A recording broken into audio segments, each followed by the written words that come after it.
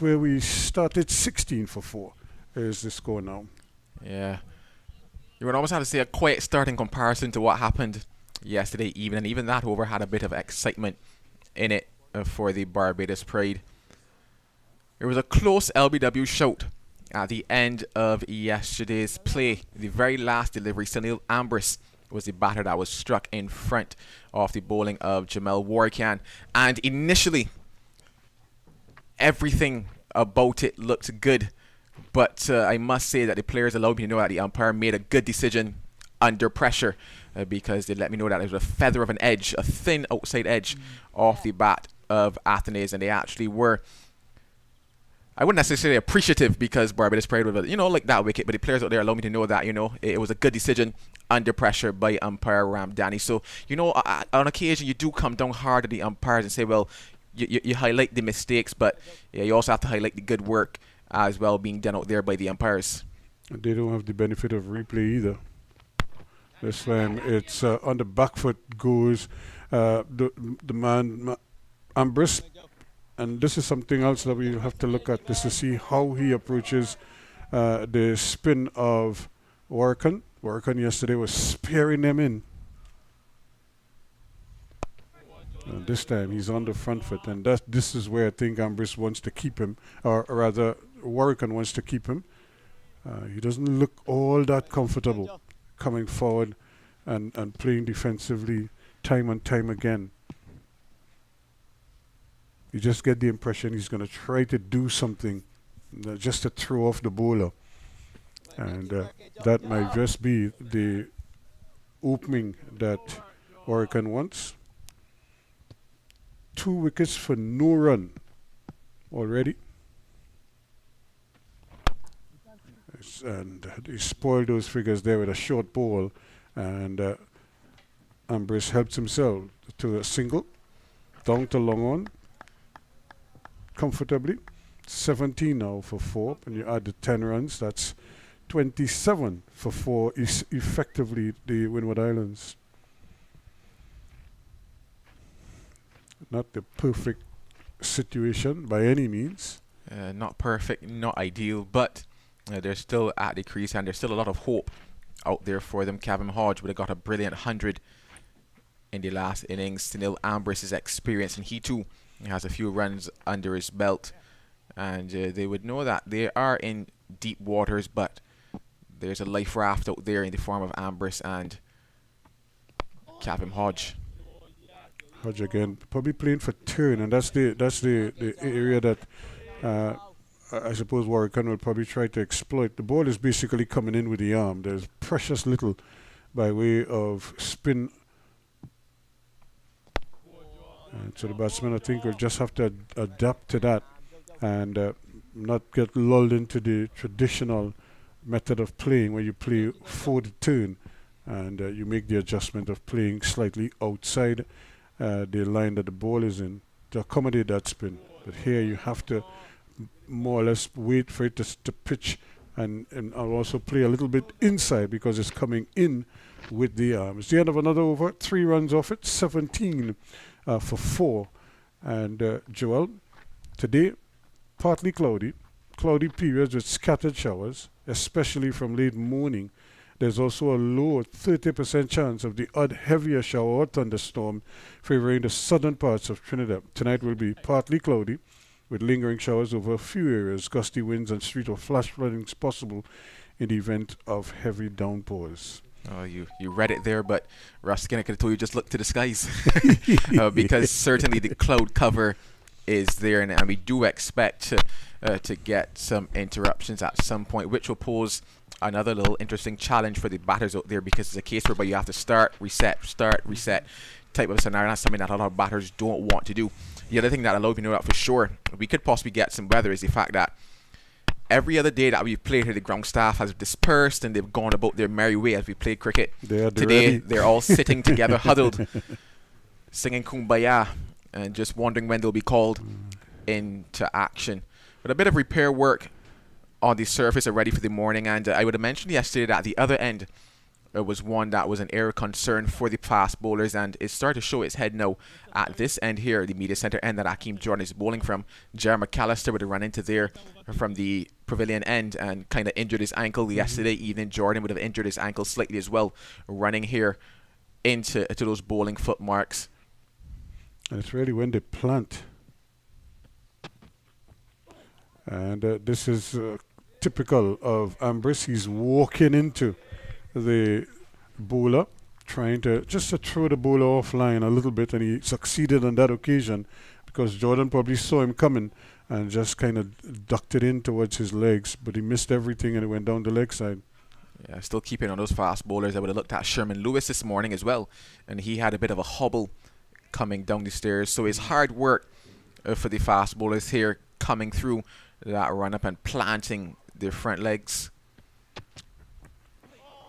And that's another one. I'll give him the benefit of the doubt. He pulled the bat inside the line once he saw how far it was outside the off stump. But this is we saw this yesterday from Milius, who walked down the wicket and to play a defensive shot and missed everything, and was bowled through the gate. And we're looking at Ambrose now doing a similar kind of thing, trying to throw the bowler off by sort of walking into him. This one hit the edge, just dropping short maybe, or did it take the end, hit his hands and went down? But it was a situation where it was low down and he just couldn't come up with it at that point. It looked like Drake's is there, and not able to get his fingers under the ball. No, you say that, but I actually think he dropped it, Ruskin. The reaction out there tells me that Jonathan Drake's dropped that ball, and I think we might get confirmation of that right here. Opting to leave it was Ambrose and left it quite late at that. The bat hanging just outside of the off stump, and there it is, straight into the palm of Jonathan Drake's, and he put it down. Actually hit him on the ankle. It went right through his hands. Yeah, that reaction, that initial reaction told me that ball carried to him. And now he's finally getting decent. He wants a second run. He's going to have to hurry, but he does. And so Ambrose really deciding he's going to try and just upset proceedings here a little bit. I think it's a very good approach from Ambrose, this, and it's a by far different approach that would have been taken by Milius, because Milius was facing Jamel Warrican, and he didn't really even advance down the wicket. He took a step down, caught himself in between two minds, had no idea what he was doing. But Ambrose here, this is good in terms of putting Akeem Jordan off the length that he's looking to bowl, because by advancing, he's almost making Akeem Jordan possibly pull back the length a touch. And it reminds me of what Pramal did to Akeem Jordan versus Guyana. Akeem Jordan was into a very good spell. He already had, I think, maybe about 3 wickets, and Pramal opted to take a couple steps down every delivery to him. And what it did was force him to pull back that length, because in a delivery that probably might be the one he's searching for now becomes a fuller length delivery that Ambrose can actually drive on the go there. And I think it's a very good approach from him this morning, especially looking at the overhead conditions and the possibility of even that additional swing on offer for Akeem Jordan, given the help that he's going to get. And that is a little bit surprising just so far this morning, is I haven't seen the big swinger from him just yet anyway.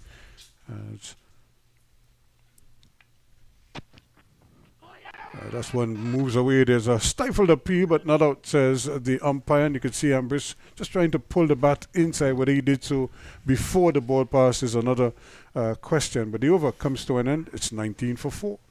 Yeah, I always like when cricketers are thinking about the game, because you know that Akeem Jordan poses probably the greatest threat. Oh, there, yes, Warrican is into a good spell. The wickets that he took yesterday were not necessarily threatening deliveries. It was just a case of poor judgment in these circumstances. Kamani Milius, poor judgment.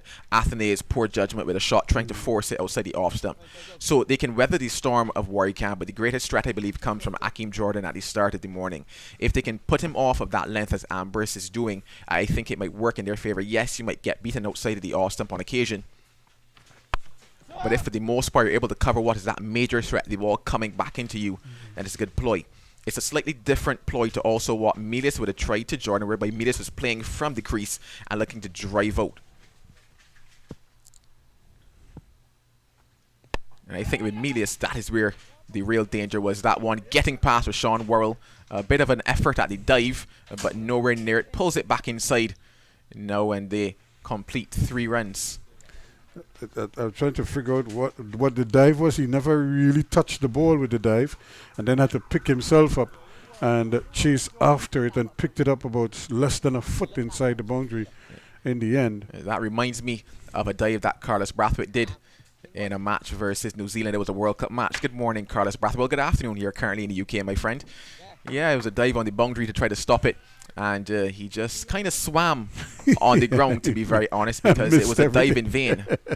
I never let him forget that one.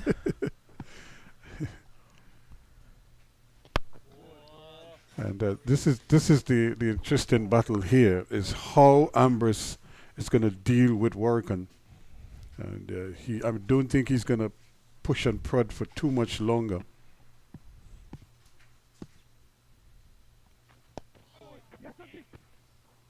He's going to get an easy single here, and Workan again just threatening that off stump repeatedly. And I think the captain probably found something in Workan late yesterday, and he's just persisted with it this morning. Just giving him the new ball. I'm looking outside Ruskin, and I'm trying to peer through the glass, and I actually think that we're getting a couple drizzles at the moment. A couple drizzles are coming down here at the Queen's Park Oval, if my eyes are not lying to me. But it's so light. It's. I don't think the umpire is going to stop them for that unless it starts to get much heavier than that. So it's the end of another over, another quick over, so to speak, from Workan, as he gets through his overs rather quickly. And what has worked for him also is that he doesn't concede too many runs, although he did have that 3 runs taken off him, that one shot. 23 for 4 at the end of the over. And Joel, look at what you're seeing on the far side there with the ground stuff. Men are at the ready. Men at work. Yeah, I see how my eyes are working. They're working. I knew those drizzles were coming in. They're starting to get just a touch heavier. And I talked about the fact there's going to be a lot of start-stop cricket today, which actually will play into the favour of the Barbados Pride. And big space out there, but there's protection in the deep, so an easy single to Ambrose. Yeah, it'll be interesting to see if Kevin Hodge adopts a similar approach. I don't think he might, because he's usually one that enjoys playing from the crease, getting up on top of that back foot, getting up high and punching the ball, etc. But just talking about how Ambrose has been able to push Akeem Jordan off the length, that delivery tells you about it, because Jordan, obviously, like I said, having to make that adjustment, fractionally shorter and an easier shot option for Ambrose on that particular occasion. And another easy single, and that is the now I'm trying to figure out if they might get another run here. In fact, they will get an overthrow. It was careless. It was thrown way beyond Shane Dorridge. He never had a chance of even getting to it. And it made it all the way down to short fine leg or deep backward square, where they were able to complete 2 runs. So Hodge comes back on strike. But that is the field, and I'm wondering why is he bowling with a man on the point boundary? That's a single every time, almost every time he plays the ball. Even if he plays it defensively in front of him, he can get a single there.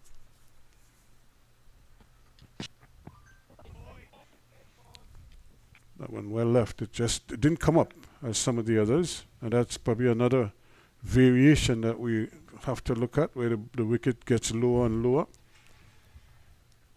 Yeah, certainly that is on the cards. It was on the cards since probably the ending of day 1, and it was something that has posed a measure of concern, not necessarily from the wicket-taking option, because none of the deliveries that have been wicket-to-wicket have kept low, but just the fact that you're playing on a 4-day surface, and on day 1 of the contest, you're having to consider the variation in terms of the bounce, and that is something that I think is coming to question across the 3 matches that we've played here. Because yes, in the longer format of the game, you do expect that after time, the wear and tear, you get a bit more turn, you get a bit of variable bounce, etc. But usually tell yourself that comes into play maybe around the evening of day 3 into day 4 even, and more than likely you definitely see it on day 5, but certainly not on day 1 or day 2 of a contest.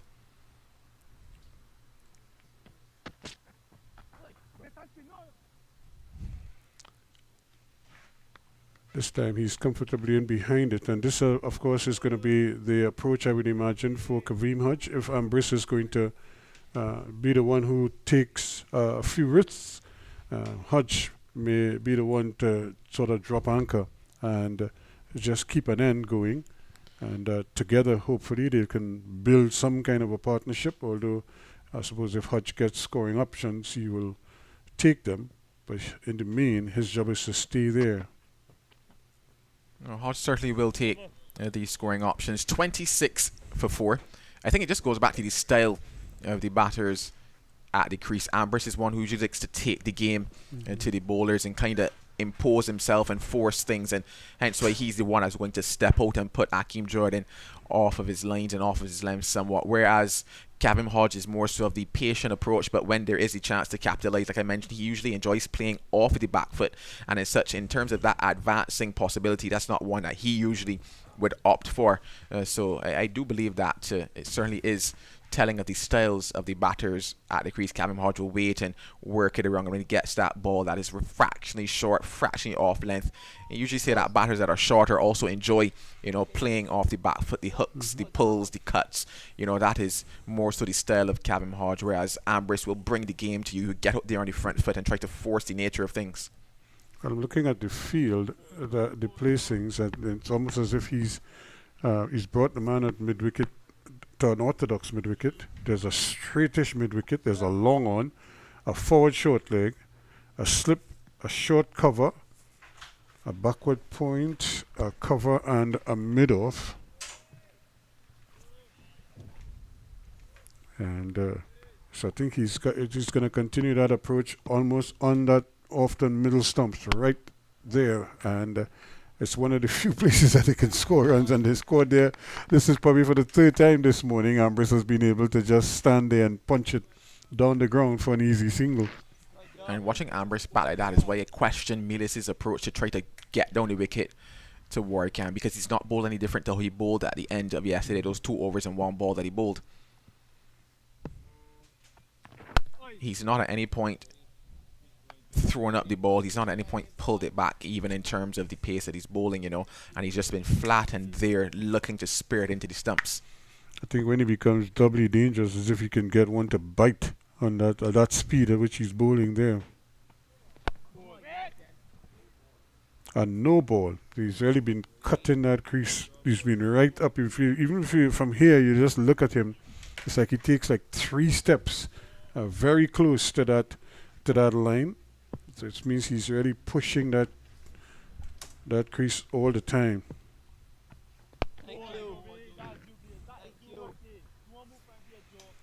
And the other thing is, how long does Dorridge persist with Warwick doing this? If he doesn't get a breakthrough soon. Another no ball. Well. And he's really trying to get every inch of that crease there and cutting it yet again.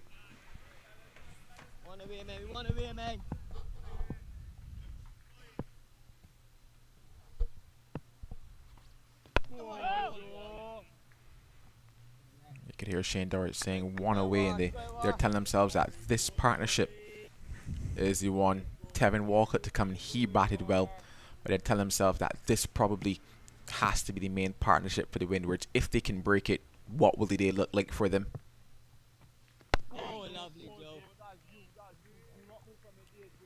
Kavim Hodge really digging in here. Not really, although he likes to play on the back foot, I think he recognizes the speed at which Warwick is bowling and the length requires some front foot play. He is on the back foot, almost getting into trouble there. And but he digs it out well enough as another over is completed. 29 for 4 at the end of it. Yeah, it certainly will be interesting in terms of how Barbados rotates their bowlers today, who they turn to. I know that they've turned to Shem Holder as one to pick up wickets. He's picked up quite a few. He picked up 9 in the last game, but I can't tell myself that he will get a chance anytime soon given the conditions. He didn't bowl much in the first innings either. He was a little off maybe of what he's bowled previously. There's Jerry McAllister. I had a chat with him this morning because of the ankle and how he, had his slight little niggle when he was running in at the end of the evening. He went off the field. He told me that it's there or thereabouts, so I'm not sure if they might risk that ankle at the start of the morning. So possibly if they do pull Warwick, they might turn to Rashawn Primus maybe. They've not explored the option of Rashawn Worrell in the 2 games that he's played, being last match and this, but he is somebody else that bowls a bit of seam up. I don't think they might go to him possibly though, but he is there in the back pocket of Shane Dowrich as well. So probably Primus could be the one, depending on how stable you would think Jerry McAllister's ankle is at the moment, because you wouldn't really want to risk him at this stage. 29 for 4, you're not necessarily under the pump looking for, him to really risk it. But he is out there, so that's a good sign. And he's really putting off Jordan here, because Jordan just isn't the same bowler.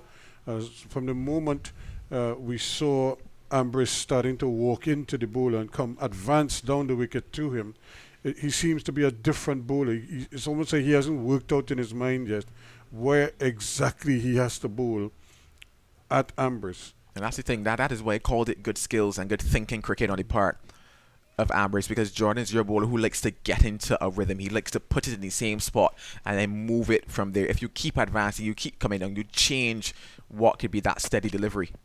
He's striking with but there's a loud appeal, not out, says the umpire, and Ambrose almost was staring at the umpire there. Luckily for him, he was able to just dip the bat, although the throw missed, but he had the presence of mind to just dip the bat back in behind the line quickly and avoid what might have been another dangerous situation for him. Yeah, here's what walking down does for you as well. He gets outside the lady off stump, and more often than not, you take a lot of the question in terms of the LBW, because the umpire must now factor in the distance that the ball must travel to the stump as well. On that occasion, I do believe it probably struck him outside of the off stump. I saw the umpire also signal that as well.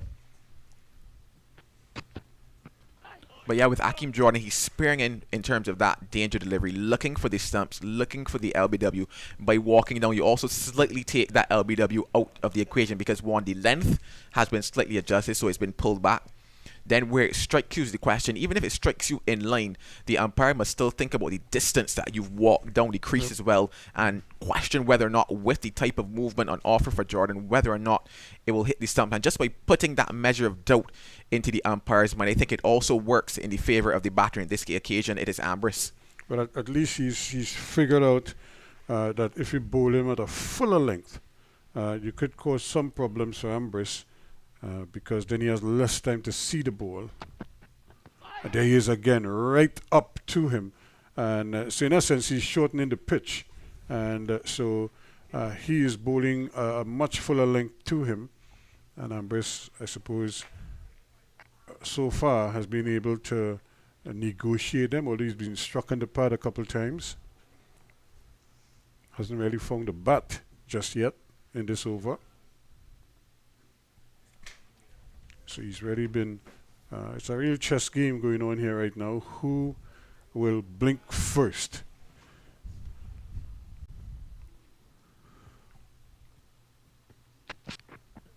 And that is always on the cards as well, because he's advancing and the short ball has less time. It's going to reach him much quicker. And because he's a good foot and a half down the pitch. But it struck him when it went for four leg byes rather, as he was hooking, missed, and it just kind of came off his shoulder and went over the slip cord. And so 4 in the books. They all count 33 now for 4 at the end of the over. Yeah, nice back and forth, a nice challenge, as you mentioned, a good little chess game. I wouldn't necessarily call them 2 pawns out there, but maybe 2 knights or 2 rooks. 2 kings two kings going at it. But I mean, a king is a one move here and a one move there. I want to give these guys a chance to slide the board here, Ruskin. But yeah, it's a good little battle ongoing out there. And like I said, You don't just necessarily want to see sometimes a batter allowing a bowler to get into that rhythm, allow him to really trap him and set him up. And that is what Ambrose is doing. But then it forces Jordan to think a bit more, to ask himself, okay, what should I do here? Talking about possible changes, well, that change that I mentioned, the possibility of Rashawn Primus coming in, given the clouds hanging over, and I say that metaphorically, the clouds hanging over J.R. McAllister. So it will be Rashawn Primus into the attack now from the members' pavilion end.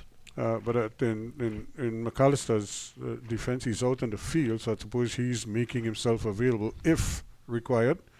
And the question is, how will his ankle hold up if called upon to do some work? And the good news, Joel, is that the ground staff, they've kind of retreated to their original positions. So that immediate threat, that emergency situation that they were anticipating is not there, at least for the moment.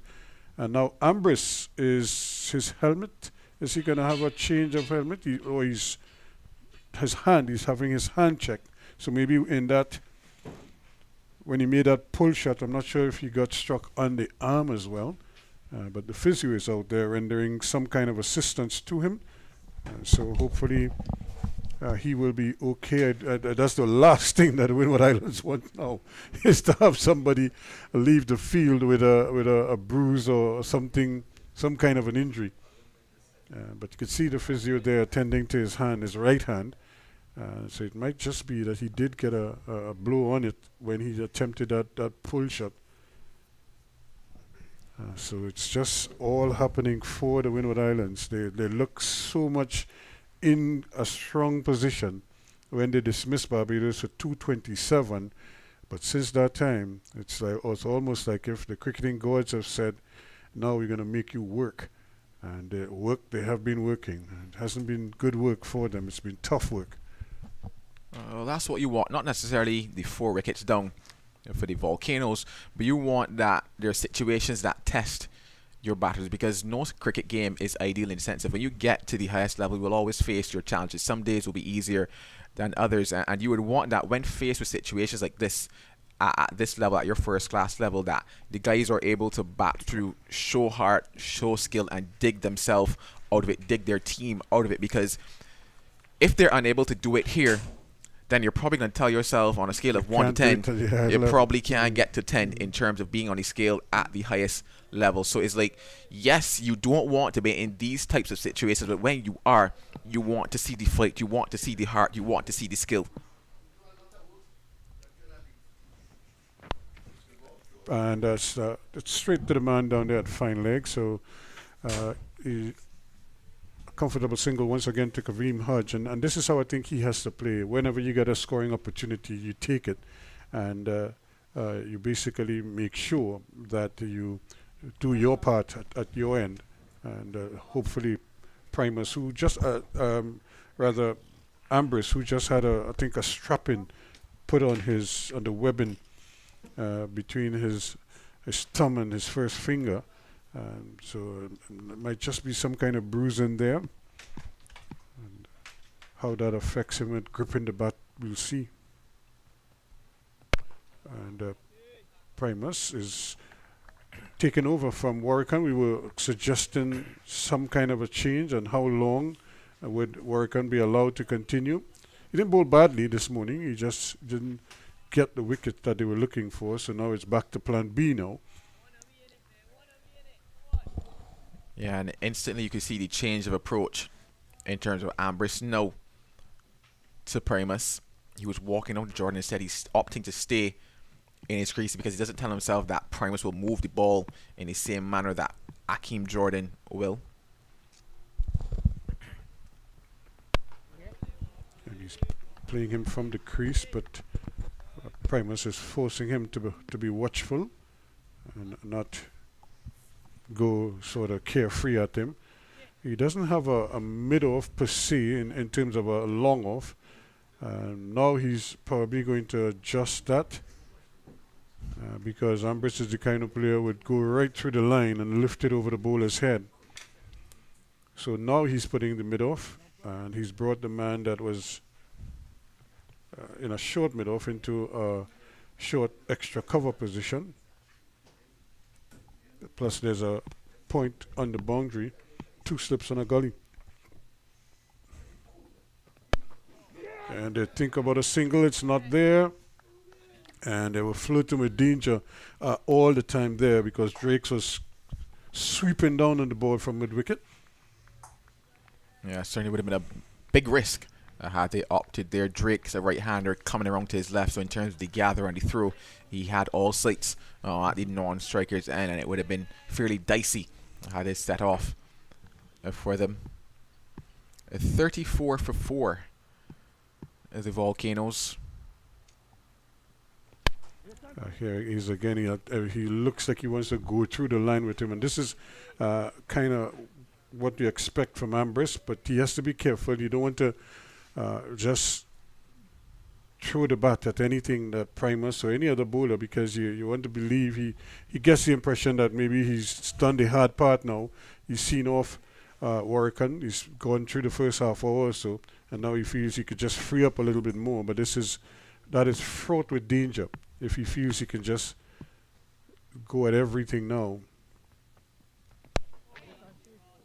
And that's a good delivery from Primus. A little bit of pace off there on that one. It remains 34 for 4.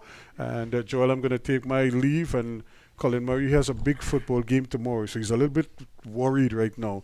But maybe maybe he will tell you a little bit about whether Haaland could play or not, and all that Liverpool needs in order to get a result. Well, on the topic of worry, we're a little worried in terms of the clouds, and I remember one of the umpires ran into me this morning in the elevator and he said, well, Joel, at the Queen's Park Oval, the clouds tend to blow around, and I think he might have been right on that particular assessment, because it seems as if they have blown around. It's still slightly overcast. The wind has died down somewhat, but still good conditions if you are a fast bowler. The ball in the hand of Akeem Jordan. He picked up 1 wicket yesterday. He's going to be looking for more. Picked up 5 in the first innings. Really came back well in his second spell, I believe it was, and picked up the remaining wickets. He picked up 3. Driven back down the ground, and that's a beautiful shot off the bat of Kevin Hodge. A very commanding drive back down the ground for 4.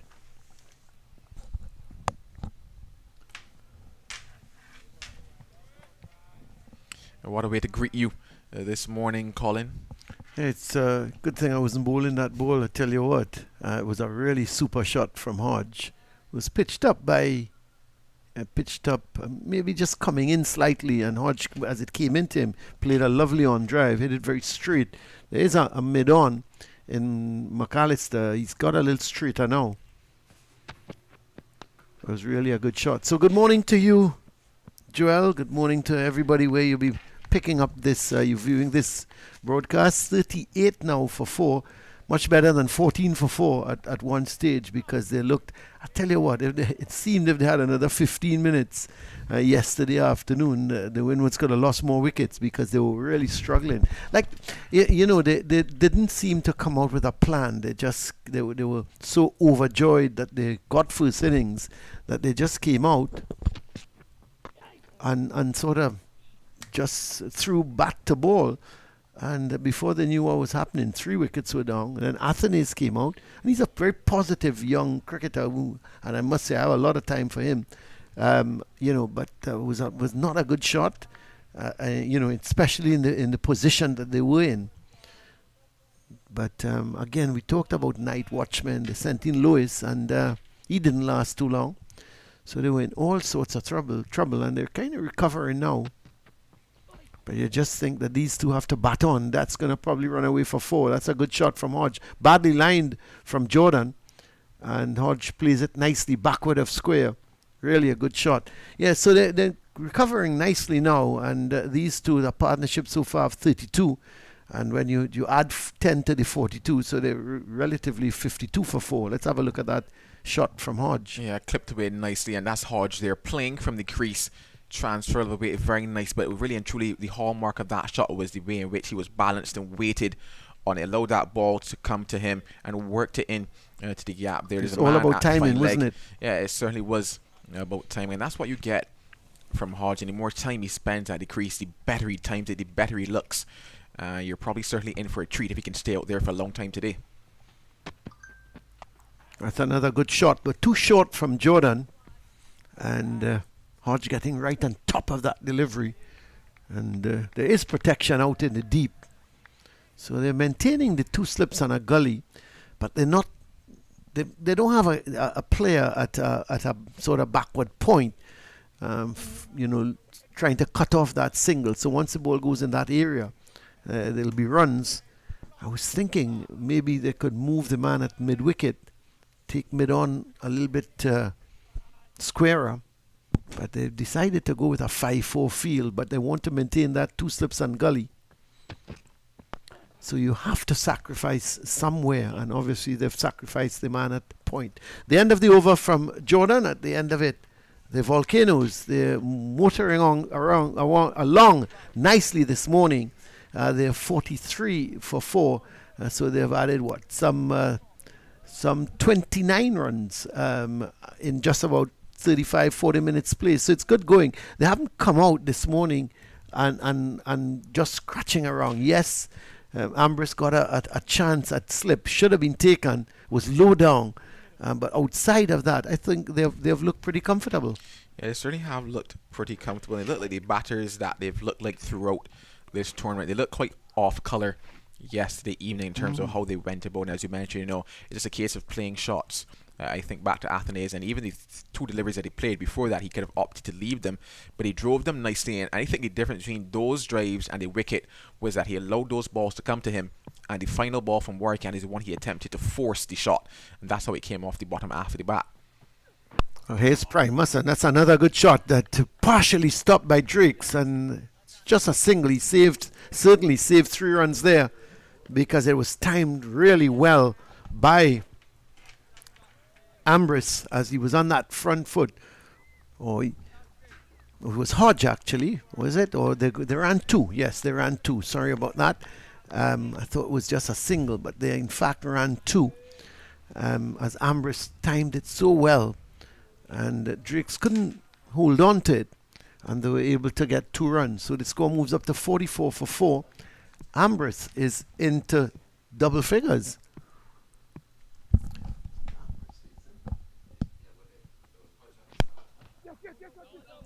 Oh, a lovely shot there to follow it up. And another 2 runs to them there.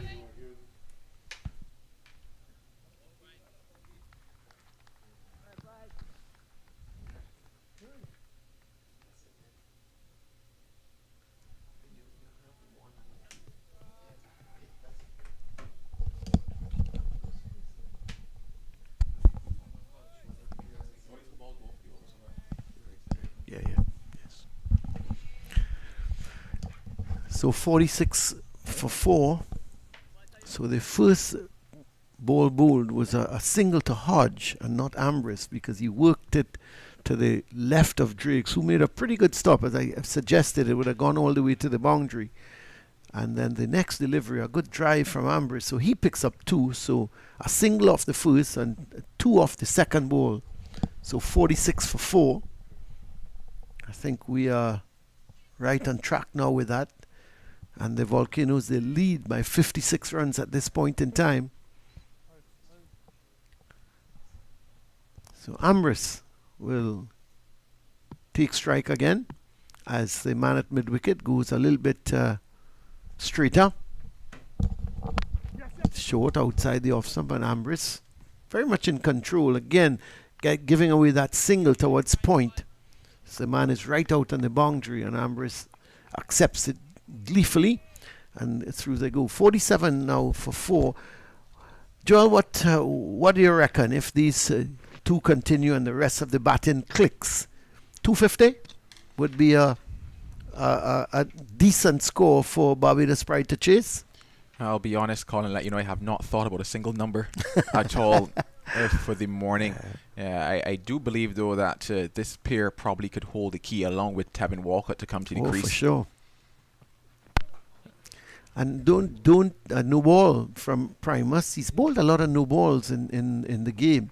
Yeah, don't discount Ryan John. You know, he can give you a 30-40 on his day. And then Larry Edward, maybe a 20. So, you know, and McSween coming in at the end. So it all adds up. If John can get, say, a 30, a 20 from Edward, that's 50. Plus, if these two and Walcott could maybe add another 150 between the three of them. So you're talking somewhere in the vicinity, if they can get to even their first innings score, if they can get close to that 237, it means that Barbados Pride would have to chase 250, and that could be a pretty daunting task. Not could be, it would be a pretty daunting task, especially given how the turf is continuing to deteriorate. Some marks coming up in front of what would be the left-handers off stump. So Shane Mosley, Rashawn Worrell, they could, face some challenges. And of course, the way this guy bowled in the first innings, Larry Edward, if he bowls even half as well in the second innings, he'll be a handful. Yeah, certainly. He bowled with a real thinking head. Yeah. Yesterday, and he really looked the part, or rather looked different. So yes, they started off well in terms of the seamers, and the seamers stuck to their task, they bowled their lines, and they looked like they would have picked up a wicket. But then things kind of just drifted away once Denver came in. It's not to say that Denver really bowled badly, he just did not bowl as good or kept things as tight, because runs started to flow very easily. He was bowling a bit too full and the drives were coming. Then Larry Edward was introduced, and from his very first over, things just looked a little different. You have to hurry here. Well, didn't pick it up. And, well, not too sure what he tried there. But he never picked it up. That's McAllister. Yeah, it looked more like a shot put attempt there. Yes. From McAllister. Never got that ball out of into the hand, and certainly never got it out either. So a comfortable single in the end. A bit of pressure there. An early call from Captain Hodge. Probably realised that it was McAllister. Opted to take the risk. And like I said, it was just a bit of that shot put, a bit of the inter-school sports, finally learning the shot put type of a throw. Yeah, but the shot put was never in his hand. That too. Yeah, well, it's these things happen. 49 for 4 now. And nice positive batting. I like what I'm seeing between Hodge and Ambrose. They're not looking for survival. They're picking up the runs as they go along. I think you made that point yesterday when the Barbados were batting, Mosley and Worrell. And you were saying it's not a matter of survival. They've got to get the runs. And this pair is showing the way, because Warrican is back in the attack. And he's going to operate this time from the Willie Rodriguez end, which is interesting. Picked up his 2 wickets from the Brian Lara Pavilion end. And this time he's operating here from the Jerry Gomez Media Center, Willie Rodriguez end. And he's got what? Warwick 2 for 8 from his 5. So it's on 5.1 overs actually, because he did bowl the one delivery when McAllister had to come off the field. It's a good delivery, and Hodge long forward. Funny enough, this is actually the end from which Warwican mostly operated across the 2 matches. He bowled some 40 plus overs from this end. No ball. Oh, it's not good. As a slow bowler, you shouldn't really be bowling no balls. But with that, so the no ball. So 1 to Hodge plus the no ball. I think that actually it's if the 50 is now up, it's now 51 for 4. Yeah, and I did expect at some point they would bring back Warwican, simply for the fact that Warwican is their holding bowler. Warwican is that bowler that allows Shane Dowrich to almost control and end in the same manner that Larry Edward would have controlled this end yesterday. And we talked about the fact that this morning the runs have been coming relatively easy for them. They've been positive. They've been working around, capitalizing on the bad balls. And I think it's at that stage where Shane Dowrich wants to plug an end, maybe create a bit of pressure. And the man to do that for him is Jamel Warwican. Well, here's Ambrose coming down the track and lifting this one nicely. That's a really terrific shot. He used his feet nicely, got to the pitch, and he lifted it sweetly over the long off position, and that's gone all the way. So 6 runs for Ambrose. Really a wonderful shot. He goes to 19. And let's just have a look at that. Yeah, the that use of gorgeous. his feet, Joel. Absolutely gorgeous from him. The initial movement there, making up his mind, because that was one of the first deliveries that Warwick has actually flighted. And it tells you about the positive nature of Ambrose, recognizing that quite early, getting his feet to the ball very quickly, getting almost to the pitch of it, lofting it because the man at mid-off was in, and certainly a fantastic shot on his part. And the interesting thing about it is that, like I said, Warwick is here to offer control, plug and end. And if things like that are happening, then Warwick is not necessarily serving the purpose that Dulwich would want. Driven again over the top. That's one bounce over long off. So the man at mid-off, and Mosley, he's come into, there was no change in the field. He stayed at the orthodox mid-off position, and Ambrose lifted him beautifully again. This time, not using his feet, he just stood there, got on that front foot and lifted it one bounce over mid-off. Yeah, a bit closer to him on this particular occasion, not having to use the feet, recognizing though that once again it was given some air, and the mid-off, yes, was pushed a couple steps back, but Ambrose knew that with a lovely connection he could get it over him, and that also brings up the 50 partnership for them.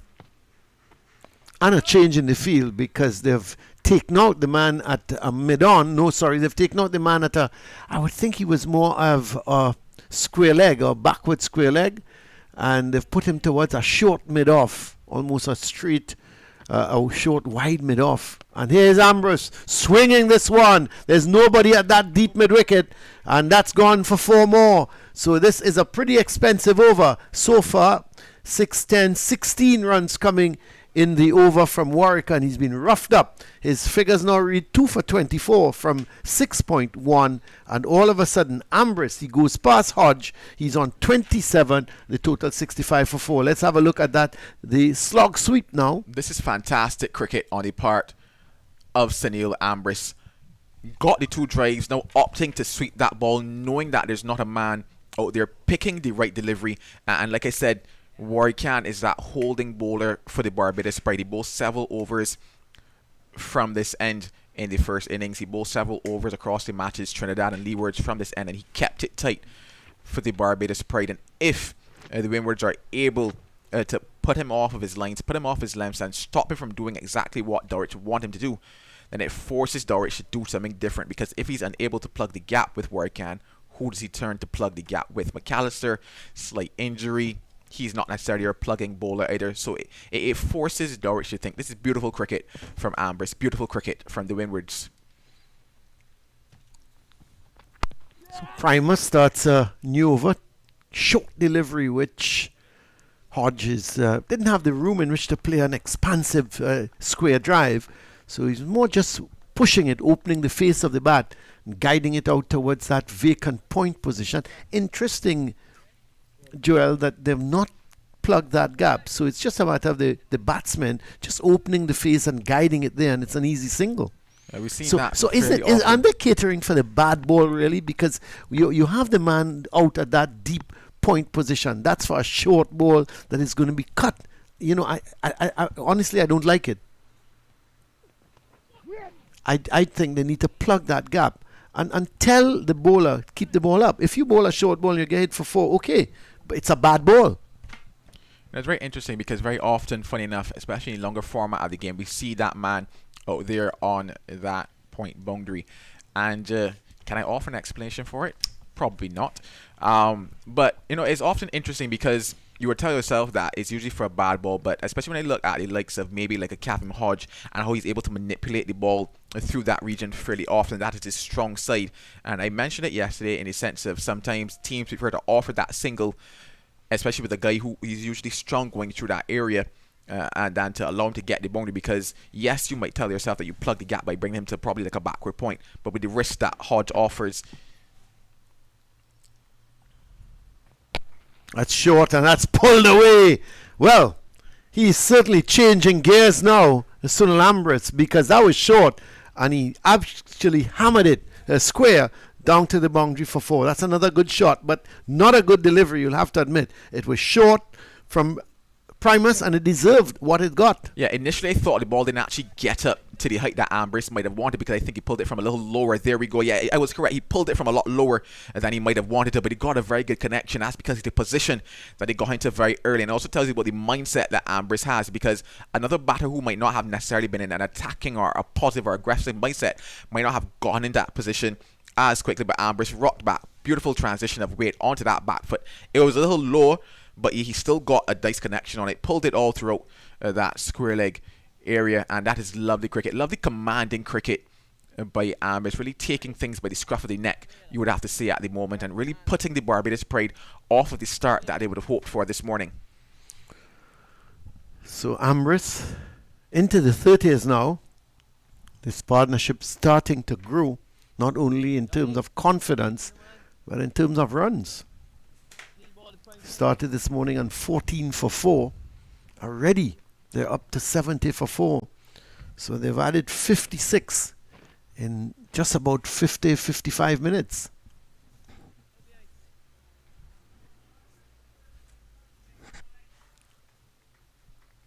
Funny what a difference a day makes.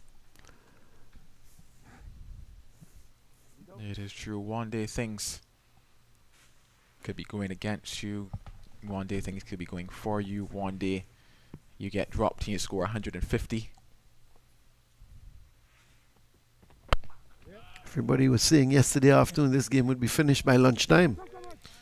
Quite possibly how things looked. Yeah, it certainly did shape up to be a quick encounter. But you always knew that Ambrose is a talent with the bat. He's funny enough somebody who people not, and I say this with hopefully people understanding where I'm about to go. He's not necessarily somebody who you would tell yourself you would pay to come and see bat. And I say that when you think about the likes of maybe like a Cole Hooper who was, you know, flair and that kind of stuff, or maybe like a Brian Lara who was flair again, or even like a Shea Hope who, you know, those guys, they look beautiful at the crease. They score what people call pretty runs, and even if they get out for 1 or 2, they say, oh, the one that he got was lovely, you would probably pay to come and see that one again. Ambrose is not necessarily that type of batter. He's your batter who people would more say, you know, medium good looking runs, because I wouldn't necessarily call it ugly runs, but medium good looking runs in the context of it is like, it's not necessarily the prettiest of shots, but they're effective, and runs at the end of the day are what matter, and that is what Ambrose brings to the cricket. So he's not going to be flashy and oh my god, oh my yes, that was this, but he's going to be extremely effective at the crease, and that's what he brings. He gives you the impression he's more of a white ball cricketer, but and it's good to see him playing.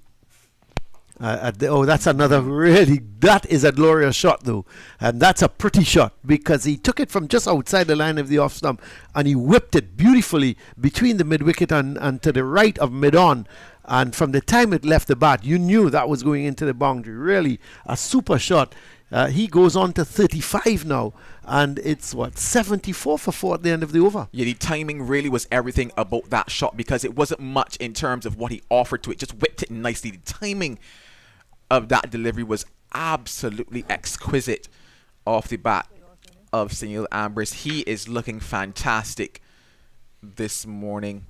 When you think of it, he was given a life early on. I don't think Jonathan Drakes probably doesn't know where to... Is he on the field still? I said, but these things happen. You know, you sometimes... you do, even the best fieldsmen in the world put down catches. Yeah, some days you just need things to go your way. That stroke of luck, the luck of the Irish, they would call it, you know, a bit of a genie in the pocket. Sometimes you just need that in cricket, and then when you get it, you have to capitalize on it. He's doing just that. And Hodge at the other end, he's going along nicely, but different type of player. You know, he will push it around if he wait for the bad ball. Ambrose, on the other hand, he looks to get things going. He looks to actually make a delivery, a good delivery, into a bad delivery. It's more of the arm ball, that one coming in a little bit quicker to Hodge, and he's pushing it out towards that Primus, who is now at that short mid-off. Almost a short extra cover, or a short... Well, he's coming a little closer now. No, there's a bit of a change in the field, because he is going across the mid-wicket. And Is it Drakes? Looks like Drakes. Yes, it is Drakes. So that's where Drakes is. He's now... No, that's not Drakes. That's Wickham. At that short... Wide mid-off. That's how I like to describe him. Before you continue, Colin, I decided to peep some scores, and things are getting really interesting in this championship. Guyana, 103 for 5. They trail by 22 runs. That's interesting. 103 for 5. If you are a Windward Islands fan, right now you're in your seats cheering for the Leewards. Yeah. Because if Guyana are to lose this match outright, it means they got the 3 bowling points for bowling out the Leewards and a few points for the fast bowlers' wickets. But it would not be enough if Windwards were to get the 12 points outright. They would get the points for bowling out Barbados as well. So that's 15. And they will get some fast bowling points as well, and that will be enough for them to secure their first title. And that's how it should be. That's how it should be. This thing should go down into the last day. You know. But the thing is, did that carry to Jordan? Jordan is at slip. He got up too early, and that was the problem. By the time the ball had taken the edge, he was up and had to go back down. So another chance, it appears, that went to hand. So this time Hodge gets a chance. Let's have a look. Yeah, Hodge getting a life on that particular occasion. Akeem Jordan probably not expecting it, maybe because he looked a bit lazy in his approach. You see there, he was up, not really looking for it, and had to go back down. That's right. He wasn't looking for it. Yeah, that was just it. And that's funny enough what happens when runs are flowing and when fielders aren't necessarily involved in the game. Just a lapse in concentration, a lapse in judgment. You get the chance, you aren't prepared for it, and it goes to ground, and it allows batters to set up and go again. And once again, funny enough, when going after your first title ever, you need things like that to happen for you. Will it be Windward's year? Will it be the year? Will we be witnessing history here calling at the Queen's Park Oval? Well, it's very interesting at the way it stands, because they're 84 now, the lead. But you know, the thing is, Joel, things can turn so quickly, because so much depends on this pair carrying on at least until lunch. And I tell you, if they carry on until lunch, the way they're scoring, it could be somewhere in the vicinity of 140, 150 if they don't get separated. And you're talking, if they get to 150 by lunch for 4, you're only looking at another 100, 125 runs. And when I say you're only looking at that, I don't mean they're going to try and get that and declare. What I do mean is that, you know, if they get to say 100 and, as we talk, 250, it could be a tall order for Barbados on this last day. Certainly. McAllister is into the attack. Yeah, things are shaping. I'm always one for an underdog story, Colin. I'm starting to smile, and that's just because there's life in the cricket, and it's not the same old, not the usual. You know, it gives you something different to talk about, the options, the perspectives, and the possibilities. Looking there, Jamaica also fighting back on 226 for 5, but that 103 for 5, that is absolutely amazing. At the crease for Guyana at the moment, Kemal Savory and Kevin Sinclair. Easy single. Funny enough, Kevin Sinclair. He's been batting well, hasn't he? Yeah, he's the one that foiled the efforts of the Windward Islands. That's right. At one stage, batted some 15 or 20 overs. Together with Beaton. Ransford Beaton. In the end, to bring what was a very unlikely draw for Guyana. So will it be a case of Kevin Sinclair holding out for Guyana again and foiling maybe a chance for the Windwards? Oh, the possibilities are endless here, Colin. Hodge just working that ball this time backward of square, so they pick up another single. It's good cricket, and you expect that of Kevin Hodge. He's going to work the ball around. Got that life in the previous over of Warwickon. Akeem Jordan, who is normally a very safe, he's got a safe pair of hands, but somehow wasn't down. Yeah, that's just what happens when momentum shifts. When people are taking you out of the game and you start to just relax because you just don't think the chance is coming. You don't think the wicket will fall. You're just waiting for it to happen. And we've seen it ever so often in cricket, how those moments, I guess you could say, against the tide, against the direction that you think the game is going, and then you just get that chance, and because you've dropped your intensity, it just goes to ground.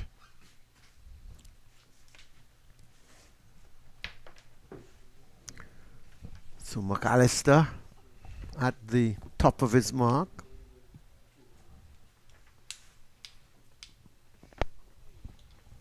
Runs for Ambrose, just the single, because it goes out to Mosley, who is at that fine leg position. So one more.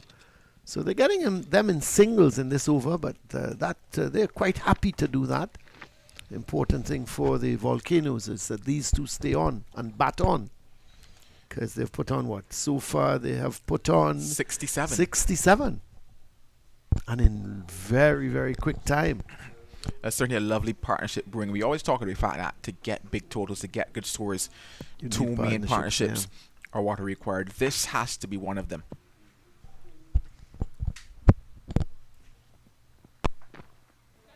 Looking to force that one was Hodge. Probably got up a bit higher than he expected on that particular occasion. Sounded like it really came off the splice of the bat, probably very close to that handle on that particular occasion. He's not a tall man, but yeah, probably getting a bit higher, get a bit big on him there. Yeah, it didn't have the room in which to pull it.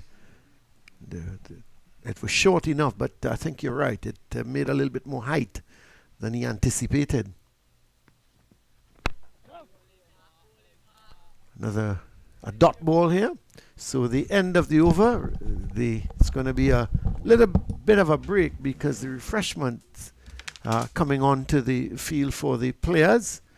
So after 1 hour, it's 77 for the Windwards Volcanoes, and Hodges 26. Ambrose is on 37. They started the morning on 14 for 4. Hodge was on 4. Ambrose yet to get off the mark, so they've done well. Hodge has added 22, Ambrose 37, and the partnership 67 thus far, as Barbados striving here to try to get another wicket in the first hour, and they've not been able to do that.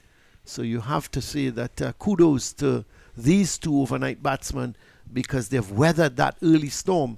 And not only have they weathered it, they've been able to add runs. Good morning to you, Ruskin Mark. You Good look. morning. I want to say you look very pleasant this morning. Your As usual, demeanor. as Your demeanor. usual, as usual.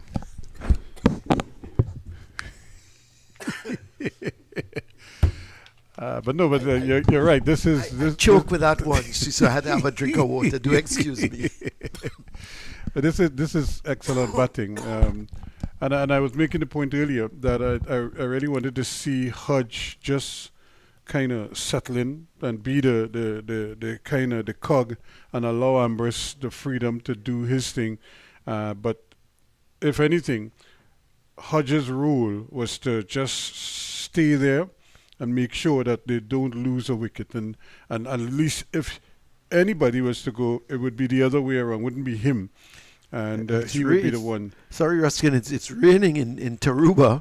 Yep. So, and Jamaica 227 for 5. When I read the weather forecast for this morning, it says that the southern part of the island was going to get rain. Okay. So hopefully it's overcast here. It's sort of the sun is trying its best to come out, but as I said, it's been.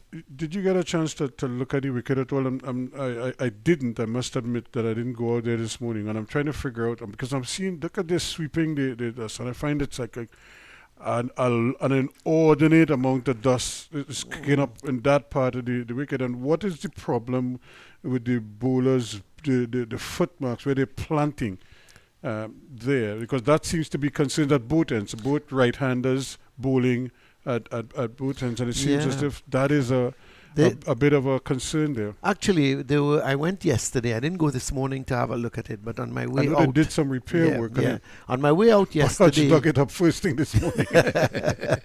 As he took his guy, he started to like. Yeah, it's amazing, isn't it? Yesterday afternoon, I on my way out, I went and I had a look at it. And the ground staff at the time, they were preparing it. And I said to them, well, why is that a problem? And they said to me, well, normally, once you get into the second and third day of a game, the bowler's foot marks, they create a little bit of a hole. And they were telling me that there's a piece of machinery, like for want of a better description, like a piece of iron, sort of iron, a metal iron that you sort of concoct and you just pong it. Yeah. And they say and compact it. So they've got to get that. And I said to them, well, you all should have known that 2 weeks ago, and the club would have got it. Because apparently it's something you have to weld. It's not you don't go into the hardware. Exactly. You got to go to a welder, and they got to weld it on and that thing. So I mean, it's no good now because this is the last game here, but obviously for future. Because what they do is they take a piece, they put the dirt and they take a piece of board and they hit the board and try and even it out. But I think they tell me the metal thing. That's right. I think we saw it in Australia some years ago where they had a thing and you saw this person come out with this. It's almost like a pile driver. That's right. They just pounded into the ground. I mean, the pitch itself is in good condition. It hasn't deteriorated that much. Yes, they're getting a little bit of turn if you really bend your back, but it's slow. Not much bounce in the pitch again. So you look at the conditions in terms of batting, it's still very good for batting. It's at 7 strips we have on this square. Yes. It used to be 9. It used to be 9. Yeah, okay. and they've reduced it to 7. And I think there's one with almost a black sort of turf down to the end. Because why I asked that is, can you determine like if anyone plays differently to the other? Not really. It boils down, Ruskin, to preparation. I suppose how much grass you leave, how much rolling you do, and things of that nature. How much watering goes into it. But can you speed up one? Well, can you get them to play quicker than the others, maybe? Yeah, they can, and also with a little bit more bounce than the others. That's what they've been trying to do. And I don't know if you remember the one-day international last year with India, where the ball was coming onto the bat nicely, and both teams scored 300. I think West Indies lost by 5 runs or something like that. The ball was coming onto the bat nicely. And was they had time to prepare it. So it can be done, because we keep saying to the ground staff here, try and prepare a little bit quicker wickets. But what they're doing is not so much of the pace, but more of the bounce. Getting a much truer bounce and letting it so the batsmen can actually play their shots. And I often compare it to what we see at Taruba, where both of them they're not fast wickets, but Taruba is a little more truer bounce at times. But I miss the all oval wicket, and I must tell you. By now, ball would have been turning square. yeah, that's for sure. I mean, the West Indies sometimes, I remember in the old days, they weren't too happy playing at the oval because the ball was spinning. It's the end of the over from Warwick, and it's 78 for 4. The ball was spinning by the second end of the second day into the third day of a test match, and they weren't too happy with that. But they always had a result. That was the one thing. Bowlers got wicket. When the West Indies, in fact, even before the West Indies went quote-unquote pace happy, when we had capable fast bowlers and Lance Gibbs, Jack Norega, Inchan Ali, Rafiq Jumadeen. But even spinners from other islands, El Camido, Willett, correct. They got wickets here playing, bowling properly and bowling long spells and putting batsmen, under pressure throughout. And then, of course, fast bowlers came, and then they learned to bowl on that wicket, how to bowl on the Queen's Park Oval wicket. Oh, yeah, for sure. So it became it was no longer an issue, because they always felt that Colin Croft and they understood how to bowl on the Queen's Park Oval wicket. And, it was really a problem to come and face. Because even when, was it Courtney Walsh who went to India or Malcolm Marshall and got 30 something wickets? Remember, they were, that was unheard of. That's right. That's right. Which fast bowler was going to India and get wickets, and getting that many wickets. But you understood how to bowl under conditions that, and Marshall was such a beautiful bowler. Well, in terms of, not only did he have pace, but his movement, the swing he generated. Remember him bowling England out a test match with a cast on? Yeah, he had a cast on his right hand, couldn't bat. And everybody said, well, he's not going to bowl. That's a good shot. He's going to just pick up a single because the man at mid-wicket is about halfway to the boundary. But it was short from McAllister, and Ambrose was into position quickly. Yeah, he went out with that cast on his left hand and then destroyed England. I'm looking at McAllister here, Colin, and from what I'd seen of him in the previous matches, and even prior to today, his pace is down. Now, I don't know if that's because of the ankle injury he sustained yesterday when he couldn't finish the over, but he certainly, because I'm looking at the batsmen and they seem to have so much more time. Well, I think the pitch, to be honest, I think that pitch has got slightly slower, and it's lost some of its early pace. You were looking on the first day where that ball was really zipping through. Even yesterday, up to yesterday, we saw bowlers of the nature of Ryan John, for example, getting some bounce. I don't think they're getting that today. It's flattened out a little better in terms of you don't have that same pace and bounce. And obviously McAllister is suffering from that because he wants a quicker wicket, doesn't he? Because he's bowled a lot of short deliveries there again. And look at that, Hodge into position nicely and smashes it through mid-wicket for 4. Well, he got into position so early.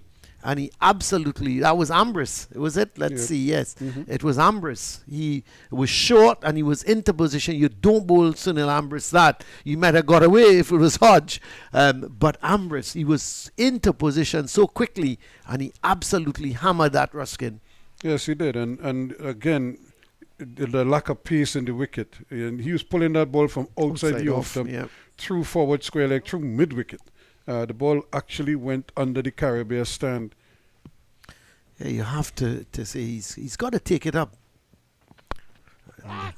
This time, Ambrose going the other way, just opening the face of the bat, trying to guide it past Gully. It's Zachary McCaskey with a good stop there. But the thing with McAllister, he's obviously been told, run up, give all, and really... a slight drizzle. Yeah, there's a slight drizzle. Yep. Is it? Wondering if it's just a passing cloud, because I'm not seeing the ground staff getting ready. But look at the third umpire. Yeah, he already has the umbrella. Runs for Ambrose. This will not be good for the Windward Islands batsmen because they would want to stay out there as long as possible. But it's. As I look out, Ruskin, it's a slight drizzle, a really annoying type of drizzle. It looks like it's coming from directly overhead because there isn't much wind. It's some right overhead. Just overhead. Just sitting overhead. Strange enough.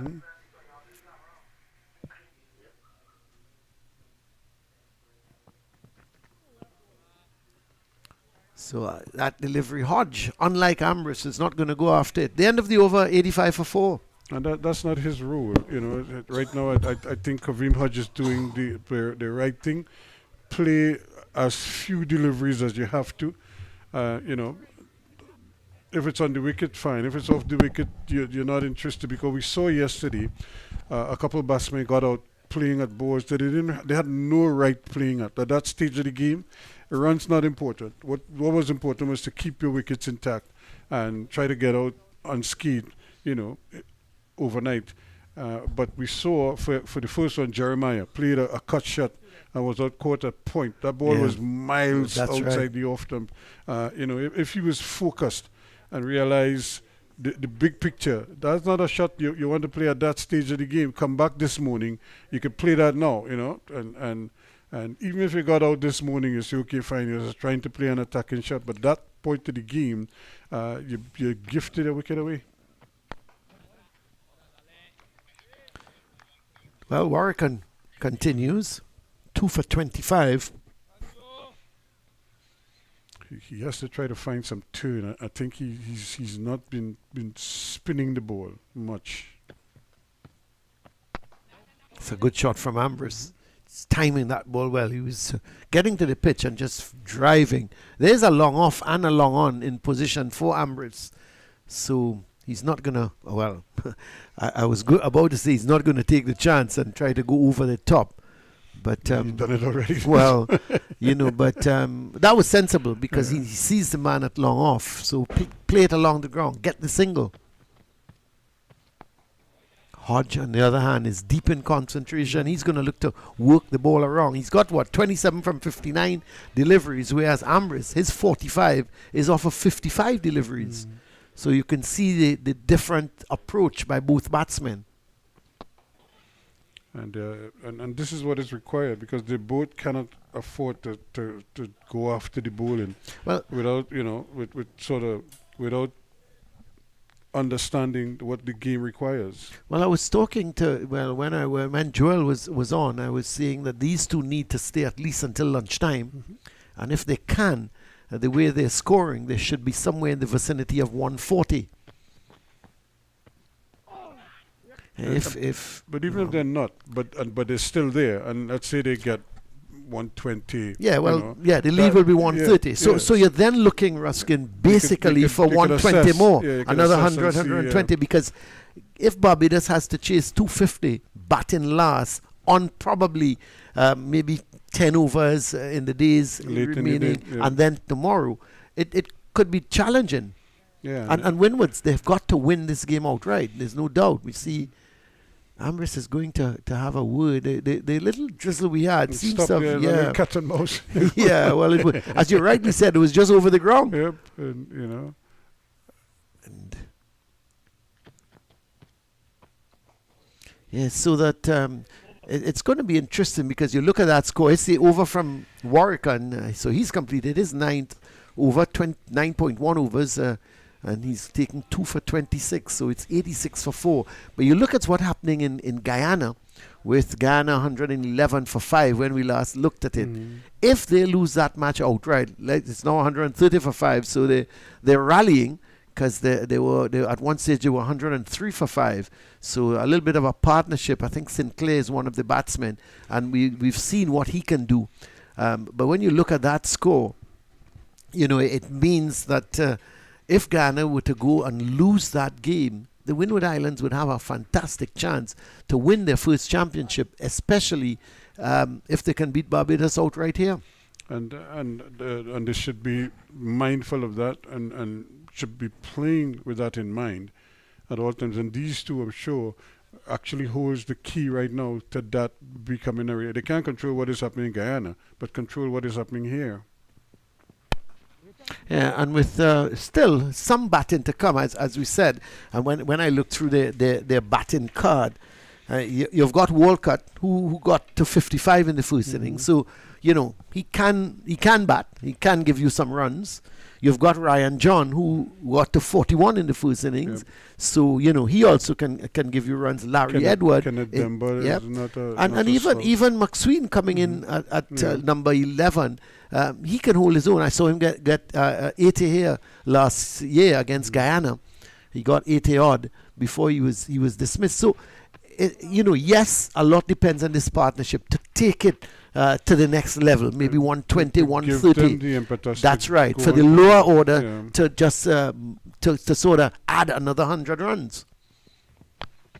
And that's why I keep saying that Hodge is key to all of this because he's the one I feel has to be there and allow everybody else to bat around him. He's the one I feel that has to take that responsibility to see this innings through, as far as it can go. The thing is, I like Ambrose in terms of his free scoring. You know, he is the one who will get them to 130, you know, that type of thing, and get them there quickly. Whereas Hodge, as you rightly said, he's going to stay there. He's going to work the ball around. You know, he's going to try to wait for the bad ball. Ambrose is always looking to attack. You know, he is looking to put away, you know, even the good balls. Warwican, for example, giving it some air, coming down the track, using his feet. Whereas Hodge is going to play from the crease. You know, Hodge is going to look for the single, wait for that bad ball. But Ambrose is a different type of player, because in addition to occupying the crease, they've also got to score runs. You know, occupying the crease is one thing, but if they can score to get to, say, lunchtime with 120 on the board, as you said, that's a good bonk. That was sharp, wasn't it? And it was lined properly too, just outside the off stump. Tell him go and fetch that. Yep. Well, he played it well, though. He pulled out. He pulled out of it. So you're looking at, you know, 120 by lunchtime, which would give them a lead of 130. Let's have a look at that delivery. It was sharp. He really put everything into it. And Ambrose started to look for the hook, and all of a sudden it got big on him. He saw the height and he decided against it, and Boyce just came over and asked him if he was cool with that. It was a sharp delivery. So McAllister can bend his back when he's ready. So they've plugged that gap, because that ball was played right to the man. Is that Boyce? Yeah, that's Boyce at midweek. The substitution. There's Boyce who came over and asked him, giving him a little chat, telling him, you like that? Yeah, so McAllister is, you know, he's bending his back, and which is good. He's trying to get whatever life there is, and there's not much out of the pitch. Because I was telling you, I just found his pace was down. He's kind of cranked it up now, because he realizes that something has to give here now. That's a good shot, but well stopped. McCaskey in the gully. He's a really wonderful catcher of the ball, but he's a good fieldsman in general. So it's the end of the over. A maiden over, actually, from McAllister. We haven't seen very much of those from him. And the Windward Islands Volcanoes, 86 now for 4. So they continue to battle here. Leader now up to 96. And that is so important, that they put together a good score, and no matter whatever is their final total, the bowlers now must feel they have something to bowl. That's right. Bowl at, and to see if they can do their part, because they have the bowling, as we saw, that can, you know, do damage against the Barbados batting lineup. You know, I mean, if you want to be real in terms of really setting a target, you'd be looking at 300. But that means Windwards have to get to 290. I'm not sure if they can get to 290. But even if they get to 230, 240, to me, that's going to be competitive enough. And I'm not saying that it's good enough to bowl Barbados out, but you have to think batting last here. You give yourself a chance. Exactly.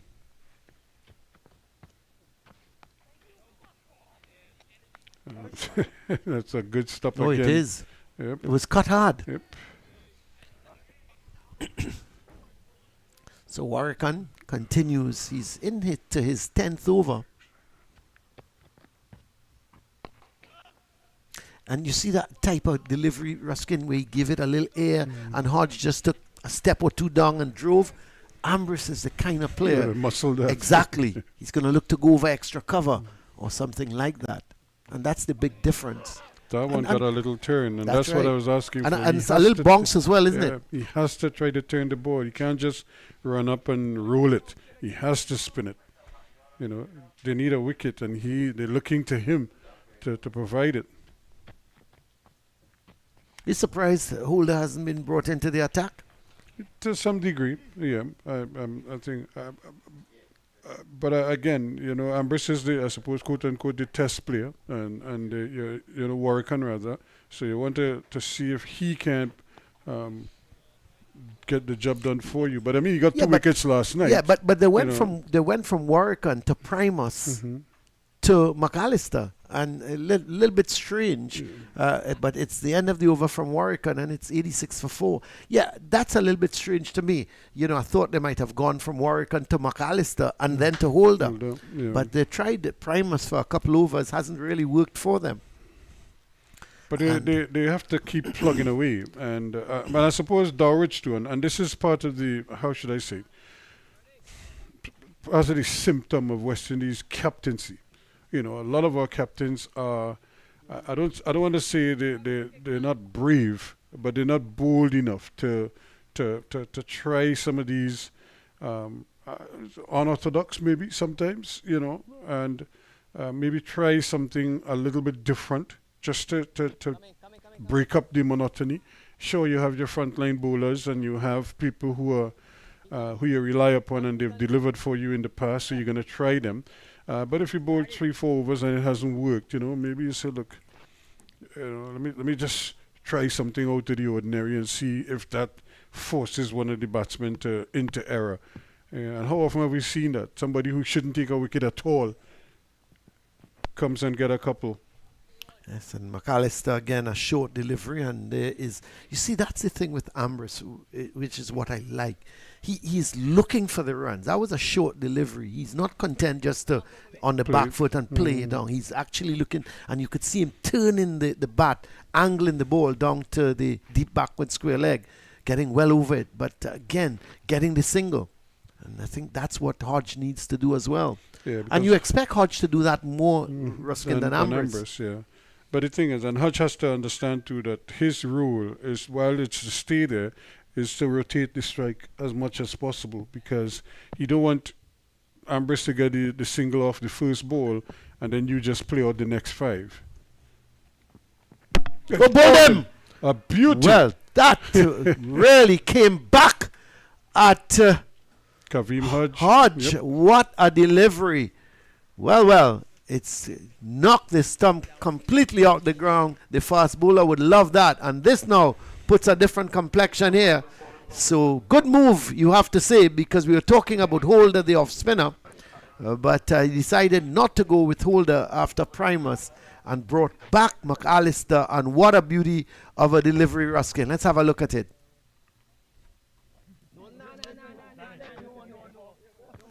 It came right back at him, and he was not in a position really. It kept a little bit low, and but he was trying to jump into line to play it. He adjusted to the movement. Once it moved, he kind of flinched as a batsman, and that's all it takes for the ball to go past the edge of the bat and through the gate. And that is the end of a good effort on the part of Kaveem Hodge. 27 though is he now has to make his way back. So 5 wickets down now. Barbados now must be thinking, this is the time for us to now kick on from here and see if we can't make further inroads into this batting lineup. Puts a little bit of a different complexion on the situation now, doesn't it? It does, and it means that, but it still requires, a certain level of a focus on the part of every batsman that comes to the crease here now. You still have your run getter at the wicket in Ambrose. He's going to try to score as many as he possibly can. So he just needs support from the other batsmen. Everyone who comes to the crease now must be thinking, if I could put together a little 30-run partnership, a little 40-run partnership. That's what they need to do. Yeah. If they can get 40-run partnerships, as I say, they must be looking at a target of over 200. They must be. Because anything less than that, you have to think that the Barbados pride, they've got enough batting to get that. And they have time. That's the other thing. Today is only the 3rd day, so there's still a lot of time left in the game. So you want to bat time as well. So you want to make sure that you don't just give them the opportunity to chase a small total with a lot of time to get it. If you could post, as you say, if you could post 250 and you give them 2 sessions, force them to attack you. That's another brilliant delivery. First up from Walker, but he played it well. Yeah, he handled it very well. It sort of came in at him. much better length from McAllister. You know, the thing is, it's obvious to me that they want to use him as the shock bowler. Get in there, bowl the short deliveries, get it up to the neck of the batsman. But on a pitch like this, you've got to really pound it in, and you've got to pound it in very short. What he's doing now, he's carrying that ball up a little bit more, and he's getting some movement. And he's now, you know, if he can continue like this, he'd certainly be a handful. And then he also always puts in the back of the batsman's mind that he has the ability to get the ball up head height. That's right. At them. And you could see Walcott going for a little walk as he got the message. And no doubt will be looking now to try and see if he can't really get into the groove here, get into the game. You know, that's why it's so important to sit and watch the cricket, so that when you come out there, it's not new to you. You know what the situation requires, and you can expect what the bowler is going to throw at you. And he's going after this one, gets a good shot, but there's protection out there at that deep point position. So when he does bowl that short delivery and it's spanked, there is always protection, his single. So Walcott is off the mark.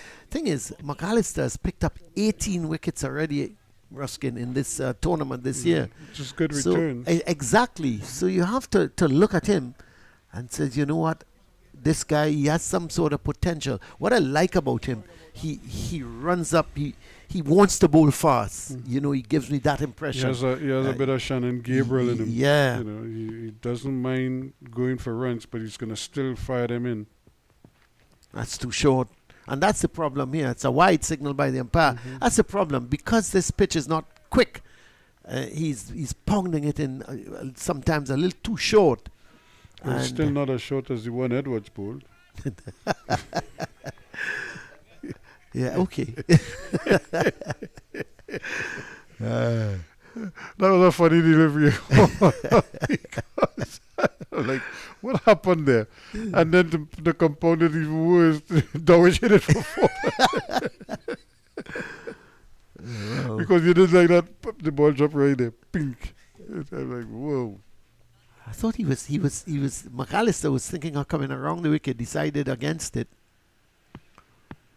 But he just got a delivery, a beautiful in cutter from over the wicket. Slower delivery this time. And Ambrose was into the shot a little too early. Eventually it came off more the bottom part of the bat and went out to mid-on. The end of the over from McAllister. So the Windwards Volcanoes, they're now 89 for 5, having lost that wicket of Hodge for 27. Means it's now 89 for 5. As McAllister has picked up his wicket, that of Hodge. So it's done the job. And we were talking about the introduction of Holder. I would have certainly looked at McAllister before Primus, but as Ruskin says, Primus can also get that odd wicket when you least expect it. He's done it before. Tends to come in, break up a partnership. And I think Dorich was looking at Primus to do that. But McAllister has done the job for him. A really good delivery to dismiss Hodge. So, welcome back, Joel. You know, since you've gone, Hodge has also gone. And back to the pavilion. Really a good delivery from McAllister. Just came back. It was right length, good line, and just darted back at Hodge. Certainly a very good delivery, and also the pace factor of it as well. Rushed Hodge, got through there. Hodge, somebody that likes to play it off the back foot, and he's played it quite well so far for the day, but could have probably opted to come forward on that particular occasion. But yeah, that additional pace of McAllister rushed him there. Well, here's Warrican. Starts a new over to Walcott. Reminded me of the same way that McAllister actually moved Joshua De Silva versus the Trinidad and Tobago Red Force as well. That exact same type of delivery back on the back foot. Oh, that's a good delivery from Warwick, and appeal going up for, not sure if it was a court behind, but Dorich wasn't interested. He actually took the bails off, thinking that Walcott may have just come out of the crease, but his back foot was firmly anchored.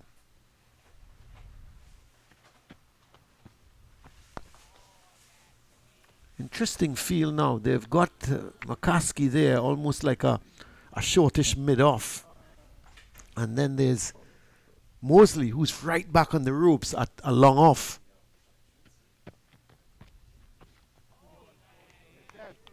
So another crucial partnership here between Walcott and Ambrose. I keep saying that. I think you made the point, Joel, about partnerships. They've got to get 2 or 3 good partnerships to get them up to that magical figure of about 230. It's a quicker delivery from Warwick, and could see that just angling into Walcott. Yeah, they need to get another partnership, and I was going through the batting lineup with Ruskin. 55 from Walcott in the first innings, 41 from John. So they are capable of once Ambrose stays there. Well, they certainly are capable, but even in terms of John offering some runs, the end of the 29th over, 89 for 5, you don't necessarily want to have to put the pressure on him to be one of the major partnerships. Right. I was really looking at it being that partnership between Ambrose and Hodge being, 100 plus for them. Fell short at 77, but it looked towards that, and it was a good base, a good platform for them at the start of this morning. The second partnership that will be needed is a partnership here now with Kevin Walcott. And maybe in terms of how the Windwards might look at it, they might, and I say this in inverted commas again, because in terms of the batter that you might have preferred to be dismissed, not that they wanted somebody to be dismissed, but in terms of a batter that you would say, okay, if one had to go, probably Hodge, because Ambrose is still that one that takes the game away from you. I remember on day one mentioning that is who the players were really worried about, Ambrose being the one that takes the game away from you. Well, here's McAllister. There's a short outside that off stump, and you could see Ambrose just trying to guide it past. Maybe he was looking to find that gap, but again, didn't have the room, so he was just trying to angle it past McCaskey at gully. Couldn't do it. Yeah, the other thing, Colin, is that I wonder if, because when I took my break, I went and I ran some figures, and I wonder if the Windward Islands are running the figures as well. So the point scenario, Guyana 68.2.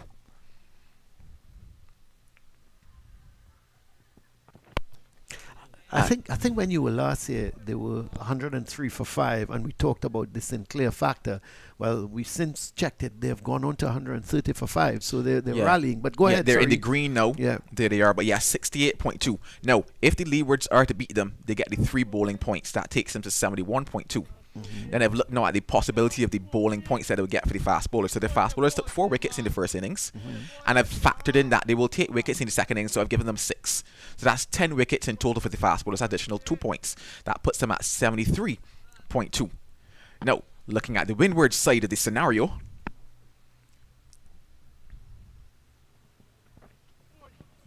wayward delivery there by McAllister, but the Windward side of the scenario now, they started round number 5 on 58 points. So when you do a little subtraction there, it tells you that should Guyana get to that 73.2, providing that Leewards actually beat them, right, it means that there's a separation of 15.2 points to bring about a possible tie. Right. Now, if Windwards win here, that is 12 points for the win and 3 points for bowling points. That's 15 already of the 15.2 needed to tie.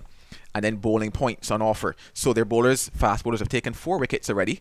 That's 0.8. And that's the title there. Ooh, that's another good delivery from McAllister. He's really settled down nicely, and that is the danger ball where he just nips it back with pace, and Ambrose did well to keep it out. Question.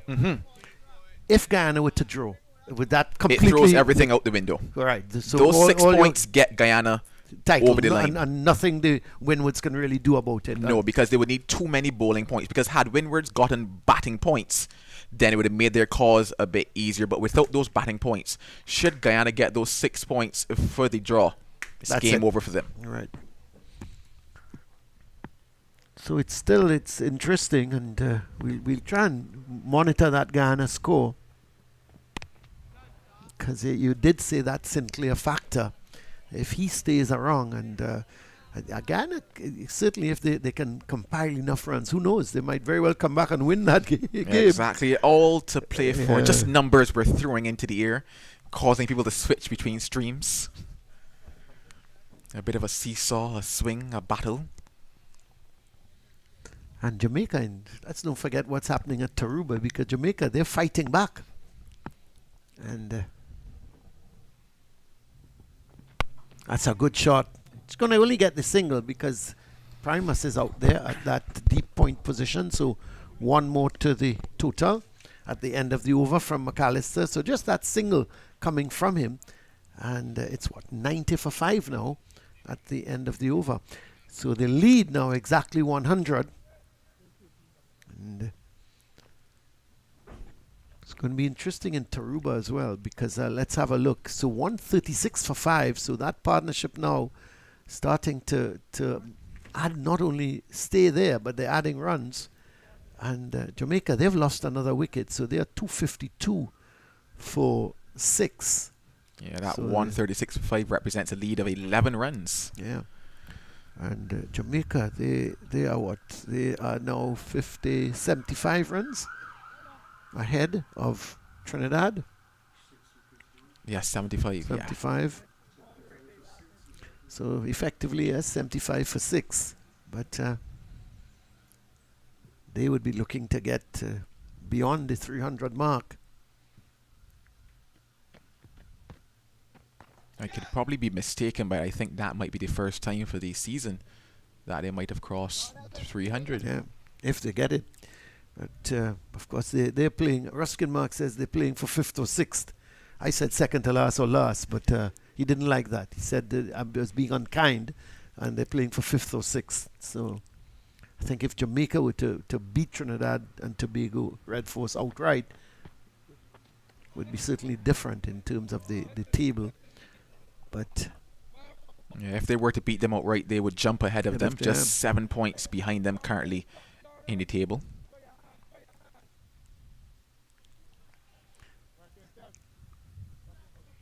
That wouldn't augur well for the Trinidad and Tobago fans. Because it goes to the left of Jordan. I don't know if he got his hand to it, but it's going to run away to the boundary for 4. So 4 in the dark there from, was it Walcott? It was Walcott pushing at it, got the outside edge, and it went to the left of Jordan. Let's see if he got his hand to it. I don't think he got a hand to it. I actually think that it got past him before he even got his hands across to the left. Just a tad wide, you would have to probably say, at slip.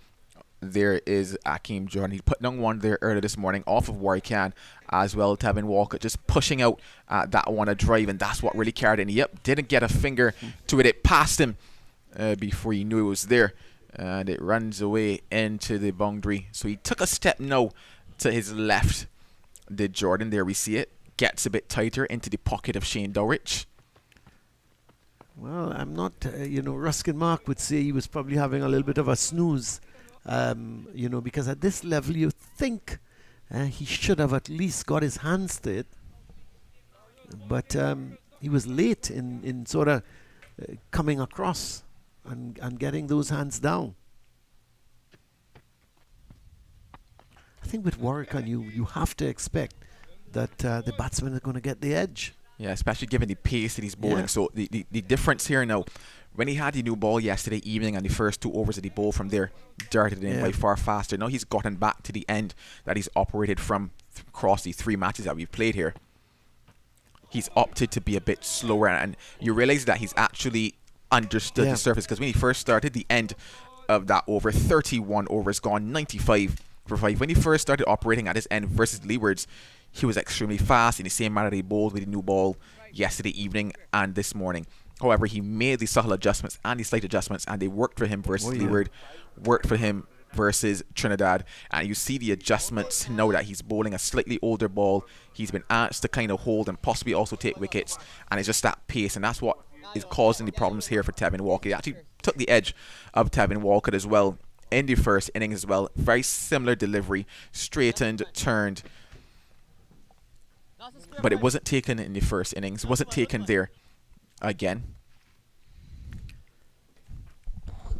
Well, it looks, is it Akeem Jordan? Yeah, Akeem Jordan is into the attack. I thought McAllister would have been given another over at least, but he's given his all, hasn't he? Yeah, he certainly has. The other factor from McAllister is the ankle as well, because there was a slight injury that he picked up to that ankle, and I asked him this morning, how was the ankle, and he kind of gave me that little, here or there type of a scenario. Oh, that's Ambrose going over the top.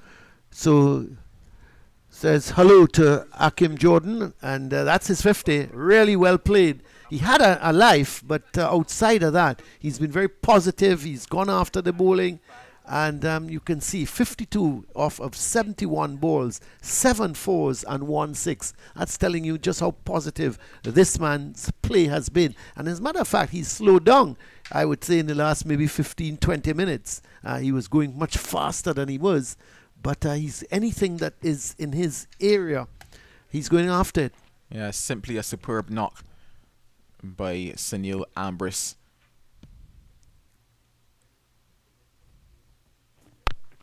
And here's what I mentioned in terms of who would they prefer to be out there at the crease. Kevin Hodge, yes, he stays out there, he bats well, he works around the ball, he gets his runs, but in terms of the person that will force the game, in terms of the person who can really turn the tide and make sure that things stay in the favour of the Windward Islands Volcanoes, it is Sunil Ambrose, and this inning certainly is the highlight thus far.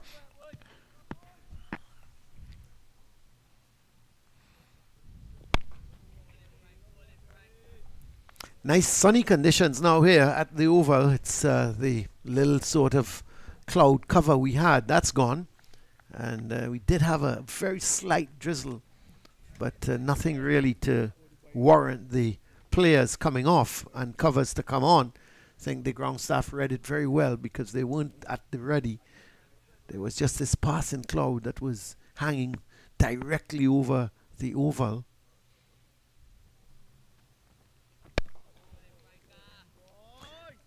So Akim Jordan, in his 10th over, 1 for 32, picked up the wicket of the night watchman yesterday evening when he got Lewis LBW for 2, and that opened the door for the Barbados team, because right after that Melius got out, and then followed by skipper the prize wicket of Athenaeus. Oh, that's a good delivery. Seemed to have just straightened on Ambrose, and he was pushing at it, had to play at it, beat the outside edge. Yeah, I love the delivery there by Akim Jordan. Good skill shown by him. He came back well with the older ball in the first innings, and that's where he picked up 3 wickets. Those 3 took him to his first ever 5-wicket haul at the first class level, and he'll be hoping that he can do something similar as well with the ball in hand. A different end to which he picked up all 5 wickets in the first innings, but another good delivery, but beating the outside edge of Ambrose's bat. And so 2 very good deliveries to end the over. Jordan is just there or thereabouts. He's the kind of bowler that makes you play at deliveries just outside that line of the off stump, and he's getting a little bit of movement. His ball maybe hitting the seam and straightening. We yet to see Shem Holder. This is a man who picked up 9 wickets in the previous game, Joel. Yeah, yet to come into the attack, and the Volcanoes 99 for 5. Yeah, I questioned it in the first innings, given that he didn't bowl many overs. I think probably just about 8 overs or so he bowled in the first innings, and I was told it had a lot to do with the rhythm of him at the time and who they felt would have been the ones that could have taken the wickets. Yes, he picked up 9, but it didn't feel like it was his day to pick up another 9. Yes, that's so right. It's some days you just you look at your bowlers, you see how they start off, and you just feel, hey, he's not ready now. He's not right now, to be bowling. He's not ready to pick up a wicket. He looked very confident and comfortable against the red force. But I must admit, in the first innings here, he didn't look the same bowler that he looked in the previous round.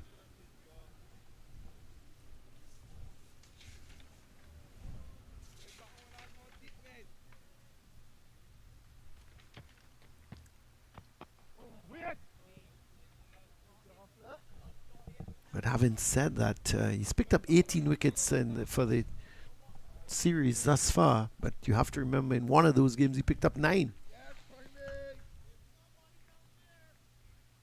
Yeah, he certainly bowled well in the championship, and obviously the highlight being that game versus Trinidad and Tobago Red Force.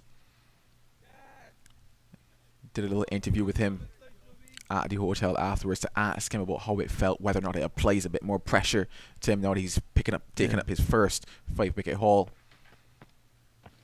And he said, well, it doesn't necessarily add pressure in the sense of you will take 5 every innings, because obviously that is just pretty much impossible. But what it does is show you that you have the ability to pick up 5, and what it does then is increase the intensity maybe of how you look to go about it, because you say, okay, this is how I went about it that time. I might not be able to go about it this way every single time, but at least I have a blueprint now of what I can do to get it, how I can go about it.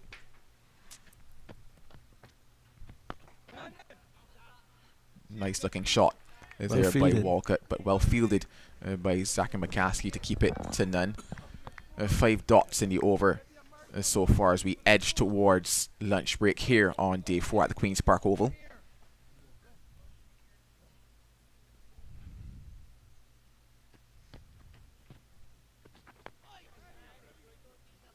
And another dot to complete it. A maiden over by Jamel Warrican. 99 for 5. The lead 109 for the Windward Islands Volcanoes. At the crease still Sunil Ambrose. He is the man leading the charge and leading it quite well for them. They'll be hoping that he gets to lunch and gets far past lunch as they seek to set a total here and maybe play with the numbers that I mentioned a bit earlier, and hopefully possibly secure what will be their first 4-day title in West Indies cricket.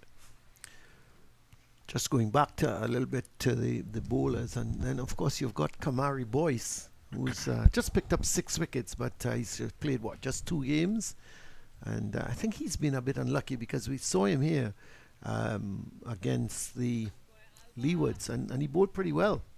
Yeah, he bowled quite well. It's just unfortunate, that Warrican came back into the setup. And funny enough, it's interesting because Warrican picked up wickets at home in Barbados in the trial matches that you had in the off period right before round number 3.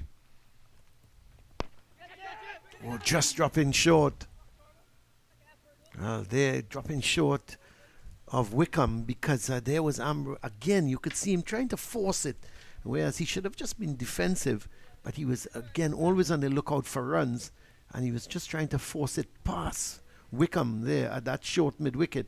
Yeah, just opting to come down once again, which he's done all morning long, but just pushing there. Probably it wasn't necessarily there, especially in terms of the height of the delivery as well, coming off the bottom half of the bat, and that is probably where he lost the control in terms of looking to place it or punch it, or probably even maybe better for him, because had it come off the middle of the bat, it probably would have carried to Wickham there at mid-wicket as well.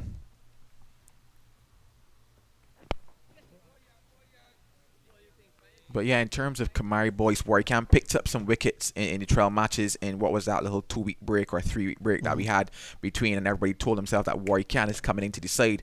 Then it appeared like he picked up a small little niggle, and that is actually what allowed Kamari Boyce, I believe, to continue in his side playing in round 3. Then Warrican was available in round 4. You would have to tell yourself that somebody who's played at a test level, played that many first-class games, would come in as your first choice left-arm spinner. So it's just those little small things. It's a pity because he looked pretty good. He looked capable, in terms of when he was on the field and when he bowled.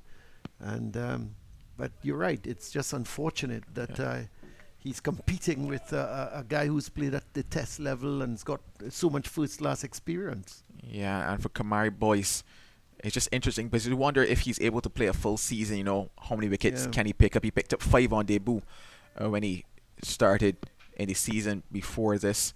And you told yourself that this young man looks like, he could possibly go far in the cricket. And it's just a case of the opportunity, isn't it?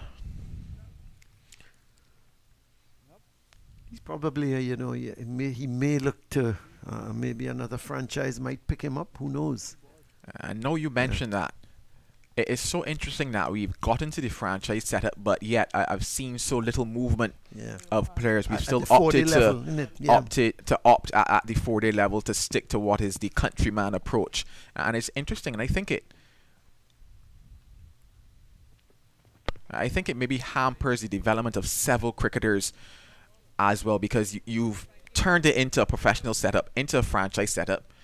2 deliveries left in his Jordan over, but you've turned it into that, and still you find that there's not that much of a movement of players, and you kind of have to wonder why, because yes, it is a Barbados Pride team, yes, it is a Trinidad and Tobago Red Force team, yes, it is a Guyana team, but it's a franchise setup. Yeah. And you wonder what is the reason why you're not seeing more movement of players to create more opportunities. So another good delivery. This has been a good over from Jordan.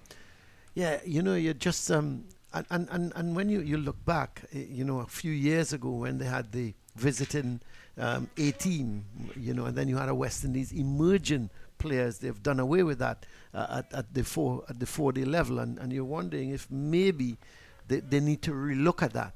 Give those youngsters who, like a Boyce, for example, who well, he's not going to get into the team before work, and let him play on that 11, and then maybe bring in that visiting team again and make it eight teams. But again, we're going back to costs and that type of thing. Unless you get a sponsor to foot that bill, it means you're now going in 2 more teams, and you're talking travel, hotel expenses, etc., etc. Here's Warrican. Yeah, everything certainly comes down to dollars and cents at the end of the day. But I think I'm going to do a bit of research as to why we don't see more movement of players around the Caribbean in terms of more opportunities for them. It's so different in the CPL, but even in that, to an extent, you find the homegrown players tending to go with their franchise. Yeah, you would definitely expect that the bulk of the side will be made up from the country, or rather the countries in the case of Leewards and Windwards, but still in terms of at least an opportunity for 1 or 2 more in the likes of Tevin Walcott, because had Tevin Walcott not played for the Windward Islands, we would not seen him feature here in his tournament, because he's second choice keeper to Shane Dorrich. Would he have played as a batter? I'm not so sure. If he would have played as a outright batter in the Barbados set, things like that. Because there are some talented youngsters walking around as 12th and 13th man who can actually play as starters in some other 11s in terms of the role that they play. I remember when the CPL started and Sunil Narayan had gone to Guyana and Dinesh Ramdin, and there was a big cry. It's a lovely shot.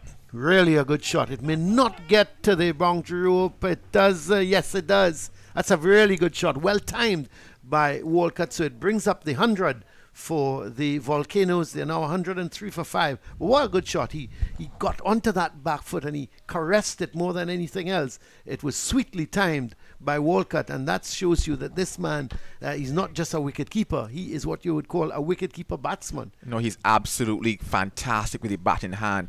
Is Tevin Walker, and the timing there was absolutely exquisite on that particular shot. Well timed, well placed, and deserving of a boundary on that particular occasion.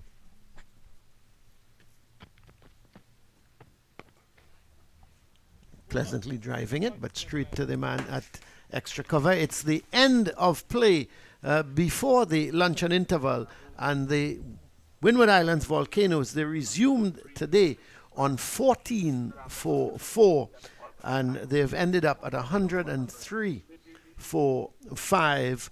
So just about 89 runs they've added between start of play and lunch. They've lost the wicket of Hodge, who went bowled by McAllister for 27. He was on 4 not out overnight. Ambrose was with him. He was yet to score. He is on 52 not out at the moment, together with Walcott on 9 at 103 for 5. The lead now is 113 from the Windward Islands Volcanoes, they would want to go on, as we keep saying, they would probably be looking for another 130, 140 runs to set Barbados Pride some sort of challenge in total. A lot depends on the two at the wicket at this point in time. Joel, we keep saying it, Ambrose and Walcott, you just got to think that they've got to carry on maybe another hour and a half after the luncheon interval. Yeah, you just have to think that maybe this partnership could be another deciding factor for them. Can this partnership get them up to maybe a 80 or 90 more? As we look very quickly at that scorecard, Kamani Milius, he went yesterday. So did Johan Jeremiah. He went for a duck. Sherman Lewis, the night watchman, went for 2. And then this morning, Kevin Hodge, he batted well in partnership with St. Neil Ambrose. They put on 77 before he was dismissed. Athenaeus, he went yesterday playing at a wide one from Warcan. The not-out batsman though, Ambrose, he was on not at the start of the day. He's put on 52 and 52 good-looking runs and 52 important runs for the Volcanoes. Ably paired and helped by Tevin Walcott in partnership. Now 16 runs that partnership. He's there. 9 not out. The wicket takers for Barbados, Akeem Jordan, he's picked up 1. Jerry McAllister, he's picked up 2. And Warcan, he's picked up 2. None for Rashawn Primus. But as it stands at lunch, 103 for 5, the Volcanoes, and certainly all to play for still here at the Queen's Park Oval. A quick look across to the other matches. Guyana Harpy Eagles, well, they are fighting back. 156 for 5 they are. And Jamaica Scorpions, 261 for 8.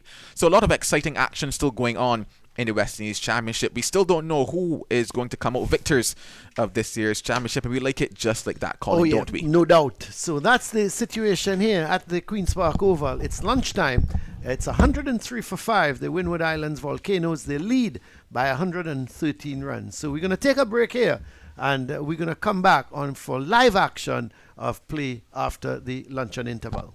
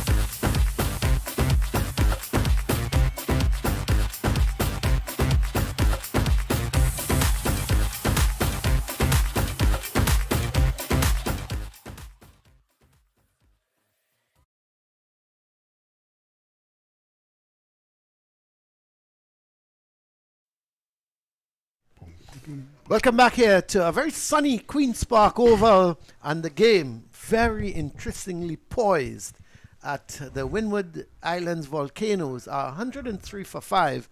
Sunil Ambris is not out on 52. With him is Tevin Walcott. He is on 9. And the man out this morning, Kevin Hodge, he went Bowl McAllister for 27. A partnership of 77 with Ambris. But when he was dismissed, Walcott then came in. He kept Ambris for company. But the game really interestingly poised at this point in time. They lead by 113 runs. I'm Colin Murray alongside Ruskin Mark. Ruskin, interesting. It should be an interesting session between now and tea. That's if everything goes according to plan. Whose plan? Well, there's the thing, that's the thing. You want to believe for the Windward Islands, first of all, they need to probably, they need to get another 100, 120 runs if possible. If they get more than that, fine. So that would give you anywhere in the region of 250. That is, to me, you could defend that if everything goes in your favor with the ball.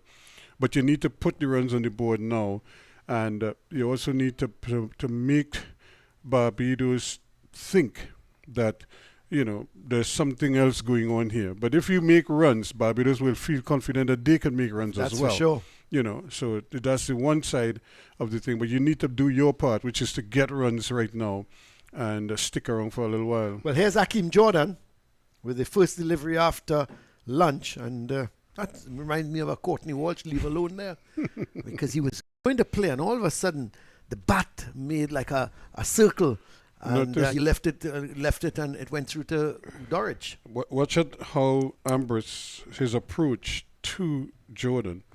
He tends to walk into Jordan. Yes, he does. More than anybody, probably unlike any other bowler. Right. It's almost as if he wants to take Jordan off his line and his length. That's a good shot, but straight to the fieldsman there. That looks like Drake's, is it? Oh no, that's Wickham yeah. at cover. But you're right. Let's have a look. We're going to look at Ambrose's feet as Jordan is about to deliver. He actually takes a couple steps forward, getting somewhere around the off stump, and is waiting on the delivery. Very interesting technique he's using. But he does it as almost exclusively against Jordan. Yeah. Let's have a look and see if we can pick up the movement of his feet. Look at it. There he goes. And that's got some edge, is he? No, he doesn't. It dropped. I think it went just in front of just in front of Dorridge. Yep. Yeah, but he actually gets in line now, Ruskin, with the off stump. Even outside the off stump. Yeah. He's almost all outside the off stump. So you wonder now if Jordan, maybe it might be a good idea to target that leg stump and get a Yorker in. Let's have a look at that delivery. Look at him. Look at him go. Yes, he's outside the line of the off stump. That seemed to beat the outside edge. It didn't seem to take the edge. It did take the edge? Yeah. But it dropped short of him. And that's the delivery that is probably going to be the telling delivery here, because that one moved the other way. Yeah, he was getting the ball to cut in, and that one went the other way. He's thinking of the single. It's not on. McAllister, is that Primus? Primus is at mid-off. Is the man at mid-off. Yeah, he's. I thought he made. Ronnie, we need Snicko. Okay, I need you to put in a plug for Snicko for us when we do games, because I thought it just beat the outside edge, but I think both you and Joel was saying in the back of the booth that it may just clip the edge and drop just in front of Dorridge. Now the appeal goes up. Not out, says the umpire. And Jordan, what amazes me with Jordan, well, like all you bowlers, Ruskin Mark, from the time you appeal, you're never wrong. You're never wrong. You always think the man is out. So he stands there, hands on hip, and I'm wondering, is he talking to himself? Let's have a look. The chances are that would have it could have climbed over leg stump, or it could have beat leg stump as well, and that's what that exaggerated movement is creating in the minds of the umpire. Yeah. The distance the ball has to travel could really, it could end up totally different to where he's being struck. Such a tough job being an umpire. They don't have the benefit of the replay. The end of the first over after lunch, already an eventful over in which Ambrose took the outside edge, dropping just in front of wicketkeeper Dorridge. And in the end, a maiden over, so the score remains on 103 for 5. Ruskin, you agree with the technology in terms of now where you have not in football. No, forget cricket, football. yeah. We're not talking for that's VAR. Let's don't deal with VAR as yet. But in terms of the technology, where you have the Snicko, where you have this Hawkeye, and that type of thing, you are you for it? Yeah, the reason why I'm for it, because you want to get the correct decision. Where I have the problem is when they look at it and they still get it wrong.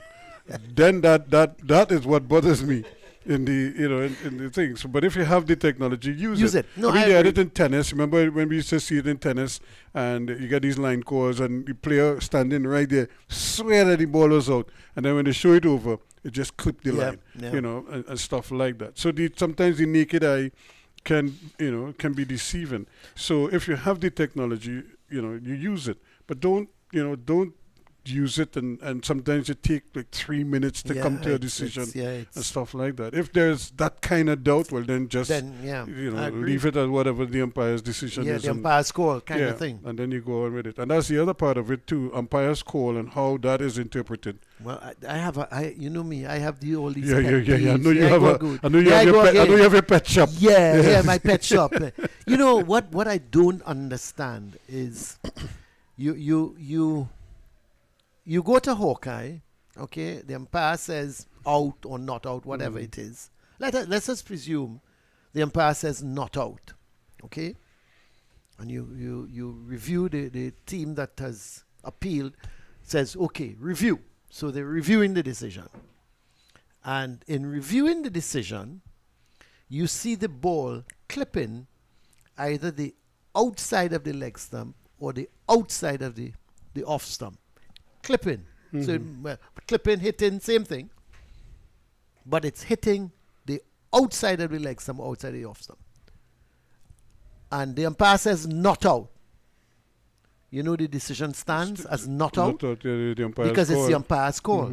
Now, the reverse is if the umpire has given him out, if the umpire had given the player out, he would have been given out because it's umpire's call. And it's touching and it's clipping the stumps. Yeah. But to me, it's such a fine margin. Now, I am of the view if the ball is hitting, clipping, whatever, the stumps, and Hawkeye's shows that the ball is clipping the stump, I don't care about the umpire's call at that point in time. The man is out. Right. Because, if the ball is clipping the once it's hitting. Yeah, once it's hitting, any part. Yeah. And Hawkeye says the ball is hitting the stumps, then to me, the man is out. But they go with this, and I suppose the reasoning behind it, Walcott is going to get a single, so the first run after, they're going to come back for the second. Yes! So they eventually picked up 2 runs. A bit of misfeeling there by McAllister. Yep, he kicked the ball. yes, he must have been heard you talking about VAR and things like that. Yeah, so 2 runs from that over, 105 for 5, and Walcott continues to be, goes into double figures now on 11. Yeah, so, and the reasoning I understand behind it, it takes away everything from the umpires when you do that. But if you have the technology and you use it, correct what the umpire is. If the ball is hitting the stump, I don't care whether it's the outside of the leg stump, the out. And the thing is, if the man was given out, it stays out. So it to me, that's another my pet peeve. If the ball is hitting the stumps and Hawkeye says it's hitting the stumps, I don't want to know about umpire's call. Yeah, give the man out. Yep, he's out. Yeah. But here's the other thing. I saw this last night, and this is something that I'll tell you. I'll give you that scenario after this ball. Yeah, as Ronnie is saying, maybe it's to protect the umpires. But Well, it is, But but it's not their fault. yeah, yeah. But and their job is a tough job. We know Yeah. that, you know. But here's the other thing that I saw last night. There was a run-out opportunity in the New Zealand game. The ball was returned to the wicketkeeper. The wicketkeeper broke the stump, right? The lights never lit. The man was out of his ground. Right. When the wicketkeeper broke it, you saw the stump, the middle stump rock back like that. Bails had come off? Because the bails were still attached, because only when the bails separate that the light comes on. Right. But the bails were still attached, so like the stump, like it jumped, like the both of them jumped out the stumps at the same time, and they stayed connected. You know, the man was not out. Well, I would like to see it before I comment, but it sounds to me, you see, my question there to you then is, did the bails actually come off the stumps? It jumped, but went back on. No. What I'm saying, it eventually it lit up.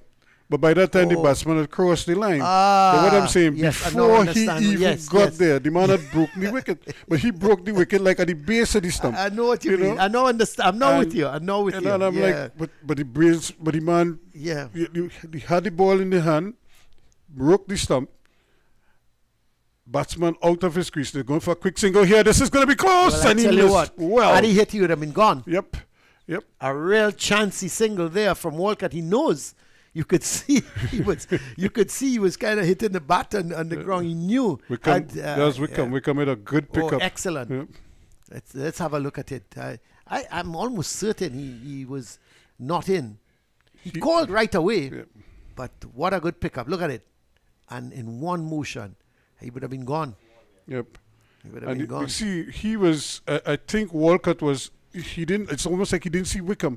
He was picturing Primus at mid-off, you know, and he think he could beat Primus. By the time Primus picks up and throws, he would be in his ground, which was probably true, but he didn't cater for Wickham. Obviously, he forgot Wickham is a young man, but not only that, going to his right as well. Yeah, going to his right, and he covers that ground so well. Yep, so it's Colin, when I saw that, I was these like, lit up bails and things like, now. Man. It's amazing. You know, because he broke the base of the stump. The batsman say grounded here, but this was about the width that he was out of his crease. All right. So by the time there's no question he was out of the ground when the wicket was broken. This is really a very interesting technique Ambrose is using, isn't it? Yep, he uses it exclusively for Jordan. It's almost like he wants to put Jordan off of his game, just get off his line, get off his length, and he's trying to get him. He's chatting there now. I'm wondering if Jordan should come round the wicket just to change it up a little bit and see what he'll do. But you see, the thing is, as it is now, the LBW is kind of neither here nor there because it's almost being ruled out. You know, because he's so far down the wicket. Yeah. You know. The end of the over from Jordan, at the end of it, 2 runs coming in that over.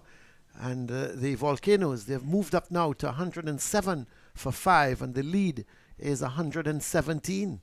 And building all the time. And that has to be the whole approach here, is to try to get as many runs as you can. There's nothing that says you have to blast your way to that total, but you have to keep building and accumulating runs as much as possible. And you know, Colin, this game could become an easy game for the Windward Islands batsmen, you know. You just put your head down and you just bat. You know what I'm saying? Yeah, just bat. That's right. Take runs when you get them, and just keep batting. Listen, if they, Ruskin, can between now and end of play, if they can keep their 5 wickets intact, and when I say 5 wickets, that they, even if they lose all 10 wickets today, but you don't want to lose it much before close to the end of play, more to the end of play, and they can add another 125 runs, they're well in the game. Yep. It means that the Barbados have a whole D to get 250 roughly. Yeah. And that's going to take some getting, because this pitch, it's got a little slower. I think Edward is going to be a handful, and even Demba bowling here. McSween. And you look at people like McSween and Lewis, who I thought bowled well in the first innings. We've always said that the Volcanoes, they've possessed a good bowling attack. I've always said that their bowling attack is a much better unit than their batting, because their batting is so dependent on 2 or 3 players. But this year they've all batted well, led of course by Athenes. Yep. But you look at Ambrose, for example. Ambrose has got 256 runs. Hodge has got 354 runs. You know, Walcott 163 runs. You know, batting at what? At number 6. What type of averages they posted? Well, Ambrose, for example, is 42. Hodge is 44. Which is Walcott not, is 32, not bad. which is not bad. Yeah. And I'm saying, if you bat your average now, Yeah. that's good returns. Because imagine both of these guys, Walcott stays with Ambrose. So even if he gets to 32, you want to believe Ambrose will probably add that many as well. Yeah. You know, So that's another 60 they've gone up by. easily. And then you've got Ryan John, who is averaging 23.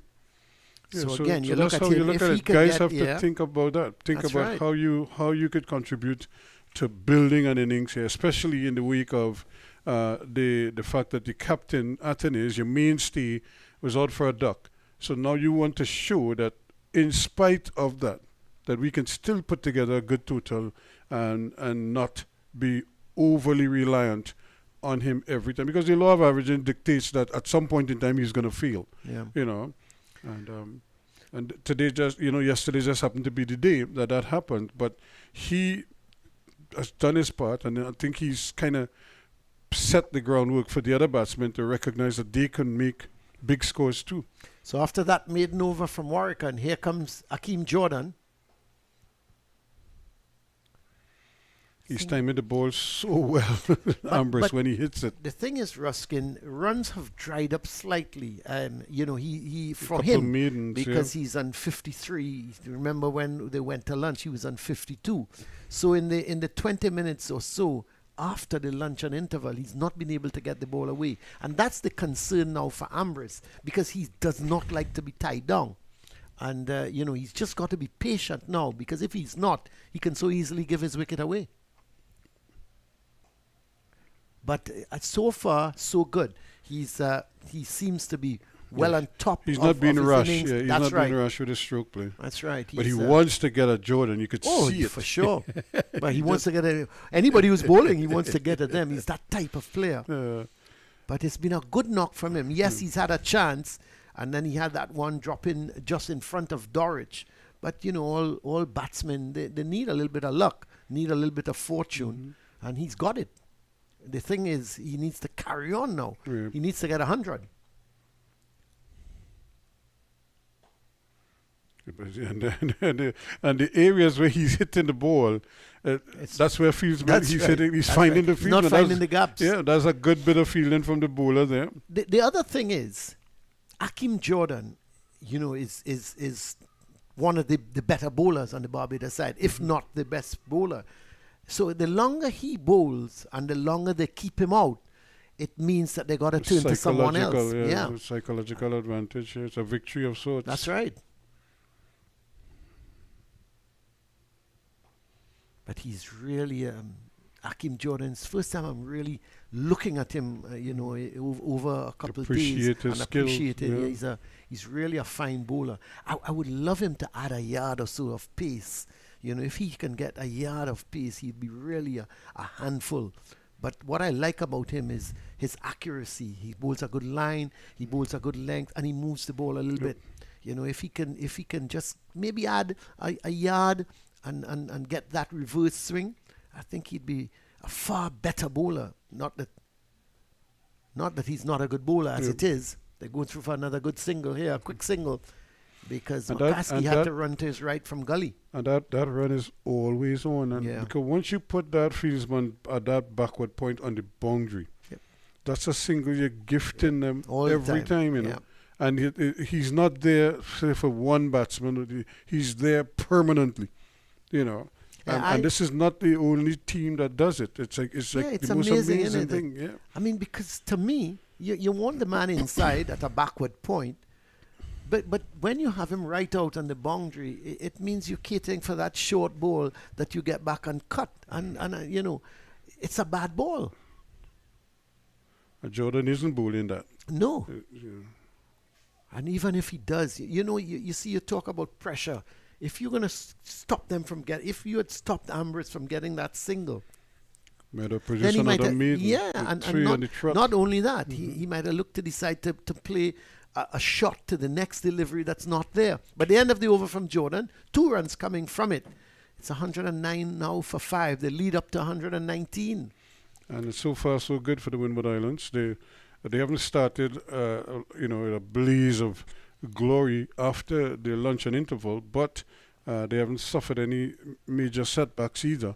So the longer they can keep this going, I think is the better. The weather is improving. Although it's still a little overcast, Yeah, there's but some no real cloud threat of cover, rain, no is there? threat of rain, and we've seen some blue skies to the west trying to peek out there. But the weather forecast is for afternoon showers, but more to the south of the island. So we're holding them to that. The Met Office. Walcott looks in control of things. Had one that he edged just in front of or to the left of Jordan that went to the boundary. Outside of that, he's looked pretty composed. That's a Ouch. good delivery. Normal commentators curse. Yep. As soon as I say he look composed, he's on the back foot, ball taking the inside edge and bouncing and going over the stumps. Yeah, because he's trying to change it up. He's trying to score because he knows once he just keeps prodding, it's like a lottery. It's only a matter of time before one does something. So he has 2 in a row now. Yeah, but that's a good delivery. Was sort of angled into him from Warwickon. No spin. That's more like the arm ball, Yeah. as opposed to the ones that turn. And even when he's turning them, he's not turning them appreciably, but it's just straightening enough to keep the batsman honest. Now there's a long off in position, so there's a slip backward point, cover, short extra cover, a mid off and a long off. So they're trying to prevent him. If he drives the ball, he's not going to get a comfortable single down to long off. And then, if he goes airborne, there's protection at that long off boundary. And they're really just trying to plug gaps here now, trying to dry up the runs as much as possible. And Warwickon is doing a pretty good job of it. He's on target. He's attacking that off stump just outside and keeping the batsman playing at almost everything, as is the case there again. Another maiden. So 109 for 5. And when you think of it, it was 103 for 5 at lunch. So we've been playing now for just about 25 minutes. So a good ploy, I think, from Barbados, because they've obviously come out with the intention to dry up the runs. Warwickon at one end, with a variety, some he's spinning, the arm ball, some he's straightening, but his line is good, his length is good. They've got protection at long off, and then you've got Akim Jordan. We know what he can do, what he's capable of. And again, they're not able to find the gaps in the field. And you're just wondering how long these two can continue like what they're doing. Not long, as they got another single. Now, again, Ruskin, I would plug that gap. Plug it, because they're struggling for runs.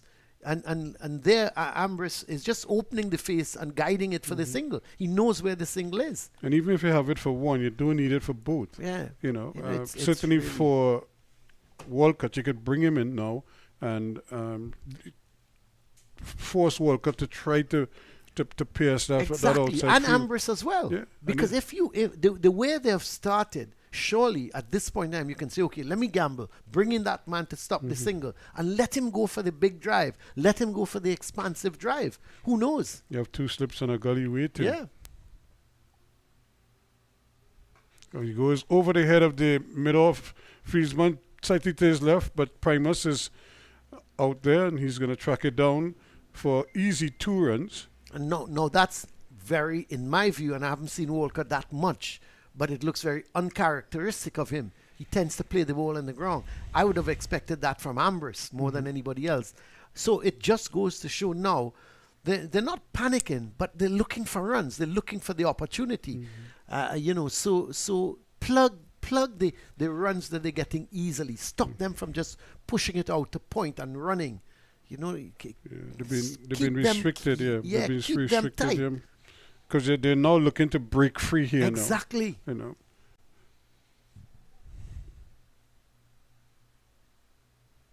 That's it. And easy single. So once he pitches up outside that off stump, they're just opening the face. Or even if they go short now, what Ambrose is doing is sort of guiding it to the right of McCaskey, who's at gully. And now they pulled the man from first slip. And they sent him, this is Drake's, is going out to deepish mid-wicket. So what does that say? Is it that they're going to Ambrose, shorten? because they feel Ambrose is going to have all a of go sudden, here. yeah. Yep. Because he's been threatening to explode here with a big shot at any point in time. So they're trying to anticipate where the ball would go. That's good. That's good. Couple of runs here. I'm sure they're going to come back for the second. Ambrose is hustling.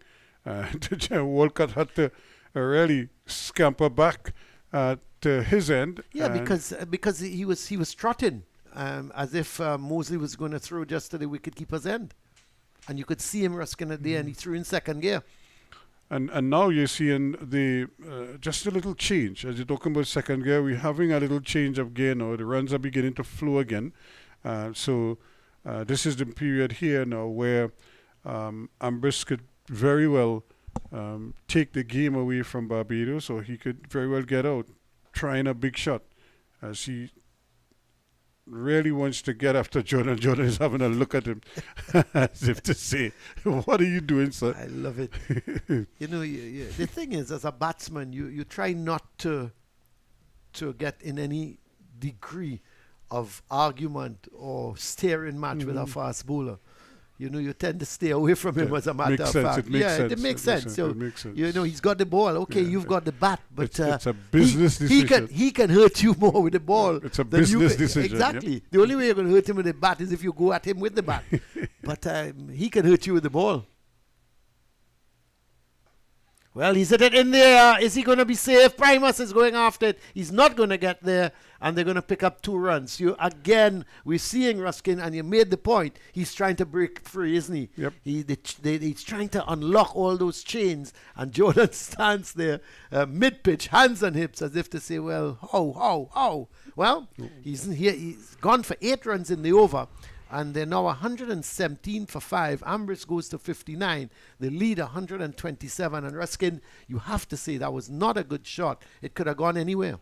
Yep, it is. And he was trying to play, the ball is coming in towards his legs. He was trying to play it on the onside because remember they put that deepish mid-wicket there. And so in a sense, the ball, I don't know if the ball moved on him, but he ended up getting more of like a leading edge. And it ended up over the head of the mid-off fieldsman. And but here's the challenge now, Colin, and this is where experience in captaincy comes into the play. Now, I don't know how much experience Dorridge has as a captain. And when I say so, I don't necessarily mean at this level, because if you're captain at, say, even at school level, at the youth level or whatever, you would have an understanding and appreciation for game situations like this. And so now he has to figure out what are the best positions to put fielders in order to get this wicket that you need. He has that man deep on point boundary, but that's not a wicket-taking position. That's a defensive position that he's in there. The other field, maybe you could drop the long off, because if you know Ambrose is going to throw the bat at it, put the long off there and tell him to get his run somewhere else, But that is also a wicket-taking position you're putting out there, because Ambrose is going, under the ball and trying to hit it over the top.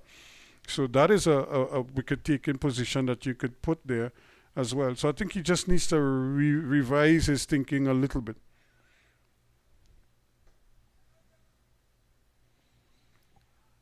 So Warrican continues. He's into his 18th over, 17.1 before this over.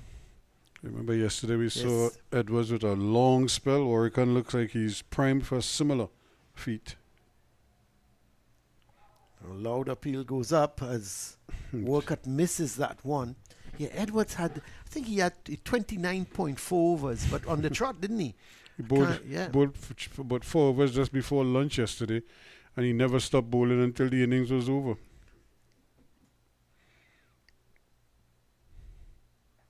Yeah, 29.4 overs, 13 maidens, and just 43 runs. He bowled really well, and Six he really wickets. tied up an end for Atenes, so he didn't have to worry about this end at all.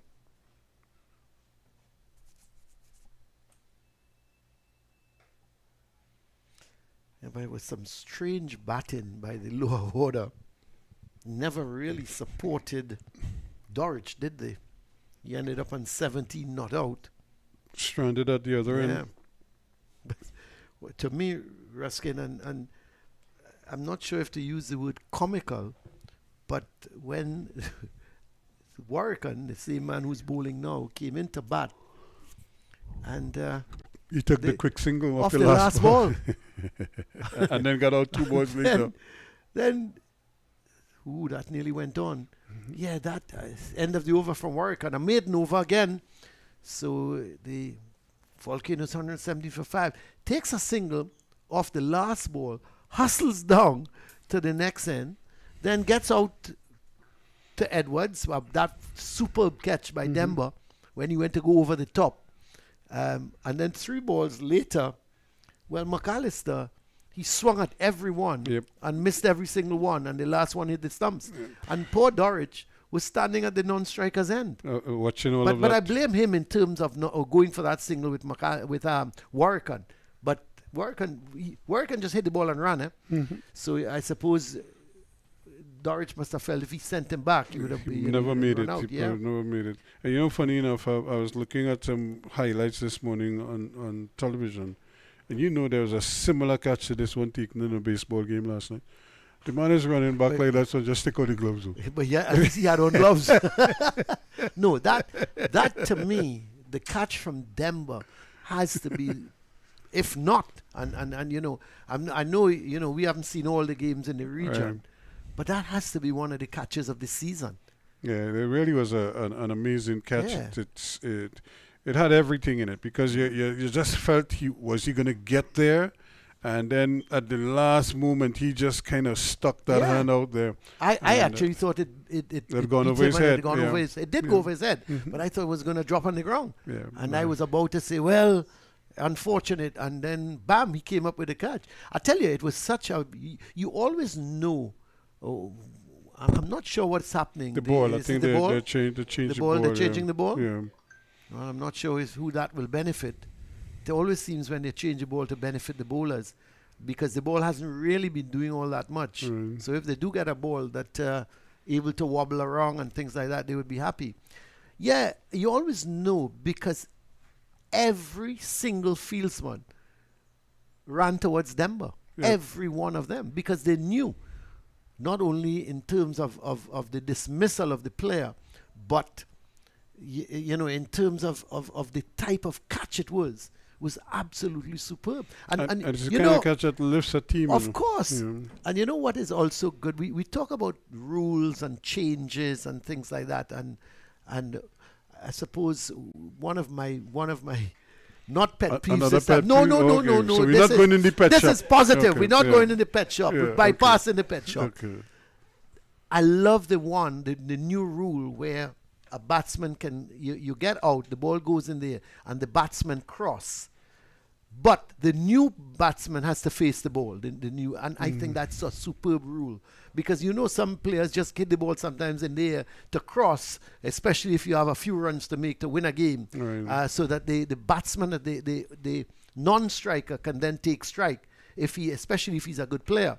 I think that's a superb rule.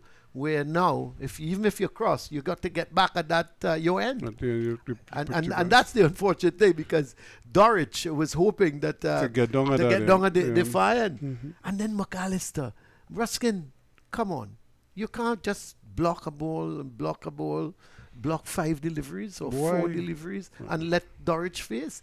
The man just swung at every single, and you know, he had absolutely no hope of connecting with any. Of them, no. His head was It was in the air. The one amazing. that bowled him down, I don't know. I think he was looking at some kite flying or something over in the back of us here. Amazing.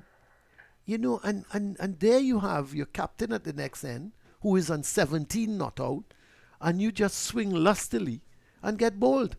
I mean, Simply, you know, maybe- Colin, maybe- all you have to do is say, sorry, Skip. sorry, Skip. I tell you, I know certain captains would say, don't walk out with me. Walk far. Okay? There's certain captains would tell him that. Don't walk out with me. One, You know? one Michael Jurikaru would have been, Whew, his tell you. hair would have been on fire. I tell you, would have been totally on fire. Well, they've changed the ball, I presume, because I haven't seen a change. Maybe Joel Manning will tell me if they changed the ball. He doesn't need binoculars, Ruskin, like you and me. He's probably gonna say about how his eyes are so good and he can see from far. I'll have to go endure all of that before he tells me yes, they've changed the ball. Well, good afternoon to you, Joel. Yes, Colin, they changed the ball. What did I say? Oh my word. Akim Jordan is going to continue. He's in his 16th over, 1 for 44. And it's going to be bowling to Ambrose, who is on 59 not out, 117 for 5. And I don't want to say anything more about that. One more run to the total. At backward point, one more run. Just open the face, and because they've got a man right out on the boundary.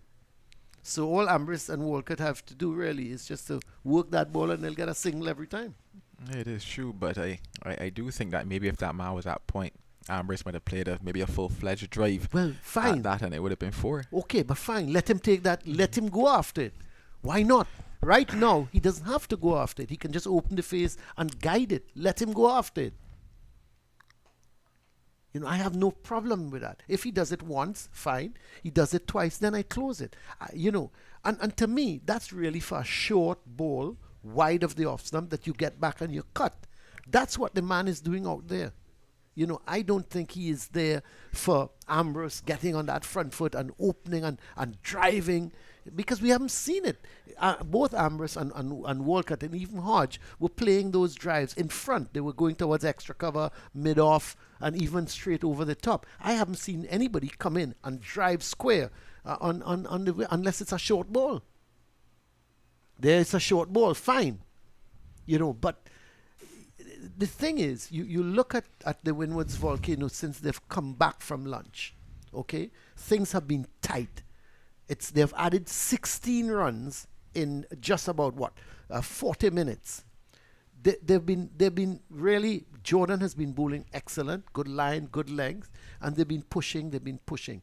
Plug that gap so that they're not getting that easy single. In other words, let Ambrose go after him with a full-fledged, square drive. And who knows, it can peel off the outside edge. Anything can happen. But here, if they can get the singles comfortably, then they don't have to take chances. Well, they've plugged that gap now. They've listened to you, but still left the man That's fine. on the boundary. And I have no problem with that. No problem. They've plugged that gap and they should have done it about 2 or 3 overs ago. So look at Ambrose now. So he's now deciding to try to go, and that's what you want him to do. You want him now to find another way to score. Look at Jordan now looking to, what is he looking to do? He's asking the man at fine leg to go squarer. Yeah, and nothing's wrong with that. That's good. So Mosley, who's at a fine leg, is more going out. He's more going towards a deep backward square leg. Or he's probably just, he's going to forward. He's going to a deep forward square leg. Almost like a square deep mid wicket, but he's right out on the boundary.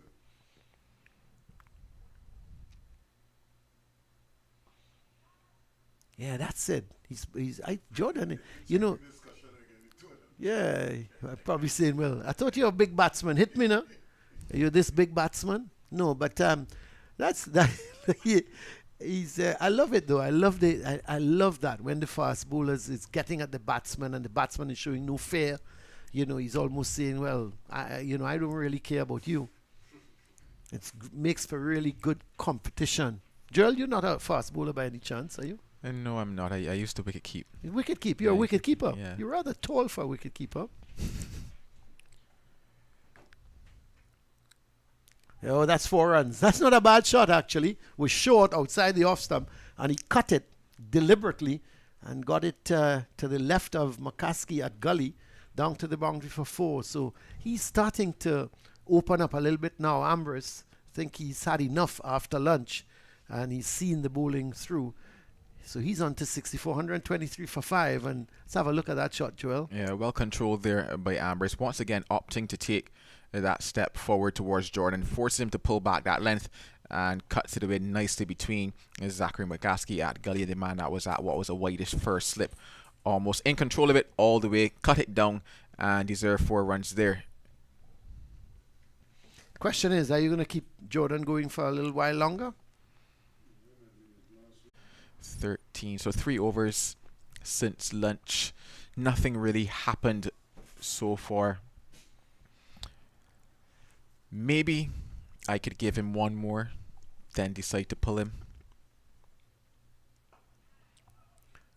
And only because having plugged that gap, as we would have seen there, Ambrose has now gone back into somewhat of an aggressive type mode, or rather more positive type mode, and maybe just Jordan could come out victor on the end of that battle should he have 1 more over.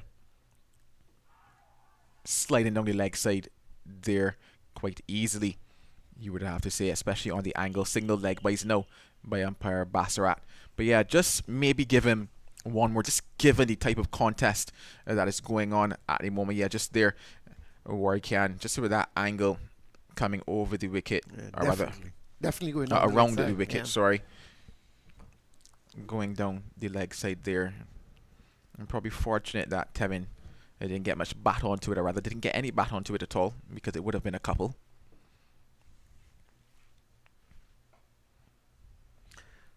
No, yeah, I would tend to give him another 1. The thing is, you've got to be careful with his workload, because if this pair continues, for another over or 2, don't forget you have the all-rounder in John coming, and then really the bowlers after that.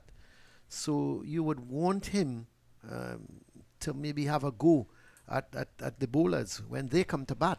So you got to be careful now with his workload.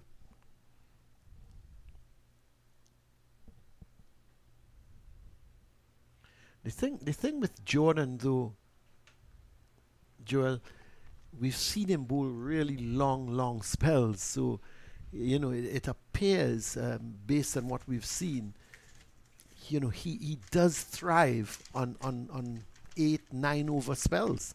Yeah, he certainly bowled a lot of long spells. I think back to when he was searching to get his 5-wicket haul versus Jamaica Scorpions.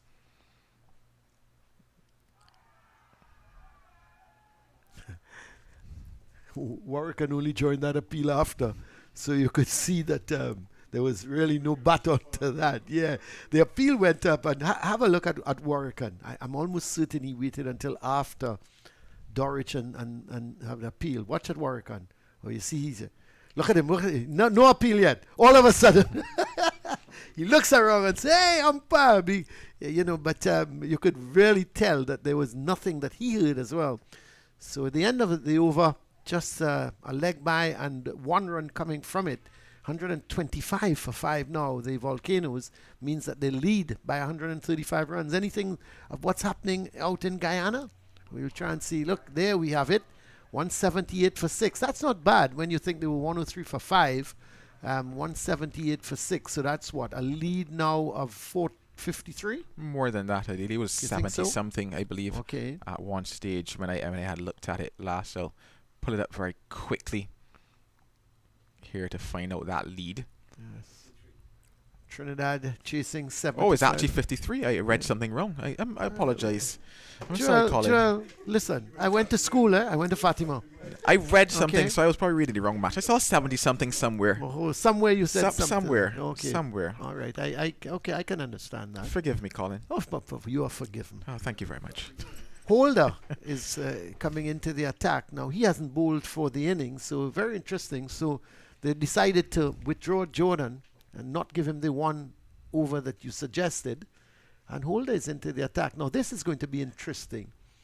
How will Ambrose deal with Holder? You look at the field. There's a deep backward square leg. There's a deep mid wicket. There's a long on. And you expect that Ambrose... Can he resist? That's the question. Going over the top. Oh, big drive. Came off the inner part of the bat.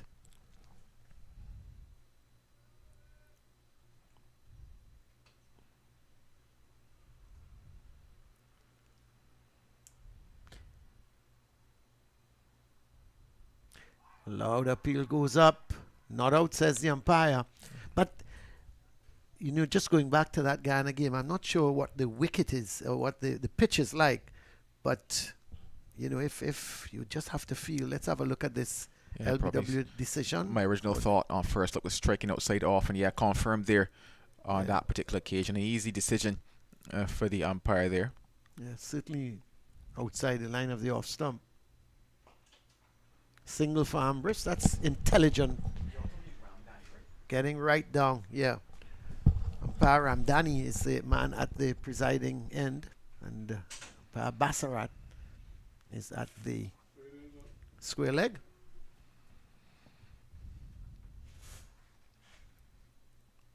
And now looking to apply just a bit more pressure. I can see the helmet coming onto the field now. Kevin Wickham, the man that's going to put it on. He's done a lot of work for his team at that short leg position across all 3 matches.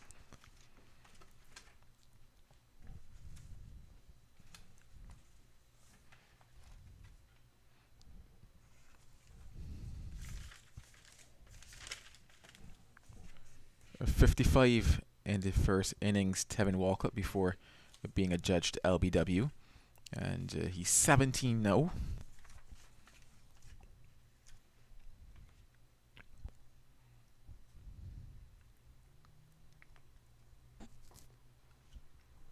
Just stroke this one back along the ground to Shem Holder. This pair would have played a lot of cricket together coming through the youth levels in Barbados.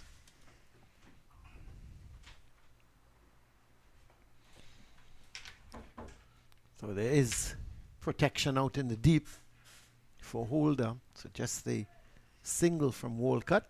He hasn't looked as fluent in this innings as he did in the first innings. I thought when he came out in the first innings from ball 1, he looked so assured. He was middling the ball. Here, he struggled a little bit. His timing hasn't been all that good. I'm not sure if it's the slowness of the pitch, because the pitch on day 3 is much slower than it was on day 1. I'm happy that you mentioned the pitch, because I think that's the exact thing about it. A lot of guys have been talking about the fact that the pitch is deteriorating quite quickly.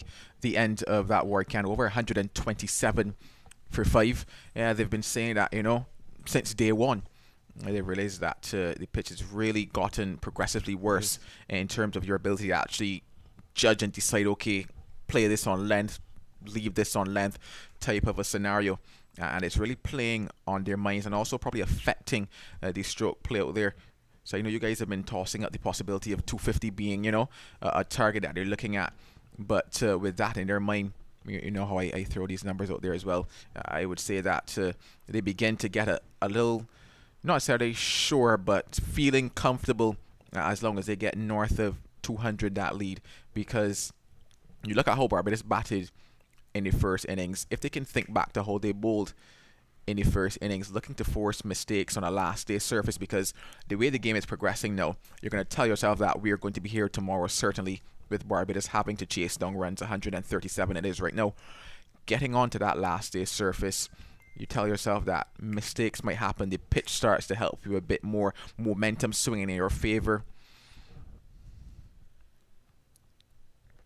That's a good delivery again. You know, work on. I wish I think Doris needs to give him a sign because he waits until the. And it's quite obvious that he's seeing what the umpire is seeing. Watch at him. Watch at him. Yeah, quite a big gap there. Quite a big gap there between bat and ball.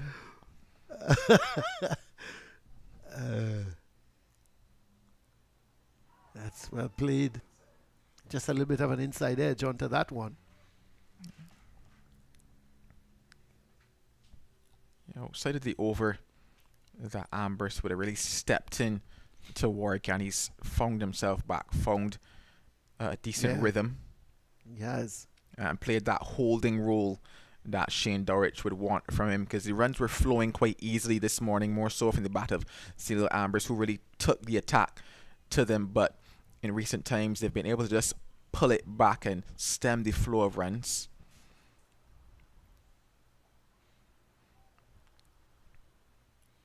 Ambrose seems eager to get down to the striker's end, but I think it's Walcott is playing it well. He's realizing he's got to wait. He's got to wait it out, basically. Wait on that bad ball and see if he can then put it away. But he's certainly not taking any chances against Warwickon. And you look at it, 18 from 67 deliveries. Partnership so far with 40 from 117 deliveries.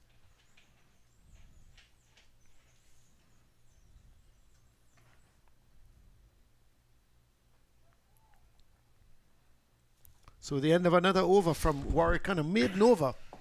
And the Volcanoes, the 127 for 5, and the lead up to 137.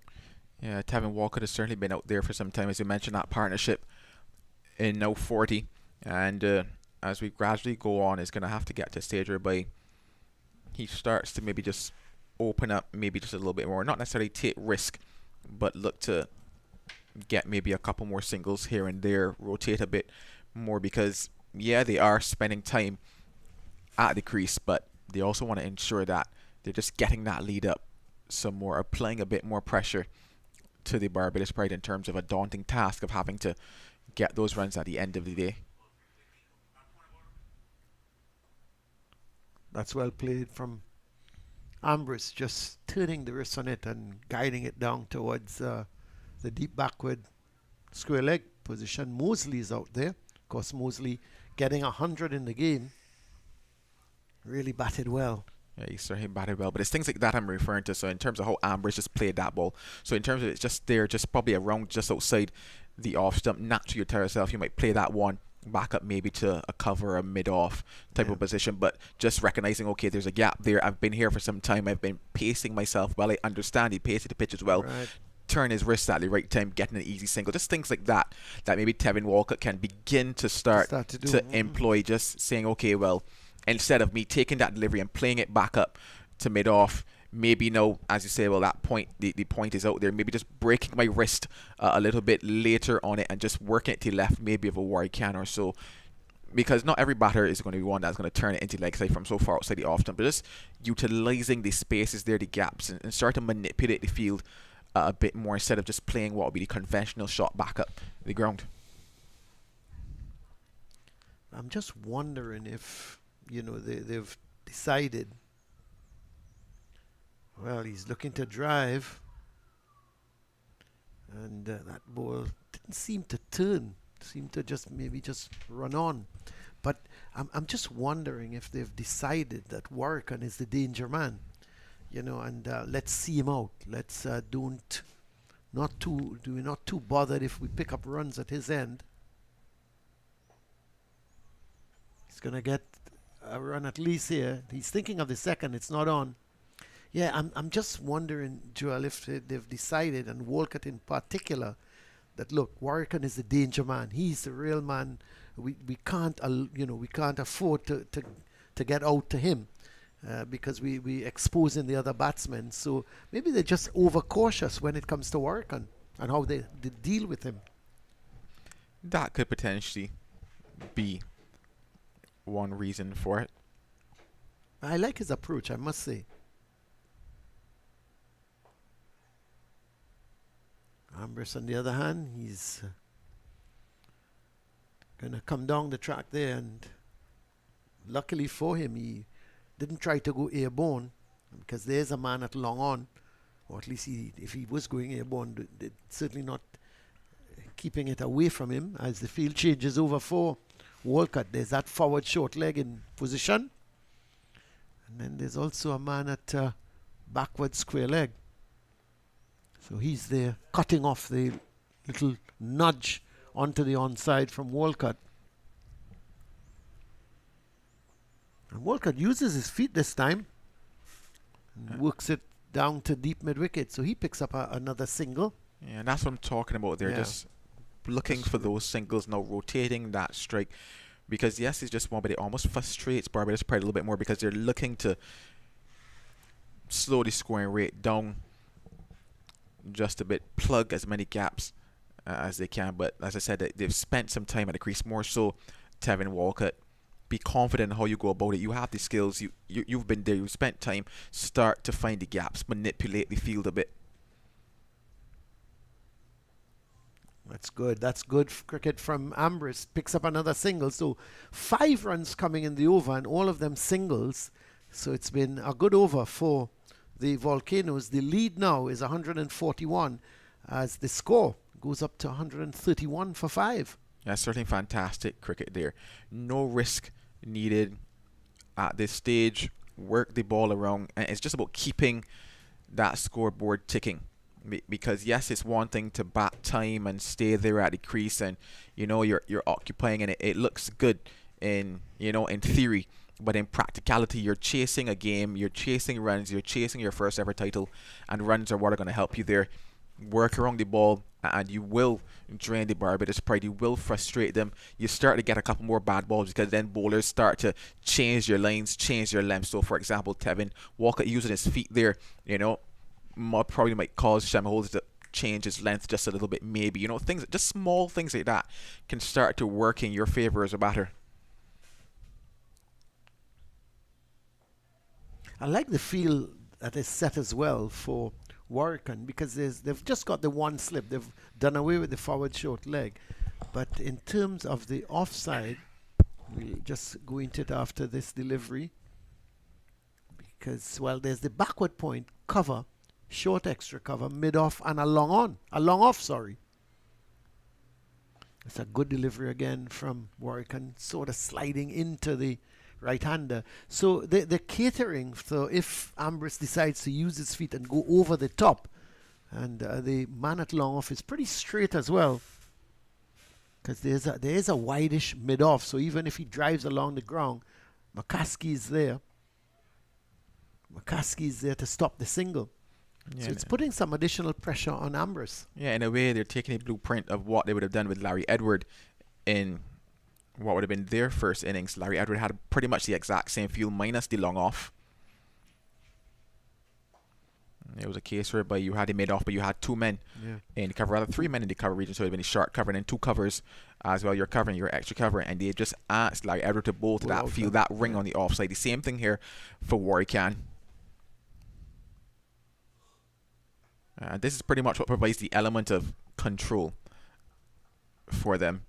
So you stop at one end, you kind of hope and search for your wickets at the other, and hence why if they could just keep it ticking over, it goes in their favour. Yeah, but who needs a long off when you have Demba at mid-off?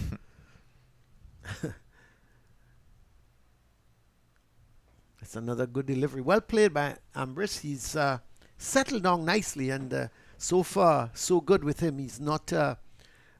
he's just in defence and playing the good balls. So the end of the over from Warwican, another maiden over, and it's 132 for 5, the Volcanoes. Yeah, it's good thinking cricket from Ambrose, and this probably, to my mind, is maybe the difference between what happened yesterday with the Barbados Pride versus Larry Edward and what's happening now with the Volcanoes versus Jamel Warwican. So it was a situation where Larry Edward was able to dry up the runs in partnership with the field that was set for him with Athena's, and the Barbados batters then started to force shots. So you saw the sweeps come out, you saw the pulls come out from lower angles. Primus would have been caught with the trying to pull one, trying to get the elevation, didn't get it. You saw the batter start to force things, whereas the Volcanoes here aren't forcing the shots. They're willing to say, okay, I'm going to play out Warwican, or I'm going to see what is on offer from Warwican, but I'm not willing to offer him that there. I'm not looking to force the game to him. And then they're going to come against Shem-Holder now, and they're going to milk it. They're going to work it. And instead of collecting what will be 3 and 1 over and 3 and 0, you just collect 5 in Shem-Holder's over, and that still helps the scoreboard to tick along. Yeah, excellent. And as Walcott there, the first delivery, just working it out to the deep mid-wicket and comfortably picks up a single. Yeah, because the thing about it is that I don't think, and this is not crying down Shem-Holder in any way, but Warwican certainly has the experience and the ability to tie batters down just a bit more than Shem-Holder does at the moment. So he's certainly skillful and he's picked up wickets, he's done that, but in terms of just the ability to tie batters down a little more. Well, they've got a deep backward square leg, and now they've got a backward square leg just to the right of the umpire. So they've put Wickham there to save the single, and then if he goes beyond Wickham, he's got cover with Mosley at a deep backward square, and then they've got a deep mid wicket as well. Looking to whip a ball. Loud appeal goes up from both bowler and keeper, but eventually they come through for the single. Good running, good call from Walcott. Leg by signal. Probably what got Holder excited. It seemed Ambrose seemed to go across the line. An interesting shout there. Yeah. You would have to say maybe a little closer than I thought on first look. On first look, I thought that maybe it might have been outside off. It wasn't, and then seemed to be. You might still tell yourself, sliding seemed to maybe be going down the leg side a bit, but certainly a better shout than what I would have thought on first impression. Wasn't really supported all that much by Dorridge. He did put up his hand, but I tend sometimes to look at the keeper, and you could see he was sort of heading down the leg side. But I'm not saying that is the sole indication, but the ball did seem to be just sliding down. 144 now lead. And it's been good by these two because they were together at lunch at 103 for 5. So they've only added, 31 runs in the hour. But the important thing is the runs are building and they're still there. Yeah, certainly the important thing for them would be the runs. It's just a case of forcing the hand of Barbados Pride, who are also searching for this win because it helps them jump up the table. They are the defending champions. They will not have a chance to, come out as winners of the overall title, but in terms of the pride that they have in their cricket, they will certainly want to come away with a win here as well. 47-run partnership, so it's the end of the over from Holder. He's completed his third over, none for 8, and 134 for 5. The lead now up to 144, as I just suggested, and it's going to be very interesting with the next hour how these two will certainly go on. But you look at what's happening, and Ambrose is there and on 69. Walcott is on 21. As the players get a little refreshment.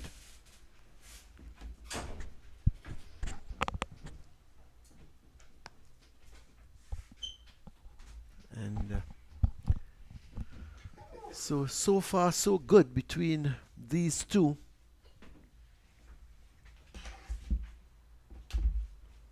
And the partnership, as I said, up now to what? Is it 47? Yes, 47 run partnership. But Walcott has played his part. He's on 21 from 75 deliveries. When you think of it, they were 10 for 4 and then 14 for 4 overnight. And at 14 for 4, I know a lot of people said, well, this game is not going to go into tomorrow. and we can all sit back and enjoy Liverpool beating Manchester City and things like that and relax. But this game, it's certainly heading, or it seems that it's going to go into tomorrow. Ruskin Mark has come back. They were at 103 for 5 at lunch. At lunch, that's right. So they've just added 31 runs in the first hour after lunch. But it's a situation where you could see the Barbados pride, Ruskin. They actually dried up the runs. I thought they bowled well. They were tight. They were consistent in the line and length. And it was a situation where Ambrose and Walcott, to an extent, found things very difficult to get runs. They started to try to milk it, get a single here, get a 2 here, and that type of thing. But I would think the first 40 minutes after lunch, I think they only scored 5 runs or 6 runs. Yeah, they were really, there were a number of maiden overs, played out, and they essentially just sort of bided time. And I think they probably got the instruction, you don't want to lose, early wickets right after the lunch break. You've done so much hard work in the morning session where you scored at a pretty nice clip, but after lunch now, you didn't want to just come out and then just allow Barbados to just get back in the game or take over control of the game. So essentially, they just wanted to keep their wickets intact, just kind of grind them a little bit. And but they also had the eye out, because you saw Ambrose always looking like he wanted to get at Jordan, and not allow him to just plug away at him. But in the end, I think they did their part, so they've kind of done that first part of it now. Now is the time where they have to now be serious about how do we add, some crucial runs, because all these runs now become crucial. That's right. So how do we add another crucial 40 runs, maybe a crucial 50 runs together without, being separated at any time soon. Well, when you look at it, the last 5 wickets, if they can now, from here on, if they say to the last 5 wickets, guys, we need, if we can get another 80, 85 runs, takes us up to 220, that is competitive. Beyond that, if they can add, say, another 106 runs, then to me, that's very competitive, because it would mean Barbados would have to chase 250. 250 And plus. I'm not saying it's not gettable. Of course it's gettable, but it's going to take a lot of work. Yes, it is. And then it will also depend on the frame of mind that the Barbados batsmen come with for their second innings, because then they'll have a target that they have to chase. And we all know about the scoreboard pressure and the other things, but we also have to consider the strength of bowling that the Windward Islands have, and the fact that if they were to win, they will give themselves, like I said, they can't control what is happening in Guyana. They will love what happened in Guyana, but they can't control it. Yeah. So they just have to focus on the things that they can control here. And the first order of business is to try to post a good total, and then try to bowl out Barbados on the final day under whatever the target is that they set. Primus, though, is going to try and the partnership breaker. Yep, try to upset those plans as best as possible. None for 16 so far from his 3 overs, so he's back in the attack. And first time I think we're seeing him from the stop end. Yes, the Willie Rodriguez end. Ambrose is the man who's going to be on strike, and this is it now with Ambrose. Is how does he, what is his frame of mind? How does he feel that he needs to go to get these runs? The thing with Primus as well, Ruskin, he's an attacking type of bowler. He's not a Akim Jordan that's going to run up and bowl good line, bowl length. He tries different things with his bowling. He tries a little in swinger, he tries the out swinger, he tries a short one, tries a faster delivery. He mixes them up. So if you're patient with Primus, you do get the odd bad ball from him. And I would think if Ambrose is patient, he can certainly put it away. But he's very capable. Having said that, Primus is very capable of picking up wickets. And a no ball. Yep, and he's been Too guilty short. of this. Yeah, Yeah. he's been guilty of this in this game.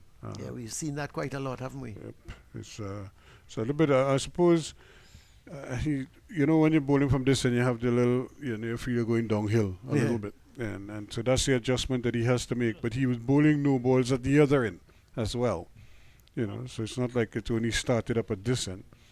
He was bowling no balls at the southern end or the pavilion end of this ground. So 136 for 5, and Barbados must be thinking, boy, we had this team right where we wanted them, and we just can't put them away. Probably wish that yesterday would have never ended.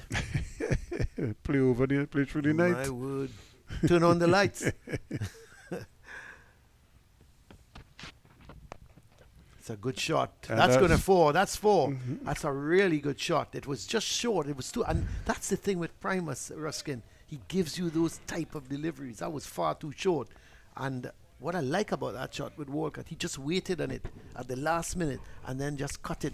There's a man out there, but he's square. And he cut it fine. The 50-run partnership is up. Yep, 53 on the board. It's 140 for 5. So they're building all the while, and that's the important thing here, to keep building. It's a Just pretty good shot. Yeah, he waited on it, and at the last minute he cut it because he knew the man was square. Now, they've pushed him sort of finer at that deep cover point position. And again, Walcott playing a pretty good hand here, and he's playing against his countrymen, so he obviously feels he has something to prove. He had a good hand in the first innings, and here he is again holding them up. We keep kidding Joel that if Barbados end up losing, Can't he get back. might be Immigration. I wonder what they'll do to Walcott if Walcott next time here. Maybe they should fly together, Walcott and Joel.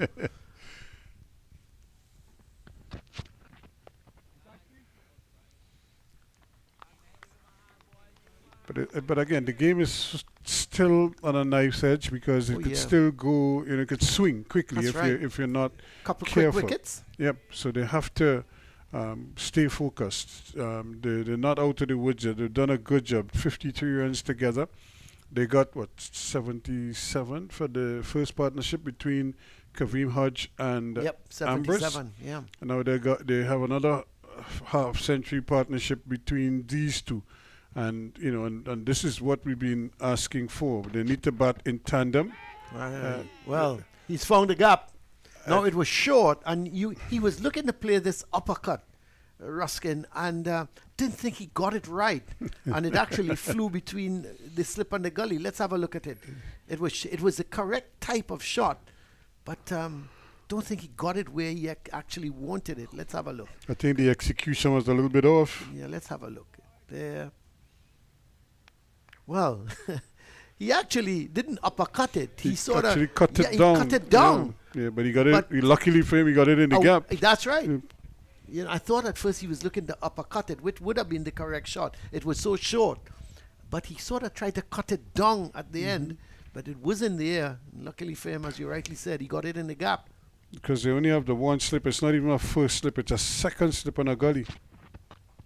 Runs here again Asking for Walcott. for trouble. It's a good shot. That's going to run away. That's 4 more. Yep, McAllister can't stop it. And that's the thing with Primus, as I said. So 3 fours coming in this over off of him. An over which had 13 runs, but that was a really good shot. So he's all over the shot because look at this delivery outside the line of the leg stump, full. And Walcott says thank you very much, and McAllister fighting to get around there in time, and the ball just hits him and goes into the boundary rope. But that's the thing with Primus. He's going to give you the bad deliveries, and those are the ones you have to capitalize on. And not only that, too, what that over does, it just loosens the vice grip that the Barbados Pride bowlers had on the game, and it now frees them up. And Ambrose is the kind of man now might want to just take over the game at this stage. and it would be interesting because look, Primus now is down at mid-on or long on, for that matter. He may very well come into play here as well, because I'm almost certain Ambrose is going to challenge Holder.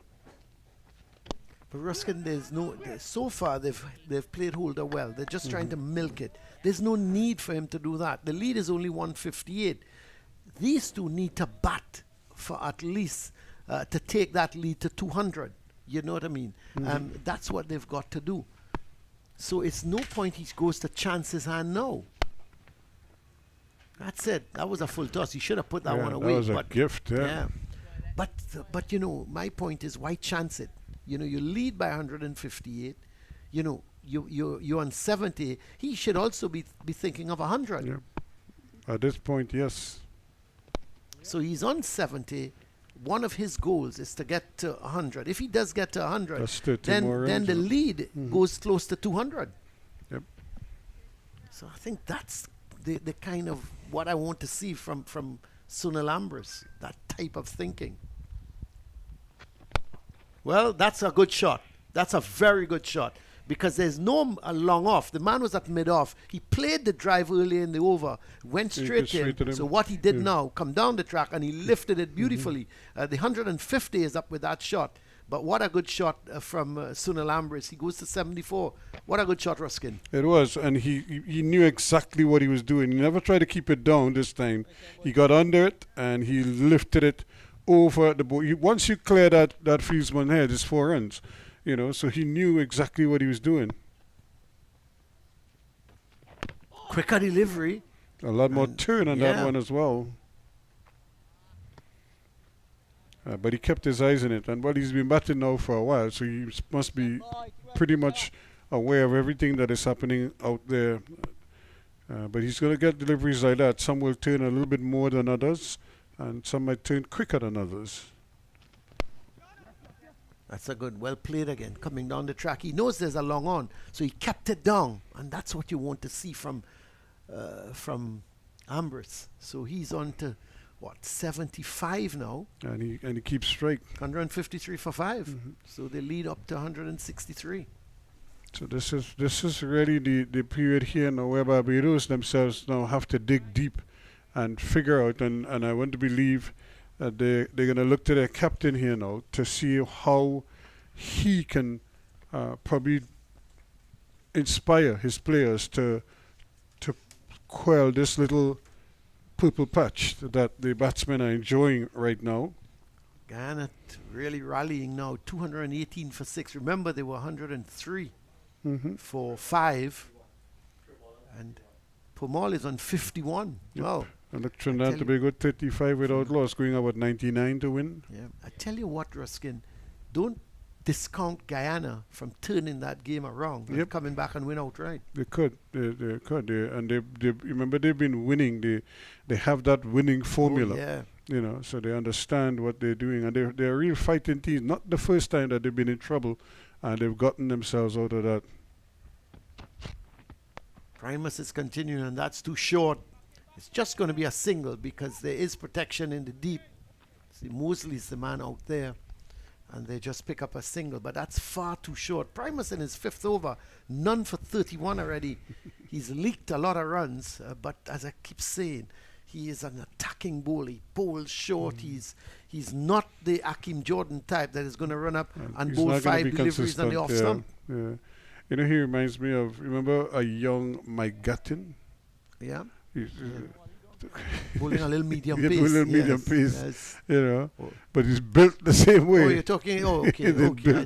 I thought you was talking bowling-wise. No, built. Mike Gattin. Yeah, played against Mike Gattin with the West Indies youth team against England youth team. Yeah, but I played against him here. They had a guy called Tyrone Knight, Barbadian bowler. Every time Mike Gattin came to bat, Tyrone Knight got him out. That's a good shot. Lovely shot. Runs for Walcott. They're probably going to get 2. It's not going to go to the boundary.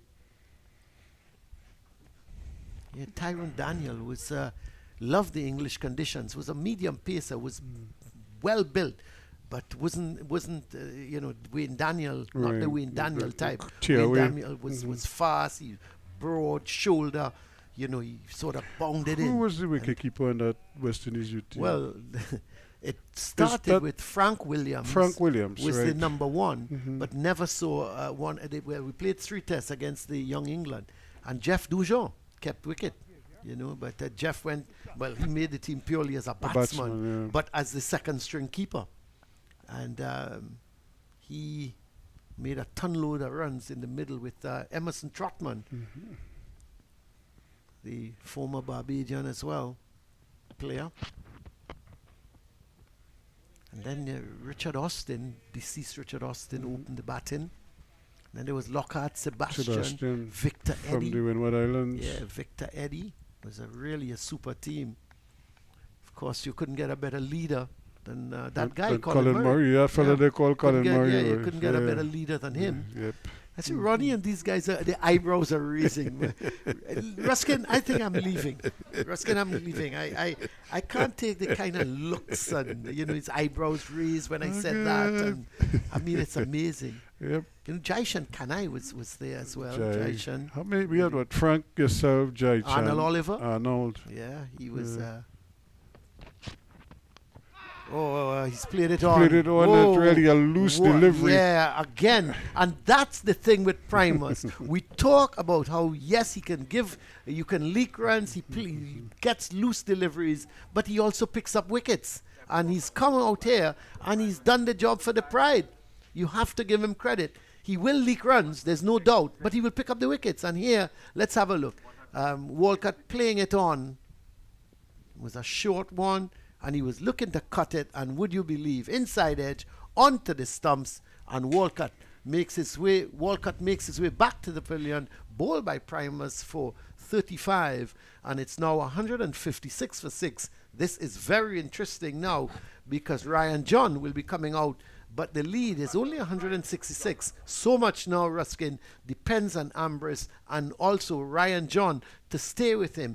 These two need as well to maybe get a partnership going here about 50, 60 runs to carry that lead beyond 200, and then we see what happens from there. Well, it certainly is an interesting turn of events here with the departure of Walcott, who was batting so well and unfortunately lost his wicket there.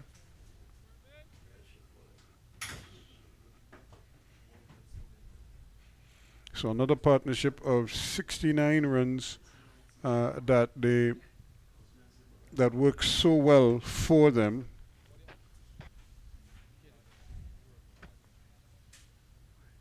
So you had one partnership of 77 and another one of 66 runs. And so these are good partnerships for the Windward Islands. So they need more of the same the rest of the way if they are to get up to that coveted 250 and beyond total. So Primus gets the breakthrough. Walcott goes for 35, and you could just see the anguish in his demeanor when he was walking off. He knew that he played out a delivery that he didn't really need to play at. It was way outside the off stump. It was actually there for the cut shot, but he failed to really take advantage of it and chopped it onto his stumps. So the Barbados Pride, they got the 1 wicket in the first session. They have another one in the middle session now. As they chip away here.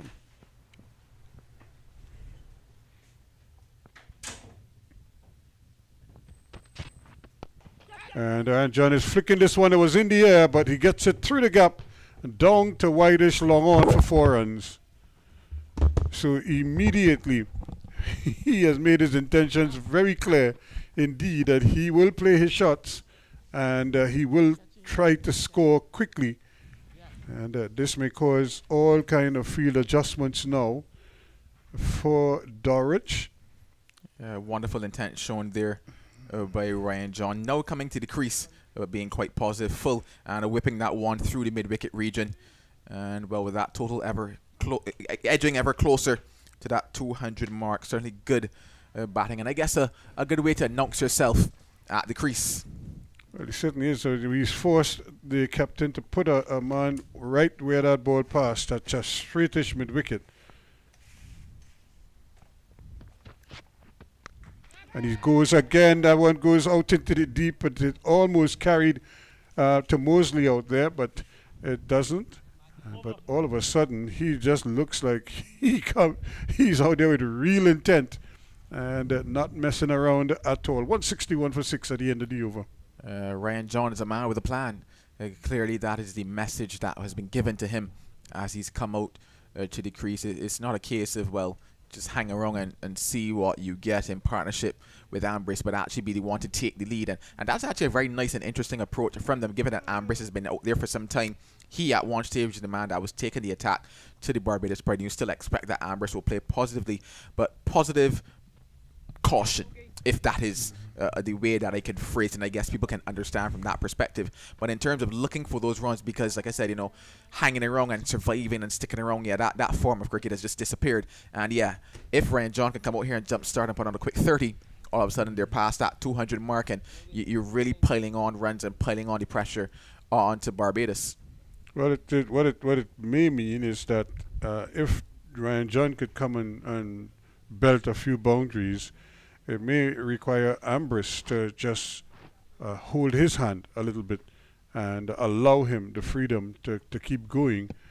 And because you don't want both of them trying to go at the same time. That might cause problems. The only problem it causes is if both of them get out. Well, that's what I mean. You don't want that. That's what you don't want. So you want to give one the license and the other one to support at the other end, because that's how they build their partnerships so far in this game. And this is good bowling from Holder. Doesn't want to go up in the breeze too much, as they say. You go up in jar breeze, and he may drop you on the Queen's Park member stand. He's a strong man, and he's already shown that he is not afraid to put bat to ball, but showing good restraint so far in this over. Well, if he opts to go with it, he has the wind blowing in his favour as well, just looking at those flags in the direction of the wind. It's heading towards what would be that deep mid-wicket type of an area, long on-ish. But I think he needs to hit. Yeah, he needs to hit straight. He doesn't need to try to go across the line, because the turn isn't big turn. So once you get to the pitch of it, just go straight over the bowler's head. He almost got yorked there because he was looking at the delivery that was right up to him, and well bowled again by Holder. So it's really now, is this the moment for Barbados here? Can they keep taking wickets? And they get a quick single once again. The ball just squirted out into the offside, and they scampered through for a well-judged single in the end. So John goes quickly to 6. Ambrose is on 76. It's 162 for 6 now, a lead of 172 runs. A little interesting period of play, I believe, that we're in for here with that dismissal. Tevin Walcott started to go on the aggressive, almost started to be a lot more positive, and it brought about his downfall, but still a lovely little innings from him in partnership with Ambrose. Now Ryan John at the crease, showing similar intent, and it is good cricket throughout the day by the Windwards, recognising the different periods of play. At one stage, it was a case whereby Ambrose, as I mentioned, was the one on the go being positive, and it was a case whereby Gavin Hodge was the one that played not necessarily holding role, but manipulated the field, got the singles. And not for the first time another no ball is called here. So Primus guilty. I think this is his second since starting this new spell at the top end. And one more to the score, pushes down to 163 now. So one by one they keep adding up. And talking about adding up, the total is adding up for the Ghana Harpy Eagles as well. They now lead by 100 runs versus Leeward Islands Hurricanes. 225 for 6 that score is. There he is nibbling at one outside that off stump there. John takes a little walk. I think he got a look from Ambrose, and I'm not quite sure what Dorridge and Primus are trying to work out there. They're doing it long distance, so he wants to slip back in position now. And so the mid wicket has gone in to slip there as Jordan. So they now have two slips on a gully. That's a good move by them, especially given how you've seen Ryan John come out. Dorridge has already tossed the ball to Rashawn Primus because he sees him as his wicket taker. He took one already. Can he get two? Down the wicket he goes. That is a loud appeal for LBW, but he's a mile down the wicket. And that is probably what saved him there, because Primus was pitching up to him, but he was walking down the wicket to him as well. And the ball sort of crashed into the pad as he was making that big step down the wicket. Yeah, we talk about being on the move and that putting a measure of doubt in the umpire's mind. Certainly far down the wicket, too far for the ball to travel in terms of the umpire having to make a confident decision. And you do tell yourself that anytime there's doubt in the mind of the umpire, it tends to usually side with the batter. Batsman. And you would have to say that was a pretty decent call on that occasion there again by umpire Bassarat. So if you try again, John, you could see, not afraid to put bat to ball. He wants to get something here in the middle of the bat. Primus is pitching up to him, and he's driving, and but can't get it past mid-on. Wickham is in the way. So 163 for 6. The total climbing all the time, not very quickly at times, but at other times it's been very slow and pedestrian. But the key is to try to build and to build and build and build and see what your situation is at the end of the day.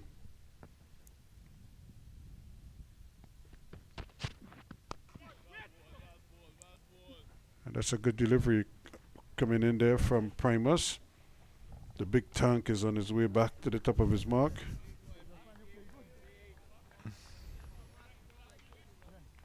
I tell you, if you guys had ever seen Mike Gatton, the former England captain, he's a splitting image. They're almost the same height, the same build. They walk the same way. And I mean, he used to bowl medium pace before I think he damaged his back, and then he's almost exclusively played for England as a batsman. But he was a bowler, because when I played against him at youth cricket right here, he did bowl in that game also. Well played. That's a glorious shot through mid wicket for 4. Pitching up on the pads, and John didn't waste the opportunity. He just clipped it off his legs and got 4 good looking runs. Yeah, quite a lovely looking shot there by John. Primus going too full searching, almost maybe looking to spirit into those pads. Just got the length wrong, you would have to say, to Ryan John. Gets deep in his crease, and I think that's what helped him as well. Whipped away nicely. The timing was perfect on that one, and it crashes into the mid-wicket boundary. And this is the chess game you were talking about between bowler and batsman, because remember previously he walked down the wicket to him, and Primus was trying to pitch it up to him. Well, this time he waited in the crease and actually played it from the crease. And good restraint shown there as the ball is taken by the keeper. The end of the over, 167 for 6.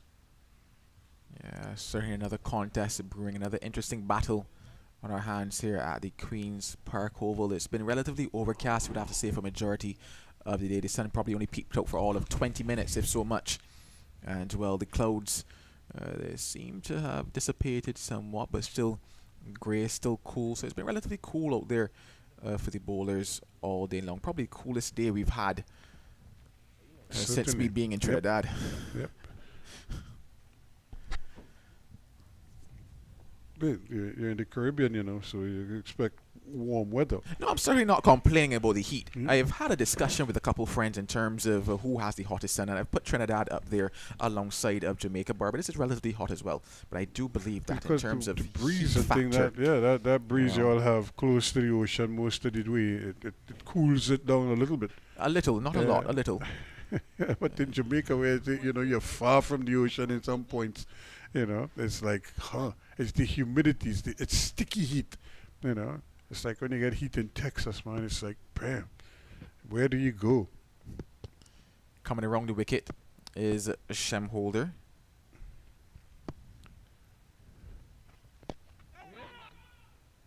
And Ambrose not prepared to take up that challenge just yet, but I think he too might want to hit him straight, although they've dropped the middle off a lot deeper than he was for John.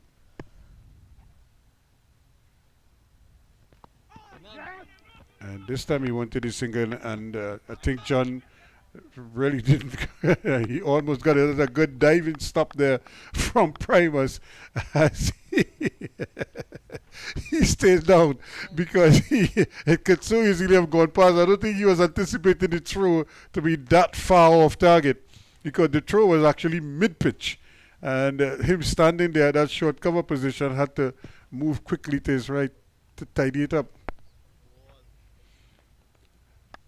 And so I think this is where the running between the wickets now would have to be spot on, because there was a single there, but I don't think John was alert to the call, or was alert to the fact that he could have pinched a quick single if he wanted it.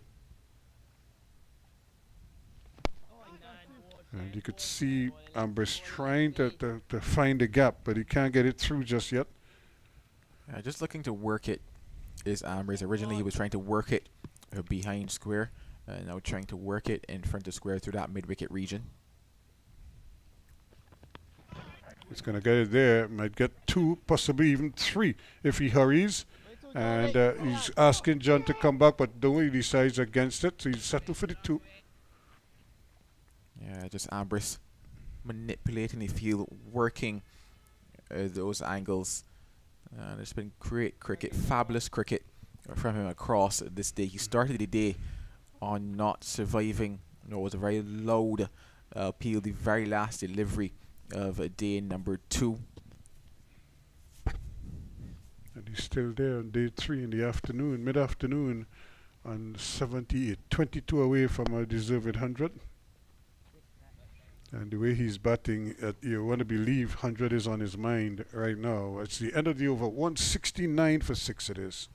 Yeah, certainly 100 would be on his mind, but probably even bigger the cause of the Windward Islands of volcanoes, keeping them in the hunt, keeping their chances alive. So many following this game, and just hoping against hope, hoping, I wouldn't even necessarily say against hope, but hoping that their boys meaning the Windward Islands, can pull through, can chug on, and can really bring them some joy. Well, we see a bowling change at this top end. Jordan is back, and Primus, I'm not sure what he did to his legs, but he has his one, his pants and one leg is rolled up, so he might have done a little bit of damage to his right foot, and he is going to walk off the field for the moment. And Jordan is back at the top end, where he looked so menacing in the past. Not that he didn't bowl well at the southern end, but he looked a little more dangerous from this end. So he's back at the top end now. And it was just around this type of a period that Jordan started to pick up his wickets, or actually, in fact, just before lunch it was he started to pick up those wickets. But still, in terms of the age of the ball, it was somewhere around here he picked up those 3. Down the wicket he comes, and he's clipping it there, almost getting it through, but he almost got it to hand as well. And the ball struck him, I think it struck him in the neck as well, but it's a good diving effort there. And unfortunately for the young man, he just come on the field, Camry Boyce, and took one in the throat there. Yeah, flush blow there, that one. It was whipped away nicely by Ryan John. Just getting out there and clipping it. Yeah, had a lot on it. And at one stage, it certainly thought it would have carried all the way to Kamari Boyce. But it bonks in front of him, and when you're diving like that, you don't have control. It's difficult to react to the ball. If the ball pitches in front of you, you're just hoping that it hits some part of your body. And in his case, struck him in the neck. They're going to have to hurry again, and they do get the single this time. But again, it's a cut shot, or a pull shot, I should say, that is, he's playing it almost, it kept low. So he had to, like, basically keep it out of his pads. He was committed to the shot. So he did play it in the end, but he had no power in it at all. Yeah, from very early in the day, those are the type of pull shots he's actually been playing. I recall probably in the first half an hour of the day, him pulling one towards the deep mid-wicket boundary from the other end. And I mentioned the fact that the height probably is what is going against him. The bounce that you're getting in the surface is not there. And John is right in behind it, and showing the bowler the full face of the bat, asking him if he could read the instructions on the bat.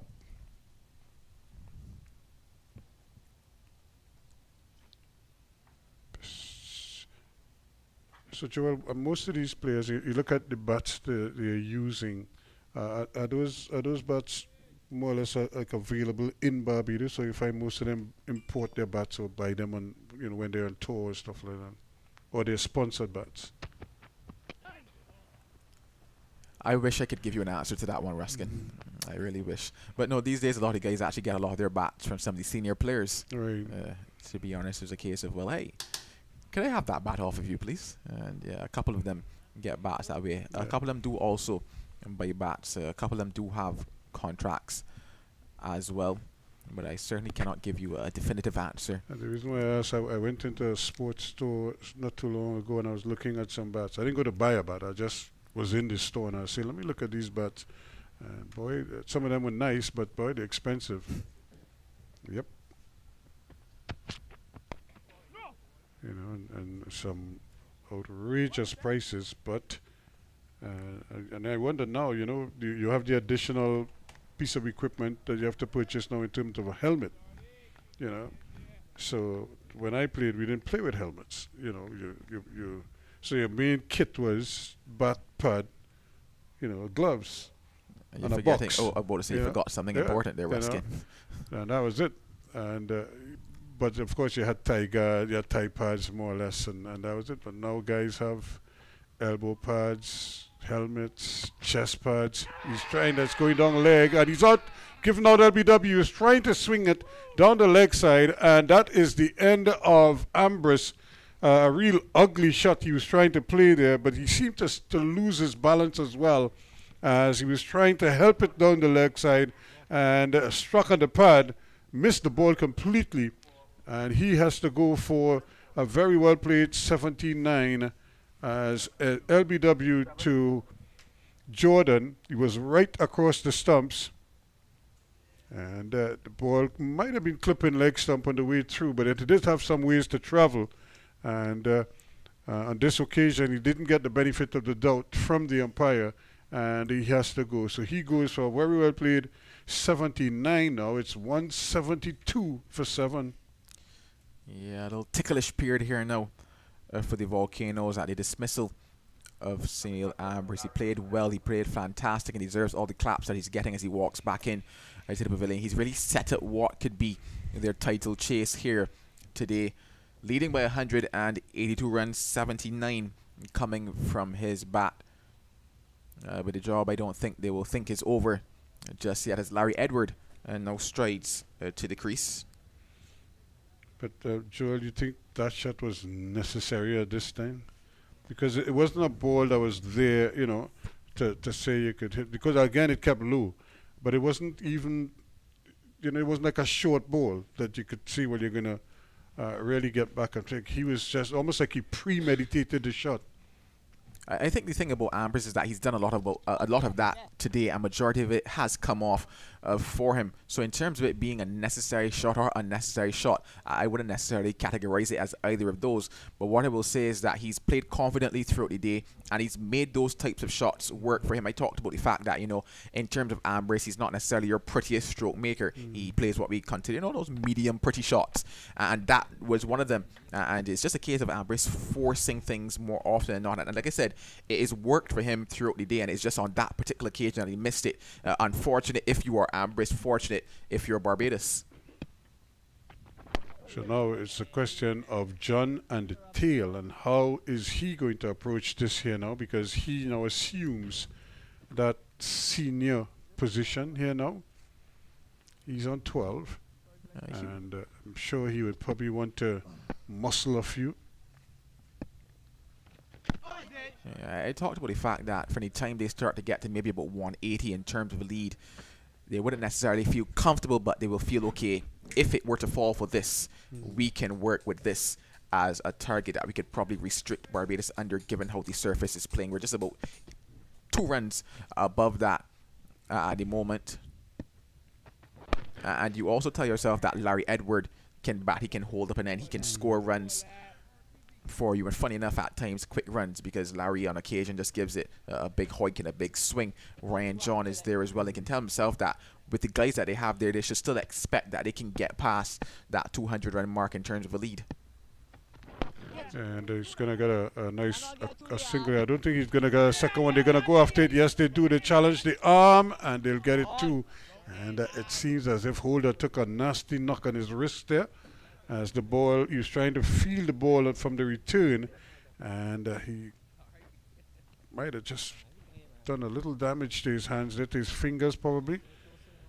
It was a strong return coming out of the deep from Mosley, and he tried to kind of half volley it, and it seemed to just jump up at him and struck him on the hand. But he's okay. John is back for more.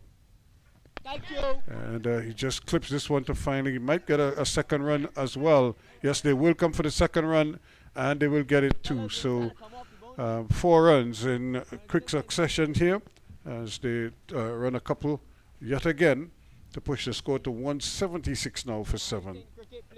Yeah, good positive cricket being shown by this pair at a moment. I think that is all that needs to continue happening for them. Keep being positive and take whatever runs are on offer and literally work with whatever total they get to. And again, he's deciding, and I suppose the long on and the long off, to me, that's what is kind of deterring him from really going after Holder. But the over comes to an end at 176 for 7. He remains on 16. That's Ryan John. Larry Edwards is yet to score. He's yet to face a ball. And they're having a little mid-pitch conference, trying to plan strategy here. I think it's probably more so a case of Larry telling him what he was told to come out and tell him from the pavilion, just doubling down and saying, okay, this is what coach and this is what management has said in terms of the approach. That's it. Right down wrong to you, Larry. Larry Edwards didn't do much in the first innings, just got 1. He was caught at gully by Zachary McCaskey off the bowling of Rashawn Primus. 2 slips in the gully as Akeem Jordan will be bowling around the wicket to him. And you could get a couple here as well, turned away nicely, and they will jog the second. No real pressure for them. But these are valuable or invaluable runs when you look at it, because it's pushing them closer to that 200 total. And they still have a couple wickets in hand. So I'm sure they like to really maximize that now. If I'm going by your theory, they have the 180 or so, close to the 190, and this is padding that lead now.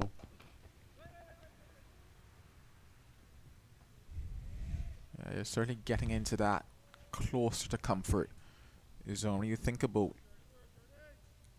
how teams have batted on the last day of a lot of these matches. The only team that I've seen really do it well, and that wasn't even the last day, so to speak, that would have been the Leeward Islands Hurricanes when they were playing versus Barbados. Now they chased down The those third runs day, on the second day and 3. third day. Yeah.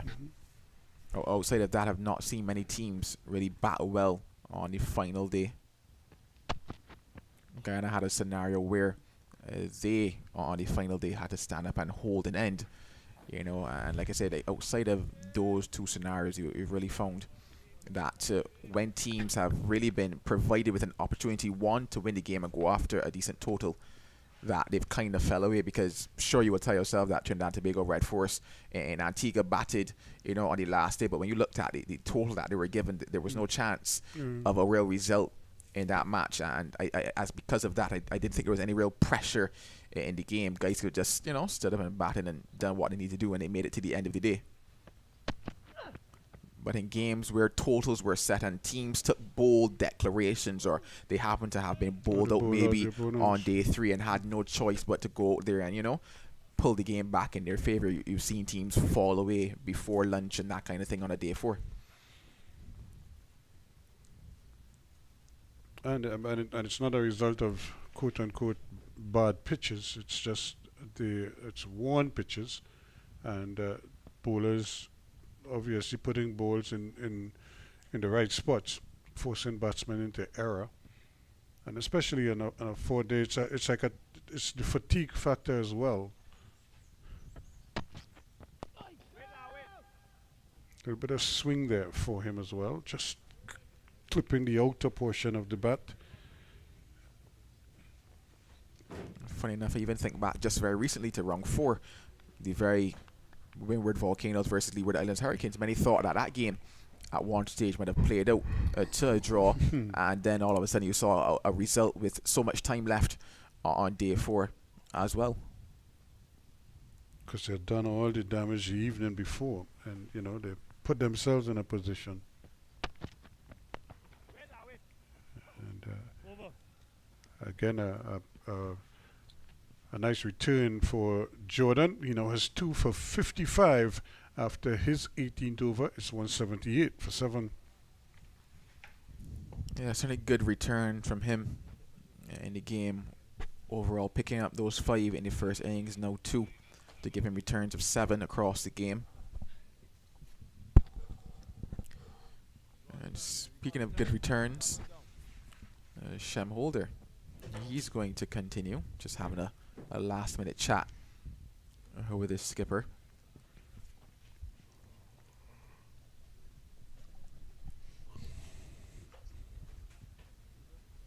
So Dorridge is having a chat there with Jordan. I suppose they're planning something for the next over. We'll probably get in maybe about another 2 overs before we get to that tea interval. Yep. Which should be a good point to kind of do an assessment for both teams, see where you are, what your plans would be for the last session, and try to set up the final day one way or the other.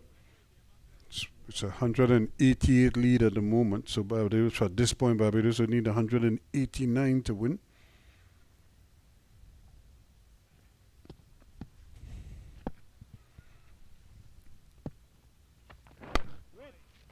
Question is that enough? That is always the question in the back of the mind of the team that is batting at the moment. Do they have enough? How much more do they need? And John is digging in here. It's almost as if he has an eye on the tea interval. You know, he hasn't really launched anything just yet. And still, he's decided that he will take the normal route this time around, all along the ground, and just take the single. He goes to 17 now. Larry Edwards, who's on 2, is on strike, the left-hander. Yeah, that question of what is enough, when is it enough, is always that interesting question And I guess why so many teams opt to back pass what many would consider to be enough, because so many of them are thinking about safety and surety. But it's been so interesting how times have changed and how the game has changed, and you find a couple teams starting to make what you would consider to be bold declarations. I think to England in their last series, many thought that the declaration that they made at one point was absolutely ludicrous and totally opened back up the game. But I think that you need that, to keep the contest exciting. It's alive. But it also depends on the strength of your bowlers too. You have to back your bowlers, and especially if you have quality bowlers, you feel you could get it through. You feel you could get past any batting lineup. I just think at times you have to be willing to take that chance, because there's so many games that could have ended in results other than a draw. But teams have opted for the safety of the dark figures. here, yep. Thinking about numbers like 300 and 350, because those are safe traditional numbers and yep. safe numbers. The endo of that Shem hold over 3 runs from it, 181 for 7. But I think why some captains do that is because the amount of time in the game, and of course time is also a factor when you're considering a declaration. As we talk about how much is enough and when is it going to be enough, and because sometimes I think captains really look at the time factor. Because if we give out a team 250 to make, but have a whole day in which to get those runs, and remember you have the 15 overs at the end of the day as well, and you calculate, how teams can score and the rate at which they can score. So you figure 250, is that enough on a final day? Is that giving them too much time to get the 250 or whatever? So it's all of those considerations I think that play on the minds of captains and coaches as well, or managers, because most times those decisions would be a collective decisions and not necessarily just the captain's decision. It's true that time factor often plays in as well. I just think at times they miscalculate the time factor as well, because when you look at certain games and how they played out, and the run rates at which teams have scored, and then the fact that you will probably tell yourself that it is a lot harder to score on the last day than it would be on the day one. 4 runs from the minute it left the bat. He just drilled it and picked up 4 runs. It just flew past Jordan before Jordan could even think about putting his hands up. The ball was screaming past him down to the long off boundary for 4 runs. Yeah, like a bad behaved child, that ball was slapped and slapped hard off the bat of Orion John, just opting to once again take that step down the wicket, getting closer to Jordan, got to the pitch of it, and as long as he was there, he could have thrown his hands through it, spanked that. The ball said ouch, and that's 4 more. Yep. Catch that. 185 for 7 now. That's a good delivery. That's a great comeback from Jordan, as was to be expected, because he was not going to be satisfied with that fierce back drive that went for 4. Spoiled his figures a little bit now. He's up to 59 for 2 in his 19th over. He's certainly put in some work here as Jordan today. Just bowled the 4 overs yesterday, so the bulk of it coming today. Now this one goes right under the pads of wicketkeeper Dorridge. It pitched and it just died after it passed the wicket. It just went down and it stayed down. He was anticipating a bounce maybe, and that would have caught the pads on the way through, but it just stayed down and it went right under his legs as he was tumbling over. And of course that is also a kind of a protection as well. He's trying to safeguard himself. Watch out how he tries to get down there initially, but he had to turn his head, and he didn't see that ball just go right through the gate there, and it went for 4 byes. The real fortune there is the ball not hitting the helmet. It's very close, precariously close to the helmet on that particular occasion. So they all count. So 199 the lead now. 189 for 7. So the Windward Islands would be thinking, okay, we have 200 now. How much more do we need? 250. If they can get there, 260. Or maybe bat for another hour, hour and a half in this evening and give Barbados the last half hour. See what damage you could do, just like they did yesterday. That's a great delivery, but it's well played in the end. And just keeping it out. And I think he came down on it quickly. I'm not sure if that might be the T interval or will they get one more. And by the time the umpire gets there, I think there might be time for one more. Takes a look at his watch and decide, yes, we'll have one more before the interval. Yeah, brilliant delivery there by Akeem Jordan, just coming back in there. Beautiful movement. Beautiful pictures being captured here by our 360 production team. And Ryan John, equal to the task, gets that bat down and keeps it out. Now, Ryan John is on 21, and he hasn't done anything too extravagant other than that fierce back drive. The first shot, the first ball he faced, that on drive that he clipped through mid-wicket region there. But other than that, he's kind of played on merit. He hasn't really allowed himself the luxury of too much extravagance. Now it's Edwards' turn. And he's a kind of real busybody at the crease. He's almost fidgety when he's batting. He's not a smooth left-hander.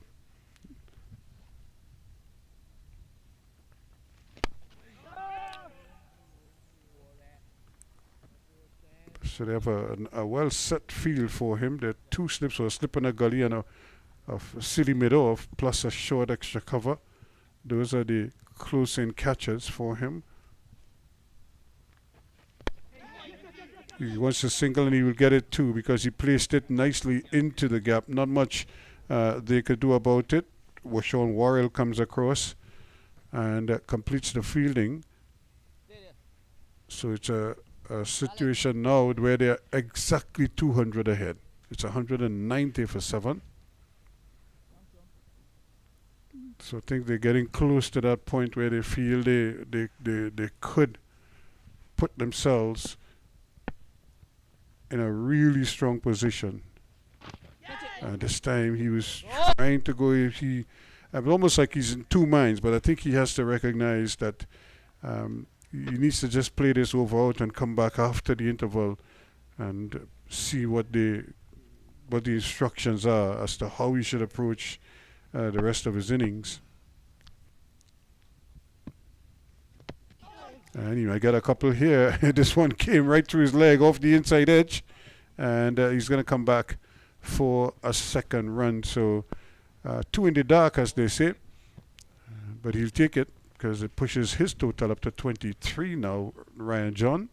And the team total is up to 192 for 7. He will certainly take it. They will certainly take everything that's an offer to them.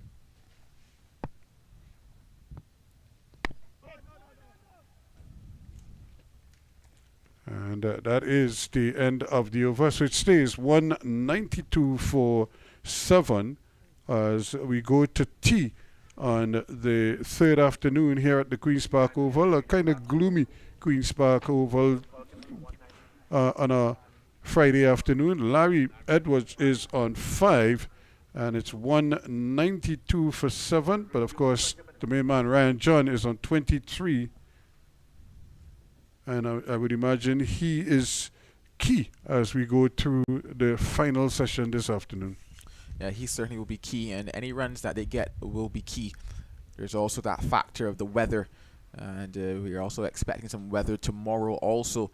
So how much does that play into the possibility of a declaration? Do you chance it? Do you say, okay, the weather is coming, let's get it over, done, and dusted with? But yeah, these are all questions that we don't have the answers to. But what we can tell you with certainty, though, is that the score is 192 for 7 here at T at the Queen's Park Oval. They lead 202 runs for the over the islands of volcanoes.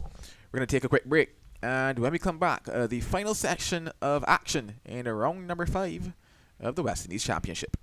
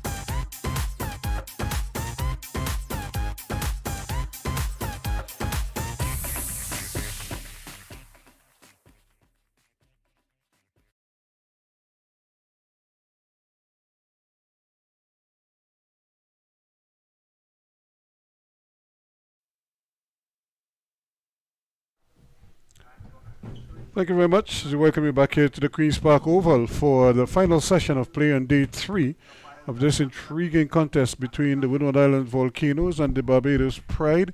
At the moment, the Volcanoes will resume their second innings on 192 for 7, with Larry Edwards on 5 and Ryan John on 23. The lead, 202 as we speak. So it means that Barbados will have to bat and score in excess of 200 runs. How much more is left to be seen as I welcome back Joel Manning. And Joel, this is really the question now, is what is that target that the Windward Islands will be most comfortable with? Is it going to be 250, 260? What do they want? And can they get to 260 or even get to 250? Overall, it's 192 for 7 right now, and Jamal Warrican is being reintroduced. He really dried up the runs earlier. Can he do more of the same here for the Barbados Pride outfit? As we welcome you back to the Queen's Park Oval, a cool Queen's Park Oval, overcast all day, most of the day. And now it's up to Warrican to start us off.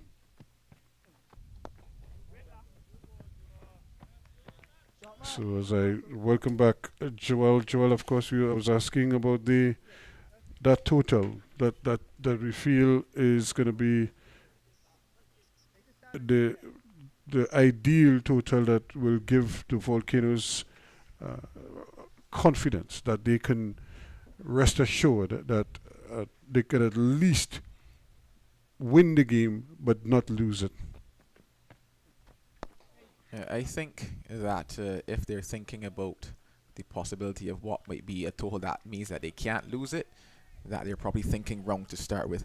Because given the scenario or possibility, your first title, the only possibility I'm thinking about is, okay, whatever I have, I'm going to win with it.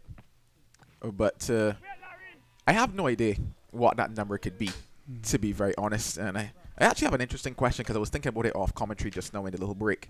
Why is it that, we always talk about maybe 250, 300, why never 224 or 236? Well, it could be attainable, but 250 just seems like a further distance. It's like, 199 as opposed to 200. You would always want to get to the 200 mark because it just seems like it's a lot more, although it's just one run more. Just always found it so interesting that it's always what you consider your whole numbers. You get to, you get at 300, you get to 350. You've never heard somebody say, well, if they get to 320, they declare. Yeah, it's always 300 or 350. Just an interesting thought I had. And that one strikes him on the pad as a loud appeal was turning back at him and beat the inside edge, but it struck the pad on the way through. And Warrican thought he picked another pepper there, but the umpire says no, and you have to try again, son. On first class, I thought maybe it might have been an inside edge, but actually no inside edge on that occasion. Probably striking him outside the line of the off stump there, it looks like on that replay. And all the hands up in the air. Everybody's thinking wicket for sure. The umpire throws cold water and everything and says not out. Yeah, getting a good stride out there was Larry Edwin. I think that is what probably saved him on that occasion. And talking about that, the rain is down now. The clouds have broken. The skies are crying. Another dimension to proceedings here as well. See, that was my major factor because they did say the expectation for rain today and rain tomorrow. And I think that kind of throws a lot of the numbers through the window as well, because you can probably get to that 250 mark and tell yourself that is safety. But if the rain falls for half a day tomorrow, then you have no time to actually bowl. Yeah, but you can't control the rain, so you could control what you control. Here they go again. This could be another couple if they hurry.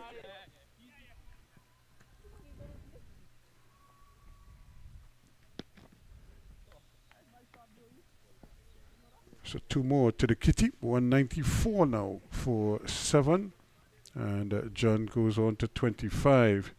Like I said, I think he's showing real restraint here, Ryan John. And with the ball, with probably getting a little bit damp now, to grip it might become a problem for the spinners. Yeah, it's really coming down heavy at the moment.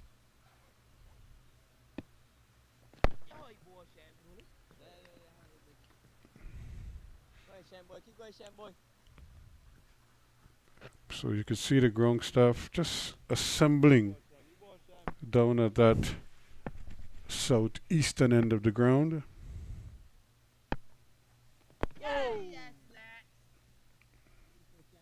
But it is Holder who continuing to churn away from that southern end.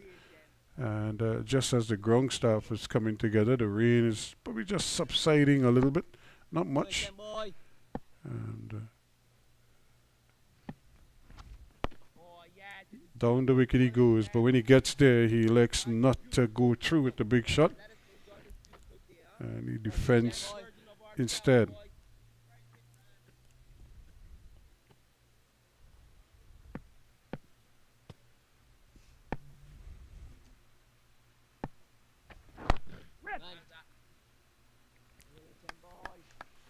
I think now John would probably try to see if he could pinch a quick single here so he could retain strike.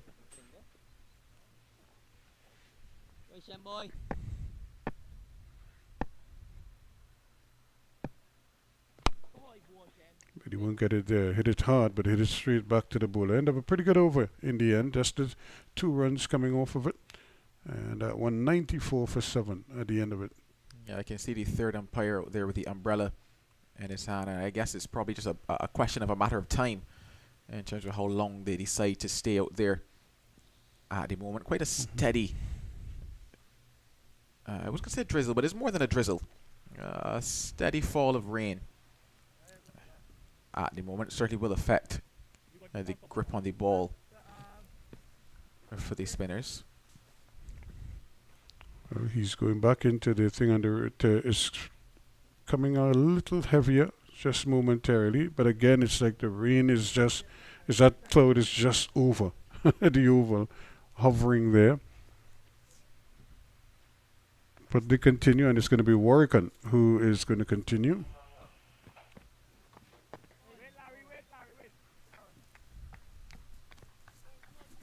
The thing is, I don't know if you've ever seen the cricket in England. They play in weather like this, without even thinking about coming off.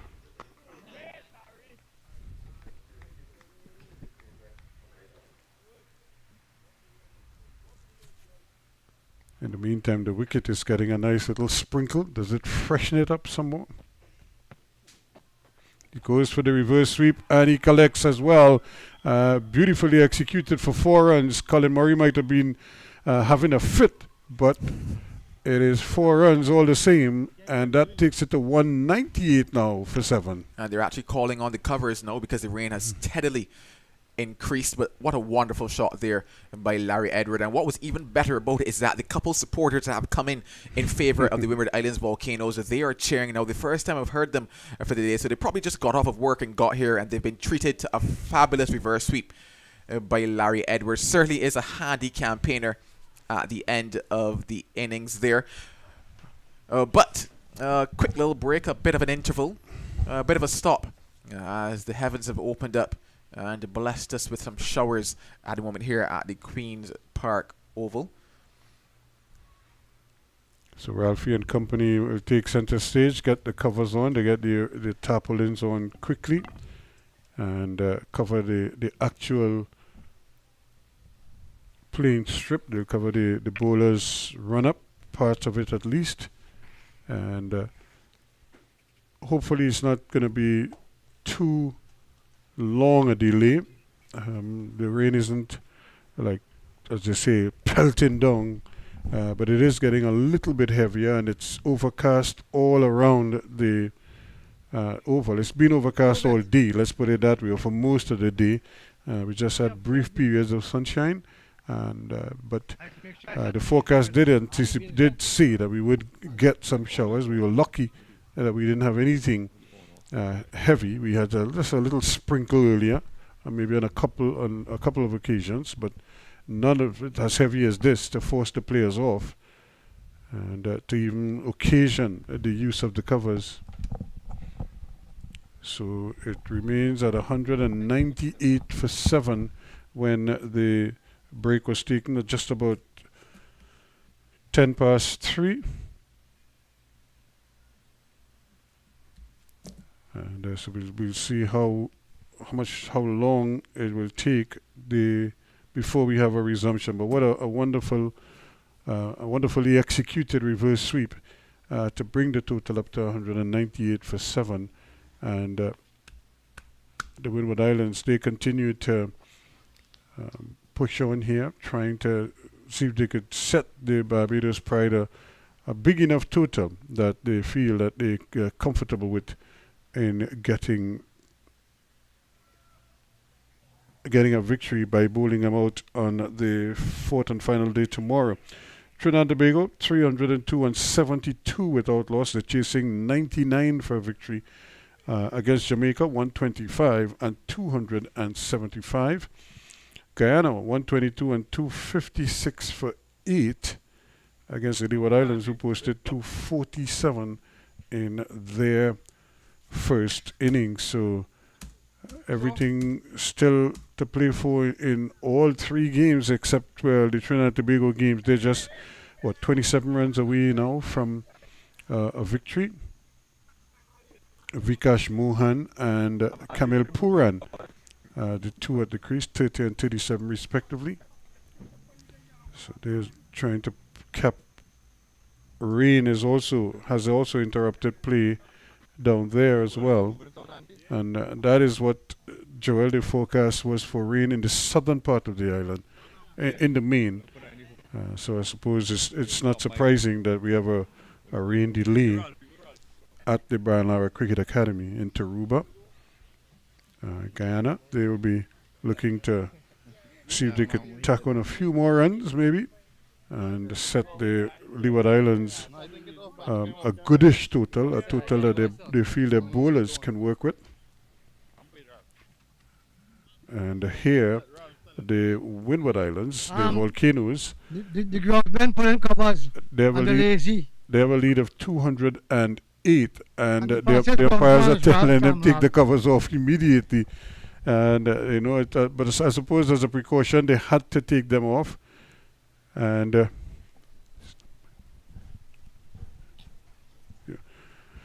they had to take them off, so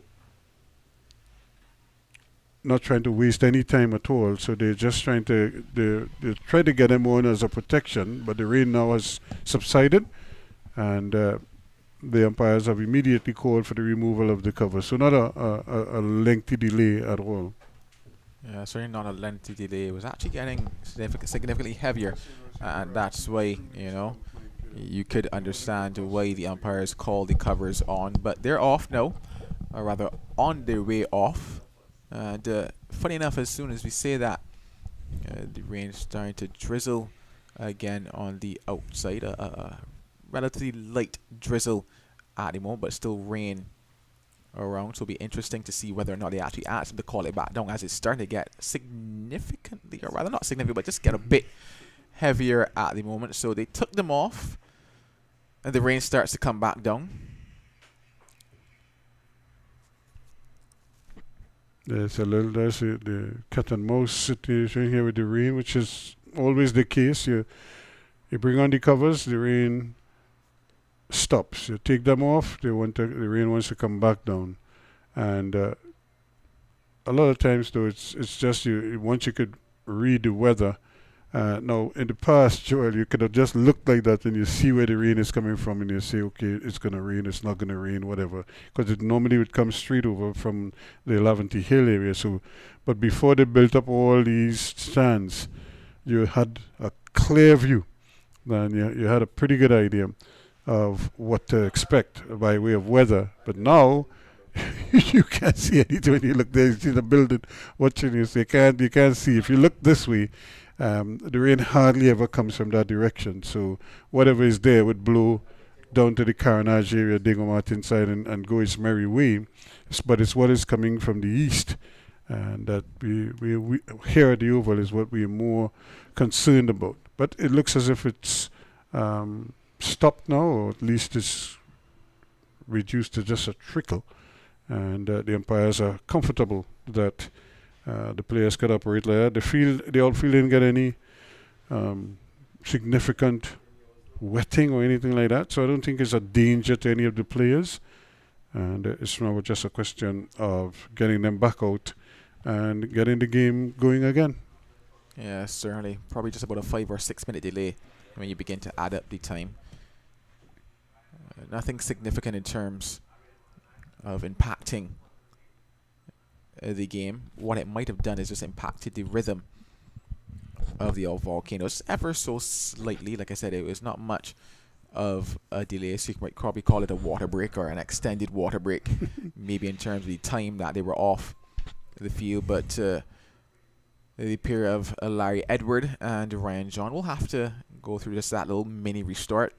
Had a chance to talk to the management staff, had a chance to talk to the coach, receive their instructions and go about their task once again. Same thing for the Barbados Pride, who, even though they are not in the hunt for the title or in the hunt for the win, and I'm pretty sure that they would have gotten some words from the likes of Vaspert Drakes, who is their coach, and the remaining members of the management and coaching staff, about how they can maybe go about it, whether or not it's a case if it's a bowler that they're looking at that they haven't really used the best, maybe a fielding position, all these different things go on in terms of the tactics and the analysis that we have these days in the cricket.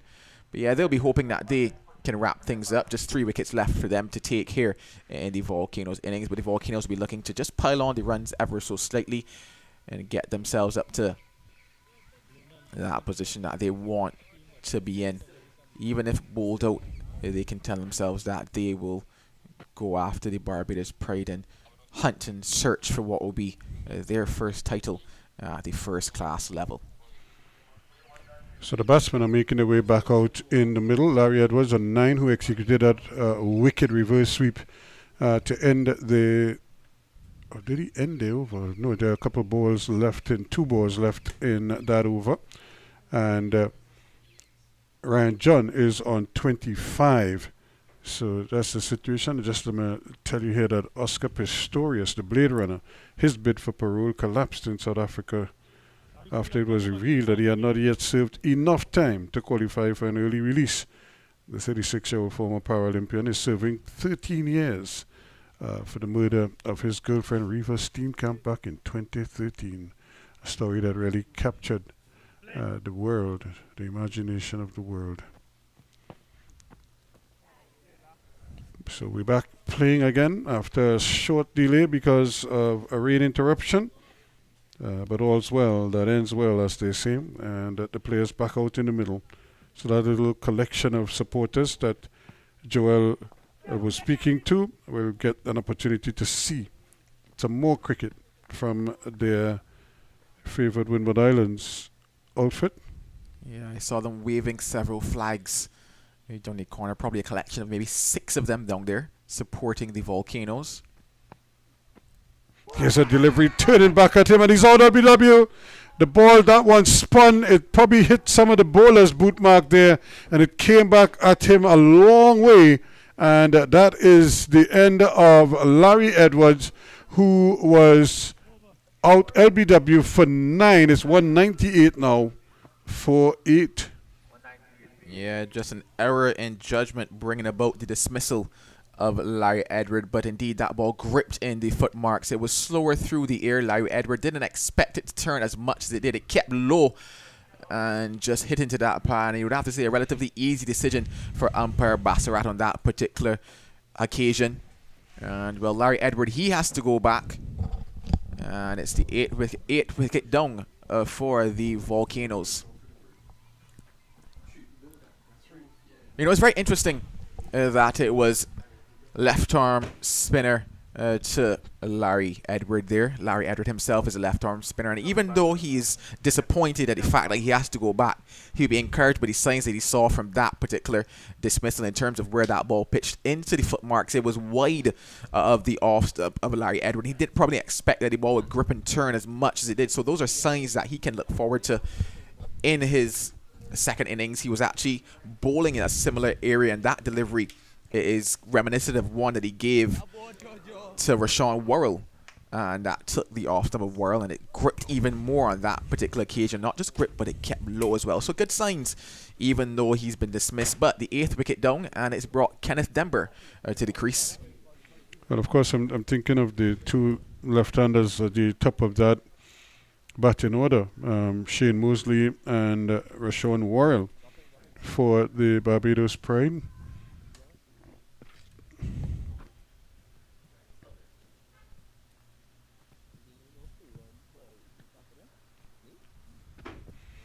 So Demba is at the crease, and it's going to be Ryan John who is going to really try his best here now to see if he could push the score, push it forward as much as possible. The method to be used is left to be seen.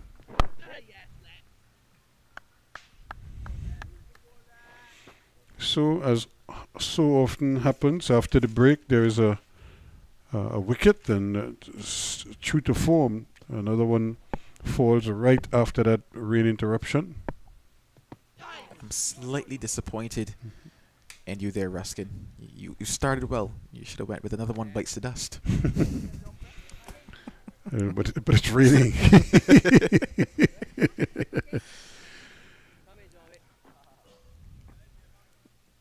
And they did have a bat pad earlier, but maybe now they're bringing him in, because I was just saying the ball, if John is going to play like that, then you need a bat pad there.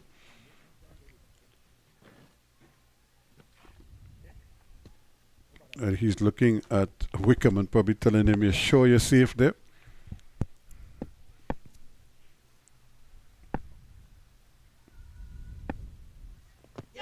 And here's an appeal, not out, says the umpire. Pitching up again, right up, and Ryan John is just, I think this is slightly out of character here, because normally you pitch up to him and he's going to give it a good whack. Here he's really just poking and prodding. Now he's rehearsing a sweep shot. Yeah, it could probably be the instructions that he's been given at the moment. Probably will become a case of, if one more is to fall, we see him go back to the attacking nature and the aggressive nature, the positive nature that we know about him. But at the moment, maybe just been instructed to work the ball around, you know, creep up that total, get a couple runs here and there. Just pinch what you could get. Maybe those might be the instructions. I'm not sure.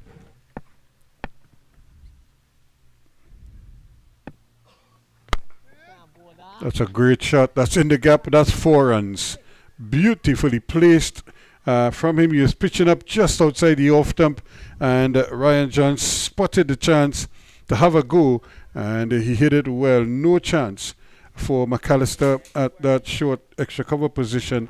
And similarly, the man at long on was only chasing purely to retrieve the ball. Yeah, patience paying off on that particular occasion for Ryan John. He waited on the right delivery, that one wide and full outside of the off stump, and he just needed to get it between cover and mid-off, and did just that. And opts to go back into that shell to end it out. So you would have to say 202 on the board, so they've gone past the 200 total, so that's a landmark I'm sure they would have been looking at. Now to keep pushing on here. 202 for 8 at the end of that over. Yeah, just the psychological aspect of it, getting into the 200s. But that was a good shot and a good opportune moment for Ryan John. When Shem Holder was on the line of the pads, the balls weren't necessarily there for the hit or for the swing, we'd have to say, for the slog. Also, the ring of fielders on the leg side presents the risk in playing that shot, especially if you go aerial.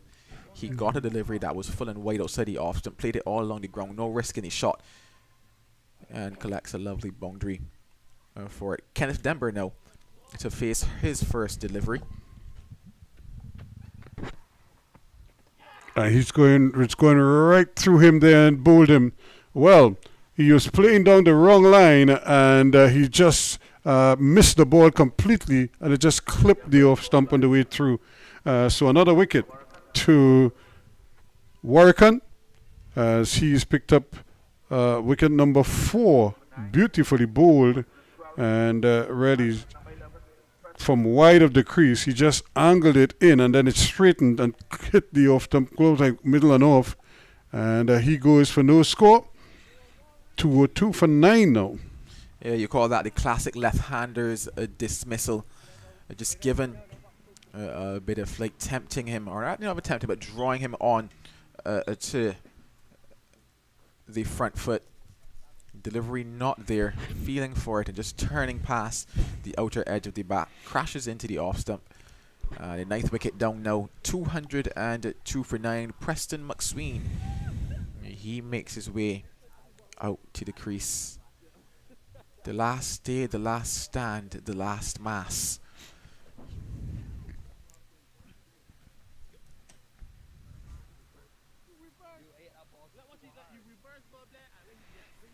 And I suppose you think of Ryan John, he probably is thinking to McSween see out the over, or at least get a single, and give him a chance to probably open his shoulders here a little bit. 202 for 9. He's on 29. Preston McSween has just arrived at the crease. Middle. First time coming left arm wrong, 5 balls remaining.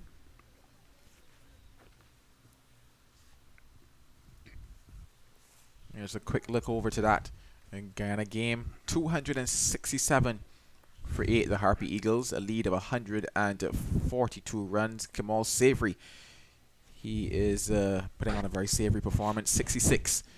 He is not out at the crease, and Shamar Joseph is there with him on 12. And a stark contrast there. McSween right out in front, and playing the ball powerfully to short extra cover.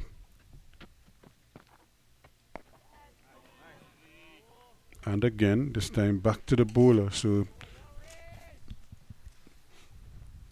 showing some good signs here. I'm sure the man at the non-striker's end will be hoping he can do that to the rest of the over. He's going at this one. It's in the air, but again, it's safe. They could get a second run, and they'll get it too, as Preston McSween was trying to make an attacking shot there, not the prettiest square drive you would have seen. Certainly wasn't there for the drive in terms of the length, and hence why it peeled off the outer edge of the bat.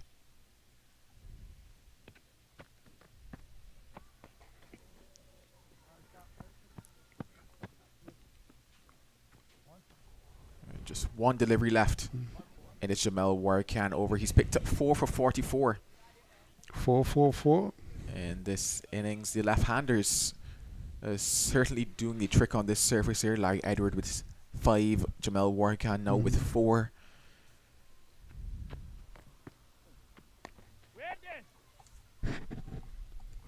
Over. And this time he doesn't want the single, so it remains 204 for 9. With the last pair at the wicket, it's almost anticipated that Ryan John is not gonna at least be too patient for too much longer. He's probably going to try and see if he can, how many he can get the rest of the way here. Situations like these that make you think to the days of growing up in road cricket and asking whether or not you could have a last man bat out type of a scenario.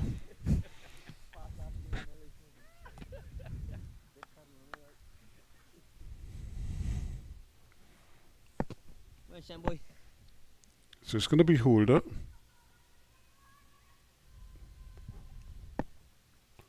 And there he goes. That's gone a long, long way out the ground, and it goes for 6. And just as we suspected that he was going to pull the choke here at some point. Yeah, giving those hands a bit of a stretch there was Ryan John. And Shem Holder probably missing the trick on that particular occasion, going full and going straight to him, and especially with that open stance, That's a very easy hit for Ryan John, straight back down the ground. A good 6 for him, and Shem Holder now opts to change the angle. He's going to come around, or rather over the wicket to him now. 210 for 9. And that's a lead of 220 runs. And imagine these two may be thinking if we could just add a couple more. Couple big hits like we saw just now will do the trick. Yeah, they're certainly on that path of whatever they get, and whatever they get, they will defend. Certainly probably the mindset.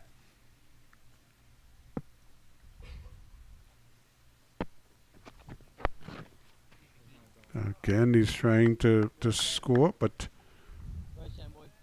not able to get anything there, so he'll wait. I think there are 2 deliveries left in the over. I think if you know him, he's probably thinking of getting a single probably off the next ball or 2, so he can try to tee off at the other end as well. Well, Dorish is brought in the field, at least on the offside. And Denver works this one towards the man at short, maybe getting Zach McCaskey. And it'll be interesting to see whether or not Dorish does bring anyone else up. Or probably just asking Shem to just keep it tight, keep him on strike. Well, he wants a single that is not there, really. That would have been suicidal had he gone through with that. And luckily, McSween sent him back. And so Ryan John rather remains on 35. Preston McSween is 2. And it's 210 for 9. More importantly for the Barbados Pride, it means 6 deliveries for McSween. And I'm looking at the scorecard in front of me now, and I'm trying to figure out if that means 267 all out. Well, there you have it, folks. Guyana have been bowled out over there playing in Guyana, so that means that the Leeward Islands, their target has been set for them. They will need 144 to win. More importantly, in terms of the tables, Guyana will need to restrict them to less than 144 if they are to keep things in their hand and in their favor and in their control. And should they lose, it opens the gates. It opens the floodgates for the Windward Islands Volcanoes. Every journalist right now in the Caribbean, every sports journalist in the Caribbean is probably ticking their pens and wondering what the headlines and the bylines will be. Will it be from the rags to riches story, or will it be the homecoming and the farewell of Leon Johnson? Finally. I had a chance to just look at the guard of honor that they would have done for Leon Johnson as he walked off, and he was shedding a couple tears as well. Truly an emotional moment for him. That's a bishop shot. That's 4 runs. It was pitched up, and McSween says, "Not today, Mr. Warrican," and he just blasted it past the man at that short extra cover position. Primus never really had a chance. He just looked at it as it flew past him. The precision on that one was what we call perfect. It was placed to perfection there by McSween, probably reminiscent of a top order batter, you would have to say. Just leant into it and just picked the gap perfectly. Yeah, he's driving again, and but this time not with the same power and precision as the one before. That was really a fierce shot.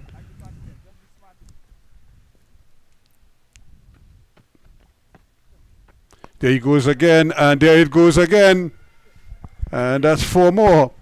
So Warrican trying to tease him outside the off stump, as if he's daring Preston McSween to come after him out there, and McSween took up the offer, and they got another for 218 for 9. Now he goes quickly on to 10. The lead is 228 now. Yeah, Warrican just looking for him to continue playing those shots, but up to the task is Preston McSween. Gets it up and over the field and collects another boundary to the delight of the 7 Windwards fans there, that Windwards army that are supporting. I wonder if they've checked the scores. I wonder if they know that Guyana have been bowled out. I wonder if they know about their chances here of the title. They probably do, because this is the first time I've seen anybody come in the stadium in support of the Windward Islands Volcanoes. Well, they're jumping in the stands right now. They're waving their flags. Oh, they are having a time. And they're not in the Trini Posse stand. They're in the Caribbean stand. So the Windward Volcanoes, 218 for 9 now. Ryan John is on strike. He's on 35. Preston McSween is on 10. They've added 16 for this last wicket so far. Can they add some more? Of course, McAllister will have something to say about that. McAllister being brought back into the attack now, and you know what he's here for. He's here for the wicket. He's here with that extra pace. He's here to probably bowl full and straight and look to bowl down either Ryan John or Preston McSween in similar fashion to what he had done just a bit earlier. Just the one slip and the gully for McAllister.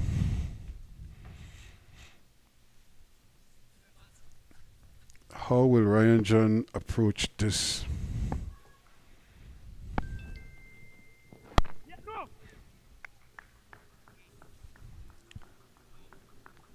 So as a bowler, bowling to a tail ender, but a capable lower order batsman, I should say, you're very wary of being offline, being too short, because two things were working in the batsman's favour here. One, he has a license to swing, and two, he's a batsman that has awesome power.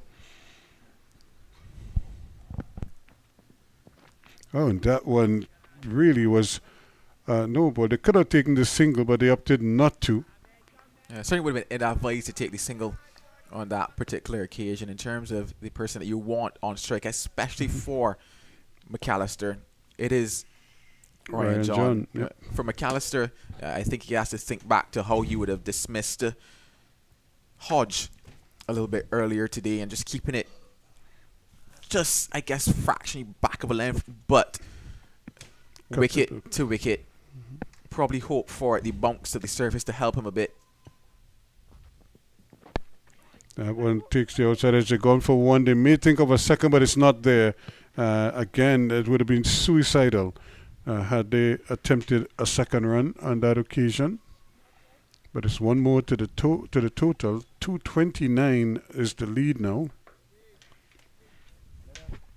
Some from the school of how to bat with tail enders might say he maybe took the single a ball too early, or 2 balls too early, but at the same time, you know that even though Preston McSween has come at 11, he probably could have come at maybe a 9. You know, he's able to at least get his bat down and defend his stumps, and that is all they need to do from him here. Maybe he might get fortunate as some tail enders do, and one peels off the edge, falls short of the slips, comes down to third man for a 4. You just never know.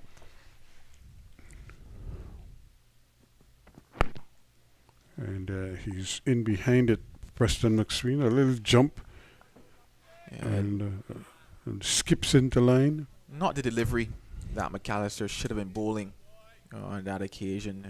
Too short, and allowed McSween to see it from a mile away, get behind it. When you're bowling into the tail, especially when you have the pace of McAllister, you usually want to be a lot fuller than that. Kind of look to rush them.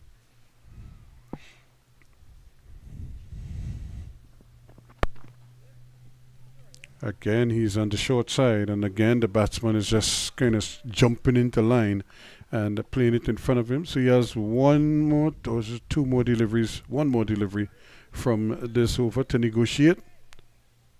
I would like to think that this delivery is the one he goes searching. I would like to think that because that to me would be the better option for your last delivery, especially with those 2 deliveries that you bowl there, not really asking questions, not looking threatening. And that one he allows to go its merry way. So job done there for Preston McSween. And unfortunately, McAllister kind of lost the plot there a little bit. But it's 219 for 9 at the end of that over, a lead of 229 runs. Yeah, McSween got the job done, but his job was made easy because of what Jerry McAllister bowled there. And it was just so interesting that he opted to go to 3 short deliveries to Preston McSween, especially given that you're probably going to tell yourself that he's not going to play that pull shot, so you factor that out. You look at the surface and it's not really kicked up or reared up, and tell yourself that you can rush somebody with the bouncer there, that it makes them fend off.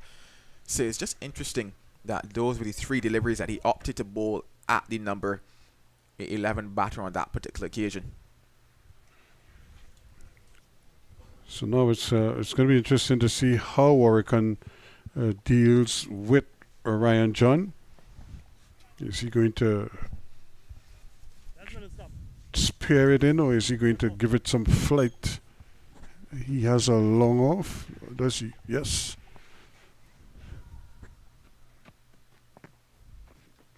And that's a good delivery, but again, no real flight there. Just putting it down in front of him, and a little bit of turn as well.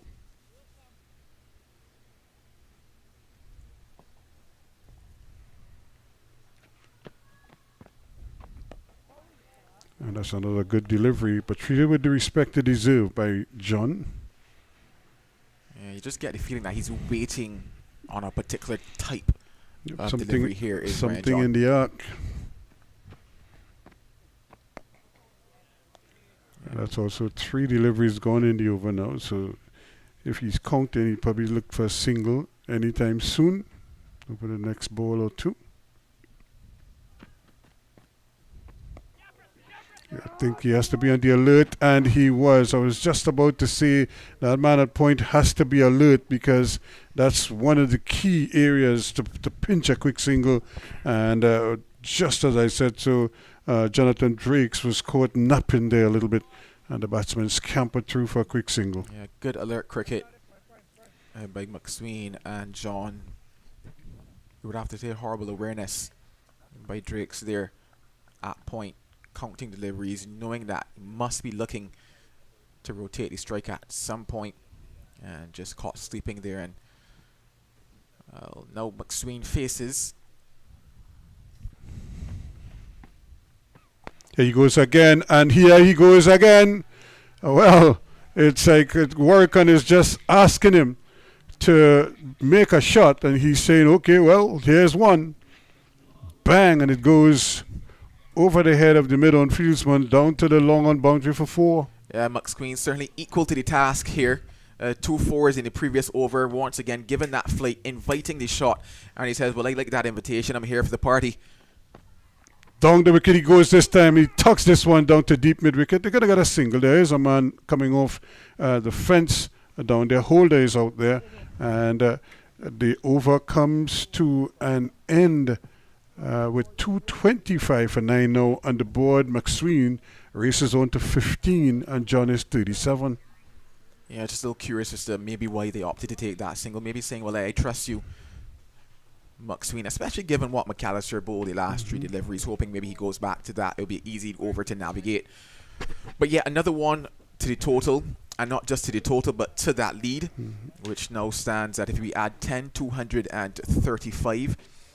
So certainly in what you can consider to be a comfort zone almost for the Windwards at the moment. Something that they know that they can really come at the Barbados Pride with, and not just come at them with, because I mentioned that when you get to 180 you start to feel a certain way, and 180 is a total whereby you can't make mistakes. 235 is a total whereby maybe you could go for a couple of runs in searching, leak here, leak there, and still be able to pull it back almost. So it provides just a bit of a cushion, a bit of a padding at the moment.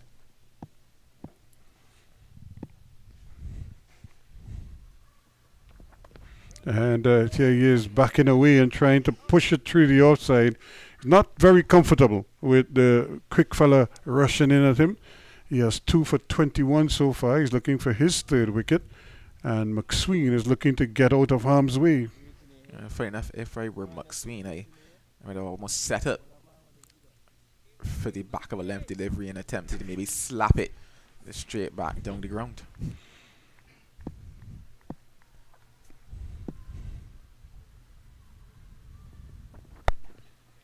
And there he is again. It's a familiar shot. He's just jumping into line as the ball follows him.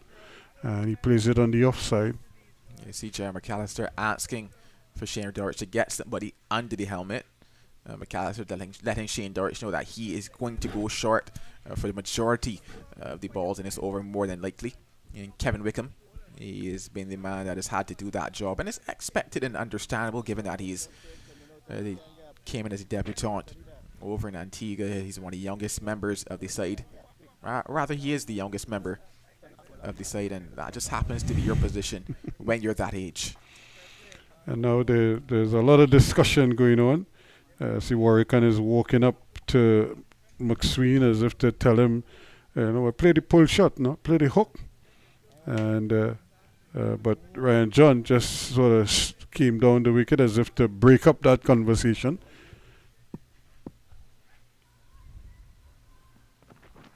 And trying to flick it away down that leg side, misses. So it's a pretty good position that they're in. Not the strongest position, but a good position at 235. And over a lead of 235. Can they get another 15? Two big swings of the bat that could very well get them there. You really like that 250, don't you, Ruskin? Yep.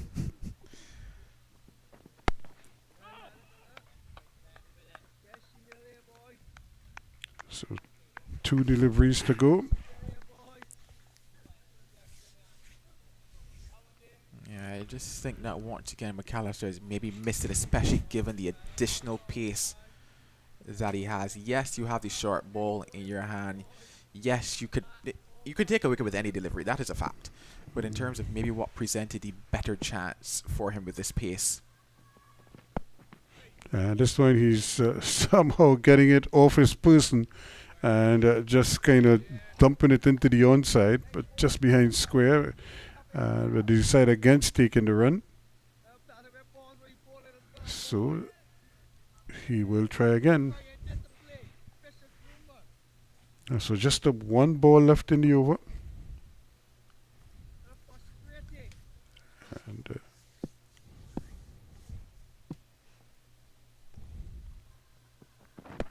And that is striking him on the pad, but going down leg clearly.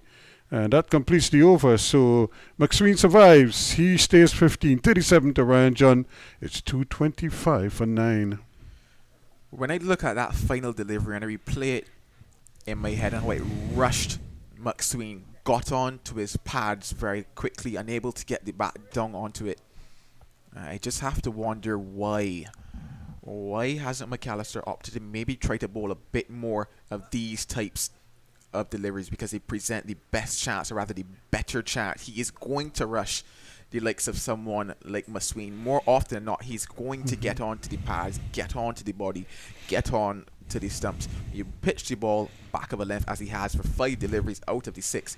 You allow McSween 1 more time to see the ball, 2 a better chance to get into position, 3 easily fended off. Well, here's Warwican. And John is on the defensive here.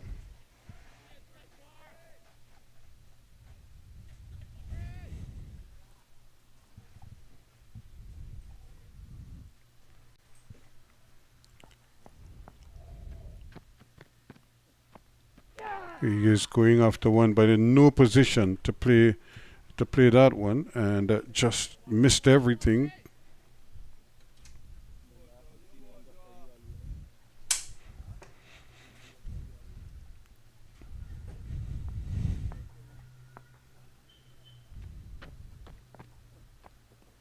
Is again, they're appealing for a catch at the wicket, but not out, says the umpire. And John goes for a walk. He's not getting anything to work with right now.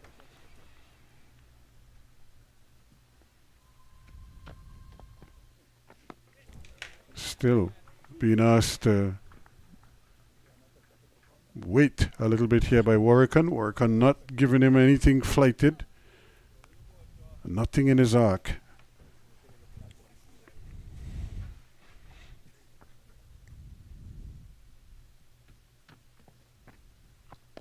Here he is again, just coming forward, not able to score.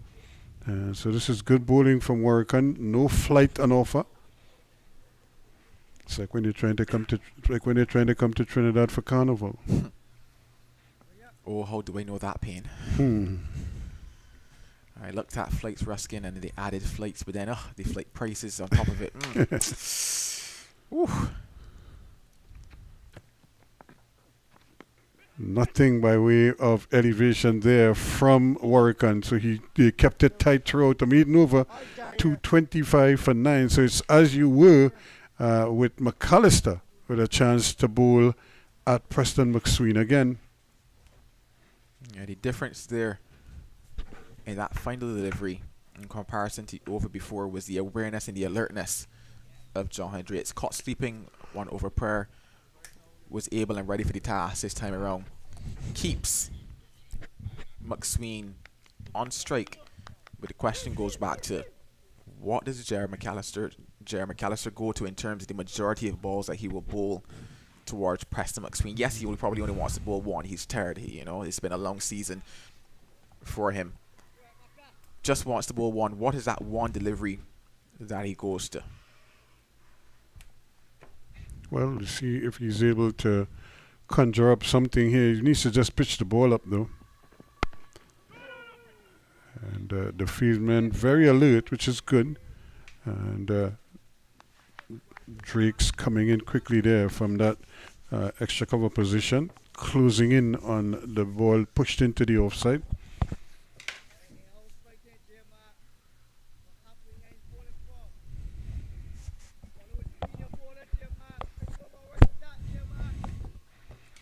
So it's just a 2 slips of gully, a short backward point and a extra cover. Mid wicket. The ball played on the onside. They're going to go for the single. He's going to have to hurry. There's a collision. And there is a collision between the bowler and the batsman. And he's run out at the non-striker's end. He was peeling going down the wicket. I don't think the bowler saw him. And the bowler was standing there. He was really in no man's land, and there was McSween racing, going down, probably looking at the fieldsman, not seeing the bowler, and there was the collision, and he was eventually run out. The bat was nowhere near the crease. In fact, he was still trying to regain his balance when all of that happened, and the return came in. Now, had he been able to run freely, he might have been able to make it, but that just being impeded there, but I don't think it was deliberate on the part of McAllister. He was just standing there after the follow-through, and it just seems unfortunate that McSween ran into him. So 225 all out. It's 236 for victory now for Barbados. Yeah, it was just a bit unfortunate there for McSween being run out in that fashion, but what it does is just add to the drama of this game. But yeah, I do believe that had he not been impeded there by McAllister, he would have made his ground. But the total is set, the target is set. It's not 250 that Ruskin was looking for, but what it is 235. And the question is, can they defend 235 runs? You're going to have about another maybe 22 overs to be bowled today, maybe 23. May not get that, especially given how the light is looking here today. It's been gloomy, it's been overcast, but I know that there's 7 people that have made it out in support of the Windward Islands Volcanoes. Will want to see at least 2 or 3 wickets fall here today. The couple hundreds that are watching online in support of them, or probably even 1,000 now, or maybe 2,000 given the position that they find themselves in. They'll be willing them on from wherever they're watching this coverage, but that is it. This is what the West Indies Championship has come down to. Windward Islands Volcanoes, they need to defend 235 if they are going to have a hope of having their first title. And what they will also need is help from their neighbours in terms of the Leeward Islands. And they're going to need them to get up to 144. And I can tell you now that they are 4 without loss. So the Leeward Islands, they need a further 139 runs if they are going to win and keep Guyana away from securing another title here. And if they're going to help the Windward Islands and get what will be their first title. We're going to take a very quick break. But when we come back, it's going to be more action here in the final session of round number 5 of the West Indies Championship.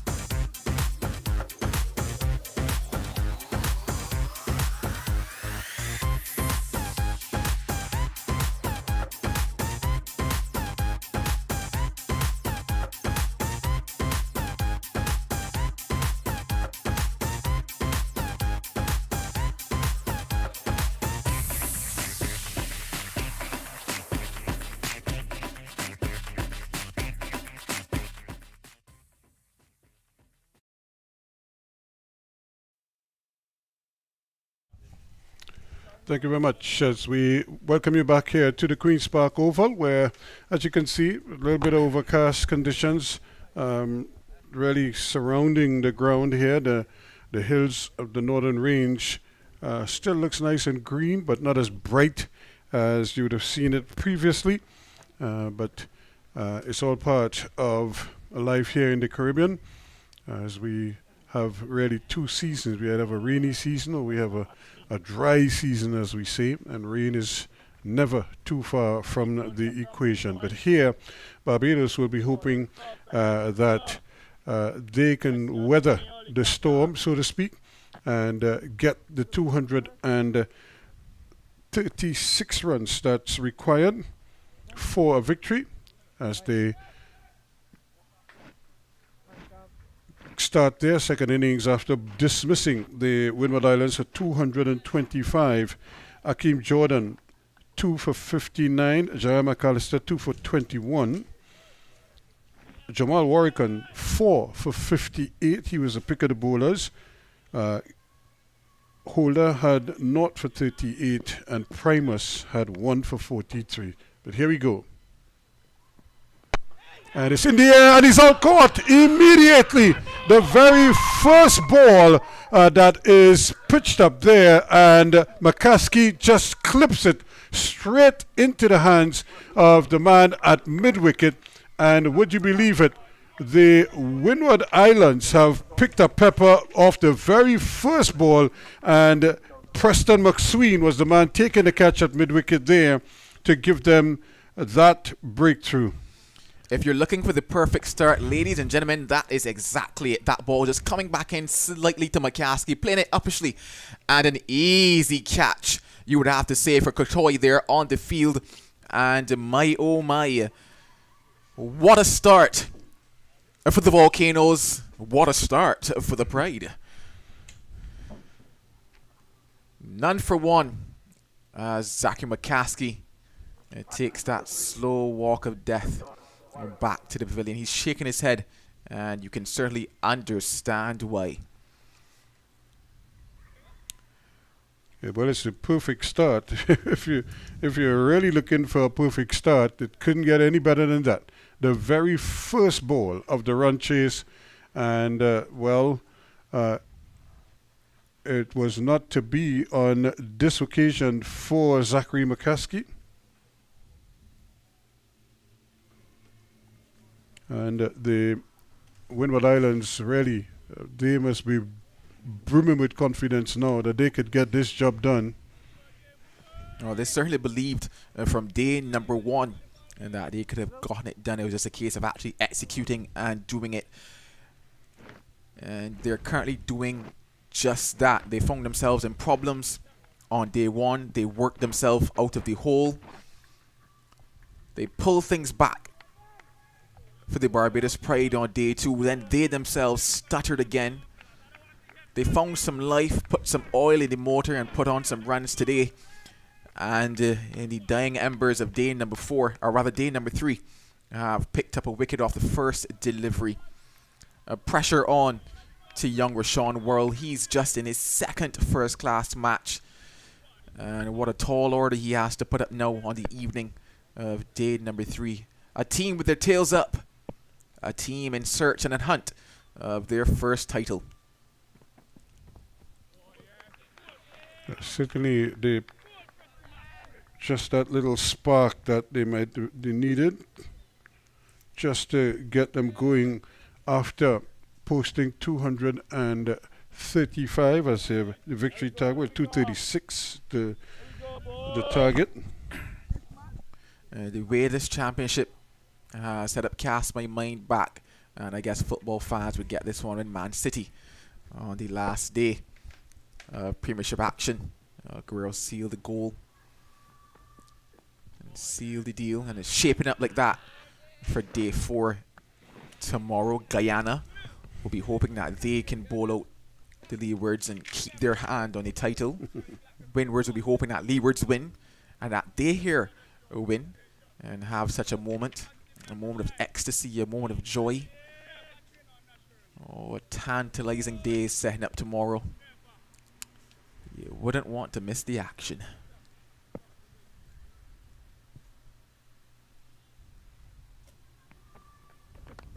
That's another good delivery right up to the left-hander.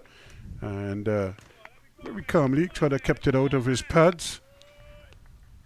But this is going to be a real test here. These conditions are really nice for seam bowling.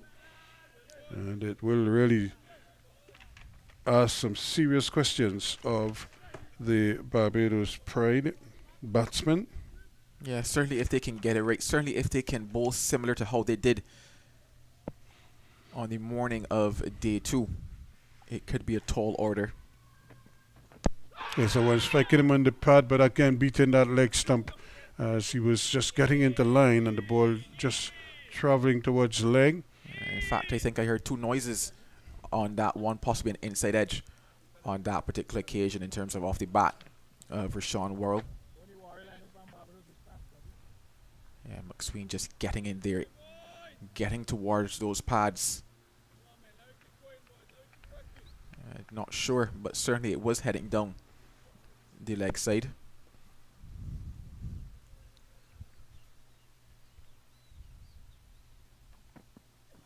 Yeah, he is reaching for one outside the off stump. Not a shot you want to be playing at this time. That's probably a bit of nervous energy there, but at the end of the over, a good first over from Preston McSween. He has 1 over, 1 maiden, no run, and 1 wicket. So interesting at one stage in this match, you reference how the rain was falling and takes you back to a couple test matches maybe played in England. The atmosphere in terms of how things have set up outside, overcast, clouds will probably tell you that we could be playing at Edgbaston or maybe a day at Lords. The ball is moving around.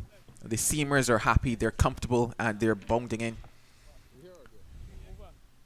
And as soon I talked about the seamers, it is going to be the introduction of left arm spin in the form of Kavim Hodge. So I gave that a big build up for absolutely nothing.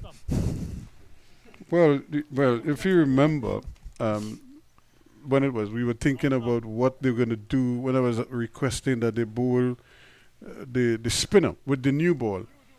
And they didn't do it, but Barbados did. And they had success with it. So, hey. I think it could be interesting. In a copycat world in which we live. But no, it could be interesting because, as I mentioned, Katoy is on the field. And he could be on the field.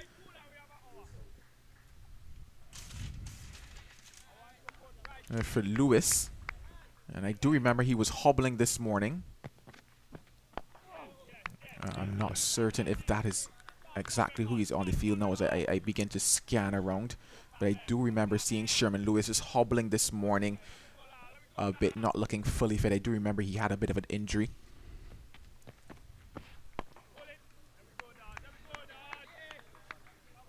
So you could just hear the chatter in the headphones. There, everybody is applauding, they're encouraging, they're urging Kavim Hodge here to do something special, like take a wicket.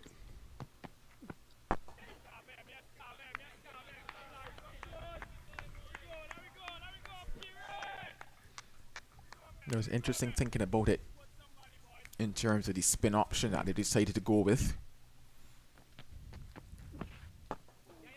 Just thinking as they get a single there, looking 2 and opt against it. But given how we've talked about how Mosley has gotten out in the past to the off spinners, maybe could have considered Denver and see whether or not he might push a chance to mid-off. Of course, Hodge is a senior man, so he probably has done this before. And so they're asking him to use that experience and see if he can't prize out a wicket here against all odds.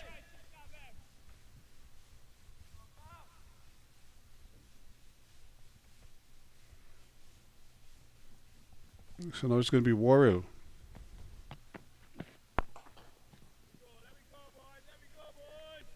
And they're playing with those firm hands, pushing it back past the bowler.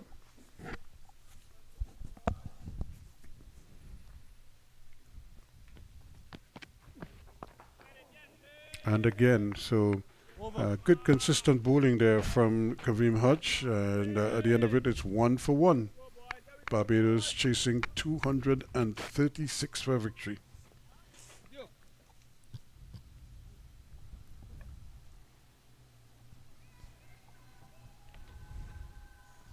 A very gloomy day of cricket, but it's still been an entertaining day of cricket. The clouds and the rain that would have been with us for some time, couple minutes, it hasn't dampened proceedings at all. We've certainly been treated with some good cricket on either side of the fence.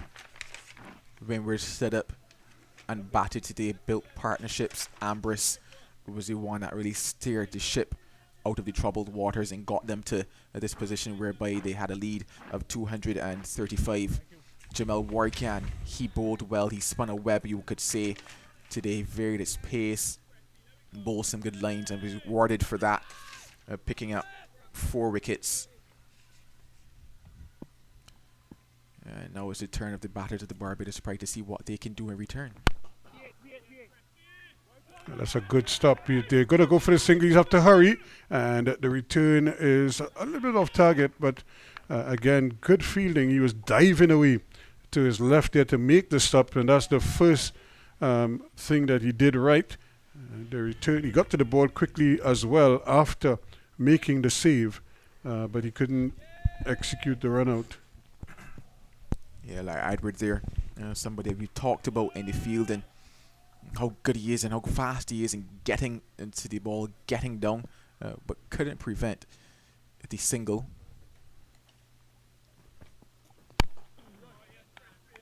And this time an easier task for him. That ball just trickling along the ground. It's been interesting that when Rashawn Worrell came to bat, Preston McSween asked the man at square leg to drop back onto the boundary. There's a man at a wide fine leg as well in the form of Kamani Melius. 2 slips in a gully and waiting. And cheering and jumping to their own tune in the stand. Those 7 supporters of the Windward Islands Volcanoes. I wish you guys could really see them jumping right now. At some stage, I wonder if our producer can ask one of our cameramen to maybe attempt to get a shot of them down in the stand, just jumping and cheering. Like, I would like to know what tune is keeping them going right now. Is it a tune of victory? Like, what tune has them jumping at the moment? And it seems as if they have a band leader as well. A flag waver. Seeing a couple of flags in the stand there as well, as they sway from left to right.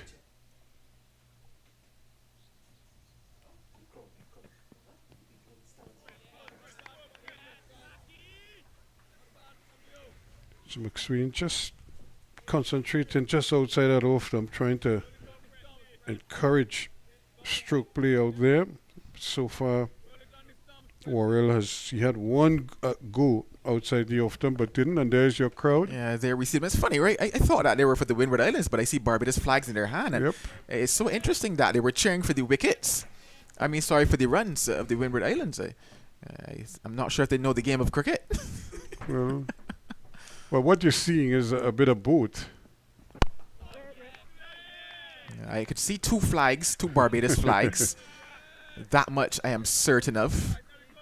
Yeah, seeing the Barbados flag here, but I'm trying to see which flag she's waving. Very interesting.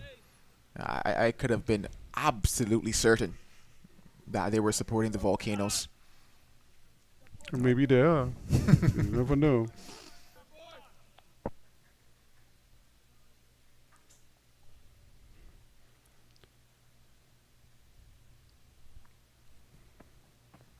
Yeah, this time he's having a little go, but he got himself into a fairly awkward position because he cut over the ball, and the ball passed under the blade and went through to the wicketkeeper. 2 for 1 at the end of over number 3. Yeah, the ball just dying there, but we've seen that, funny enough, from day one. The ball dying on its way to the keeper. The only thing we have not seen is the ball keep low wicket to wicket, and you say that is a good thing, yes, but you're still, not necessarily looking for that variable bounce because it puts the questions into the batter's minds. It forces them to play different types of strokes, different types of shots. Well, the experiment of Kevin Hodge has come to an end. It's been a very short, a very quick experiment, just the one over for him. And into the attack now will be Ryan John. And John, of course, 37 not out, a good hand played by him, and I'm sure he'd want to build on that with some wickets here as well for his team. Certainly he was relatively effective in the first innings, keeping it tight, and picked up 1 wicket. Yeah, the scream of anguish let go by Ryan John there, having gotten almost to the crease, ready to get into his delivery stride, and being asked to pull out there. Probably energy that he didn't want to use. I think any bowler likes to do, especially a fast bowler. When you're 3/4 of your way through your run-up, the batsman pulls up or holds up a hand to say, stop.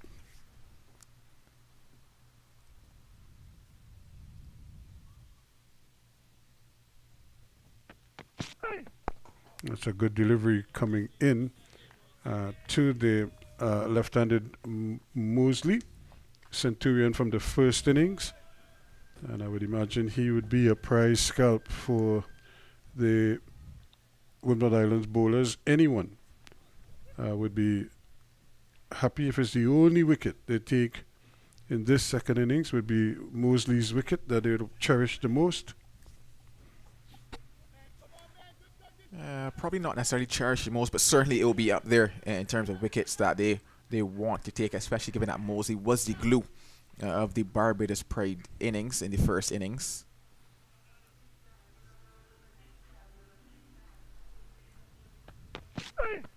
Just striking him on the pad is a loud appeal, but it probably did too much. And it certainly curled, and Mosley was coming forward, but the ball rushed into the pad, beat the bat, and it went crashing into the pad, but it was on its way down the leg side. Yeah, heading down the leg side more than likely, and also height might have come into question there as well, striking him fairly high on that pad above the knee roll, if I'm not mistaken. Yeah, probably just around that knee roll actually, but that ball just doing a bit too much there from Ryan John, especially on the angle of him coming around the wicket. But they're asking questions.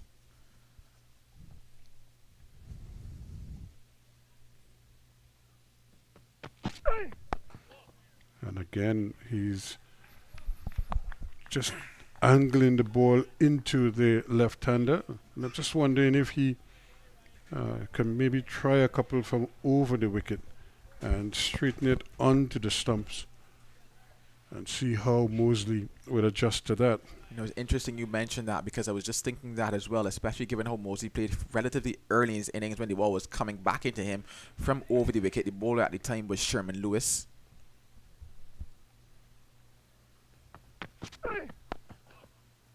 He's compact in defence behind these deliveries as Ryan John is coming from around the wicket, but over the wicket in the first innings just yesterday, and Sherman Lewis is bowling to him and getting the ball to angle back in. There was one that he missed to hit the pads, umpire judged it not out, and I said it's similar to how Kamani Milius was playing the in-swinger coming in, and then I said, well, it's funny that Kamani got caught at what would have been a straightest short mid-wicket, and the very next delivery or two down from there, that is where Mosley would have hit the ball in the air as well. This one again coming in nicely, played it, but boy, it's a risky shot to try to flick that from off the middle stump. And not only is he flicking it off the middle stump, it's actually moving in the air. Yeah, a very interesting challenge for Mosley here, and how he will go playing that ball coming back into him.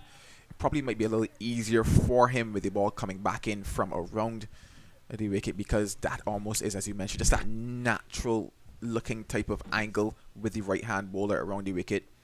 Would be a different challenge coming over the wicket, because he would open up his stats a bit more.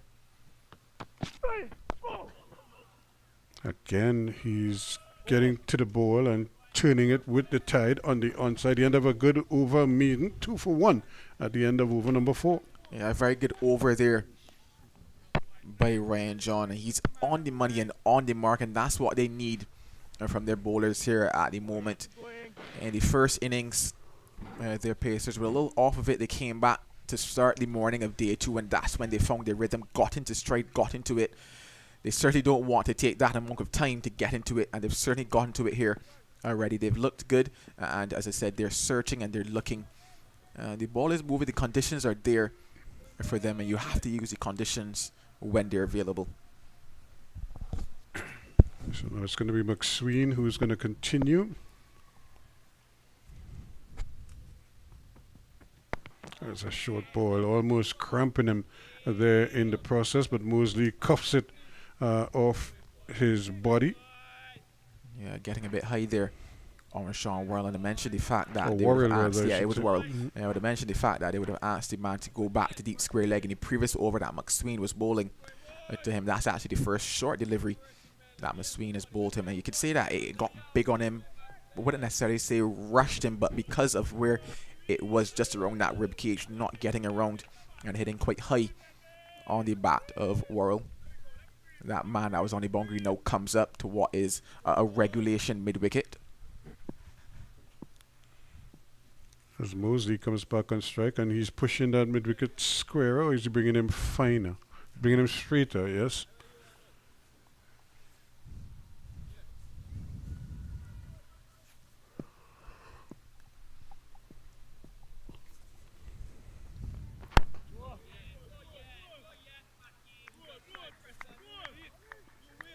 They're certainly chirping there live, and they are sensing that something might go their way. Just a short burst they'll have this evening. 17 overs remain in the day, but given the light, I'm not too sure. And it's if already we'll have after 4, eh? all Yeah. 17. Almost of 4:30 those. already.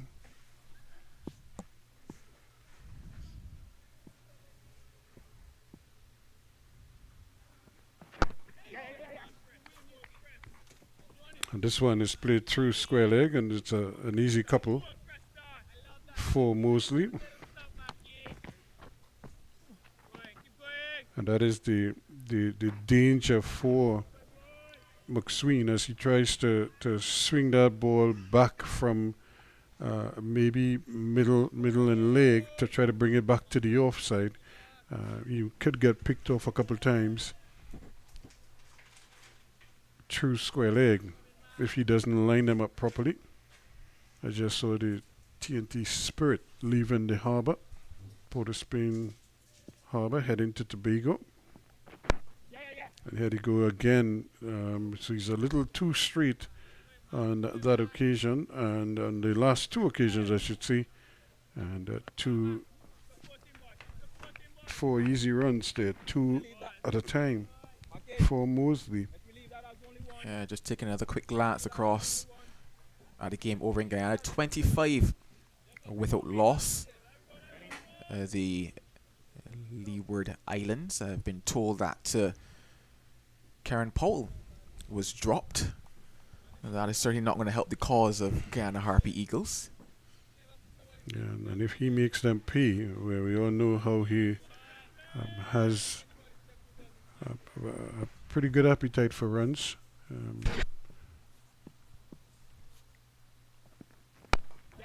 And right where the mid-wicket was now, the ball goes through there as he pulled the mid-wicket back to square leg.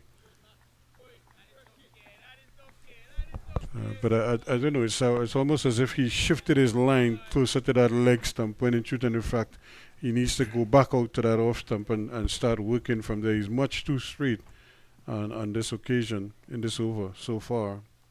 Yeah, certainly with 2 slips in the gully there. And certainly with somebody like Mosley at the crease who enjoys straightening out the ball and driving, and on occasion you find him picking the wrong length.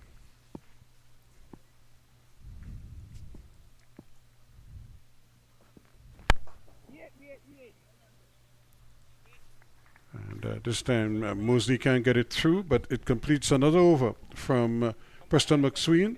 He now has 1 for 8 as it's 9 for 1 at the end of over number 5.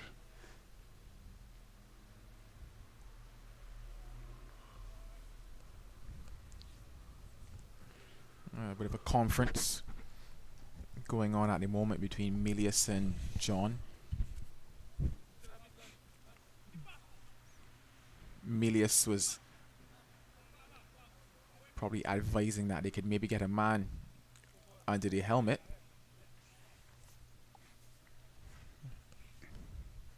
They opt instead to send him to what is a regulation cover. But the mid-wicket is not there, and he was playing the ball to mid-wicket, to that mid-wicket fieldsman almost at will. But then now it's Worrell on strike, so maybe he's just changed it up a little bit for Worrell. Played and miss outside the off-stump. Yeah, just hanging it out there, that inward movement, but easily inside the line of it was Rashawn Worrell on that particular occasion. He played quite well in the first innings. He stood out there. He weathered the quote-unquote storm. He got into his own and started to play some lovely shots.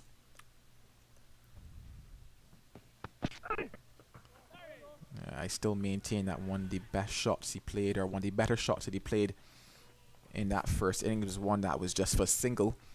And it really, for me, it showed great skill and great awareness.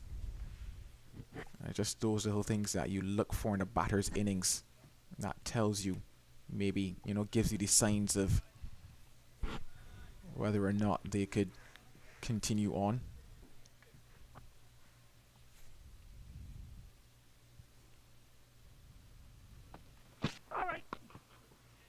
And that was the one he was trying to get the straight note to go across him instead of coming into him. And Worrell this time just watching it closely, not really worrying too much about aggression right now. He's probably just trying to play himself in, which is a good strategy. You have a lot of time to get these runs, and but you need to be there in order to get them. And even if you sacrifice a few boundaries early on, you could always make up. And again, another nice in cutter, but he's right in behind it. Yeah, certainly just getting across, covering that off stump and allowing the ball to come to him. It's just interesting that after every delivery, Tevin Walcott is just opting to just walk up to this stump, have a bit of a word with him, try to get in into the head of Rashawn Worrell. He knows him quite well. Probably looking for that release shot, that mistake. It's a sweet flowing drive there, but he can't get a run. And this time he was going right up to him there, John. And I still say it might help his cause to just to try a couple of deliveries from over the wicket and see how Worrell adjusts to that. Because with the movement, the batsman will tend to play to the onside once it starts to move. And like I say, if you could just get one to straighten from there, might just kiss that outside edge. Starts to wait on that occasion, asking the ball to do too much from there, Ryan John. But the end of a maiden over in 9 for 1. So slow going for the Barbados Pride, but they don't mind at this stage of the game. They really need to keep wickets in hand. They would know better than anybody what transpired last evening when they were able to prize out 4 quick wickets in the dregs last night, when many felt that the Windward Islands would just put their heads down, play out the day, and come back on the third day. Instead, they got rocked early and often, and they lost 4 wickets at 10 runs. And but eventually they were able to get up to 225, an overall lead of 235 runs. So it means they now set the Barbados Pride 236 for a victory, And so far, they're 9 for 1. They lost a wicket of the very first ball of the day, of the innings, I should say. Zachary McCaskill outcaught Katoy at mid-wicket of the bowling of McSween for no score. And this pair been digging in here right now. Mosley is on 8, coming off that 112 in the first innings. And Worrell is 1.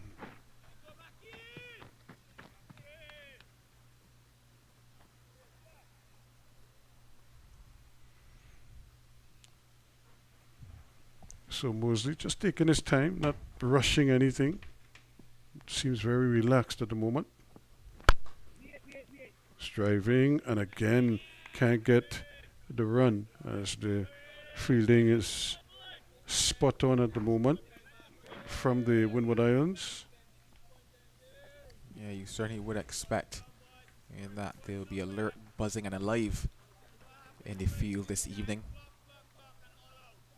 Everything depends on their effort. They're hoping it's not a case of so close yet so far come tomorrow.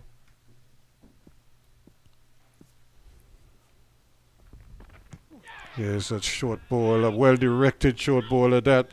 And Mosley was trying to help it around. He didn't go for the big swing, but he's just trying to help it, maybe just to drop it just beyond the umpire there, because there's a deep backward square and a fine leg. Yeah, not showing any emotion there on that particular occasion was Mosley, but you heard a big thud as soon as that ball struck into him just underneath the armpit there. So a bit of a somewhat fleshy, not so much fleshy area for him. It could cushion the blow ever so slightly. A nice pat could do the job later tonight. They all hurt.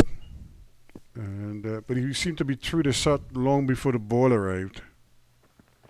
No! Yeah, good testing stuff here by Preston McSween. Good testing stuff by the Volcanoes, but up to the task and equal to it is Shane Mosley at the moment. So there's a nice little chatter around the ground. The players are all into what is happening out there. They know that a couple of wickets late this evening could make life so much easier for them tomorrow. They have 1. They're looking for 2. No! They won't get it there. As Mosley, though, trying to deny them at every turn.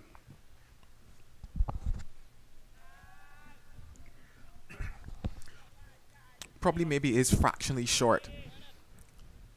McSween. Yes, I know that they have the man back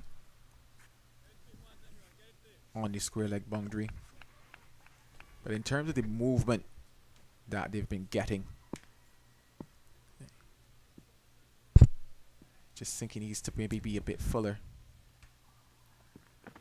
No, no, no.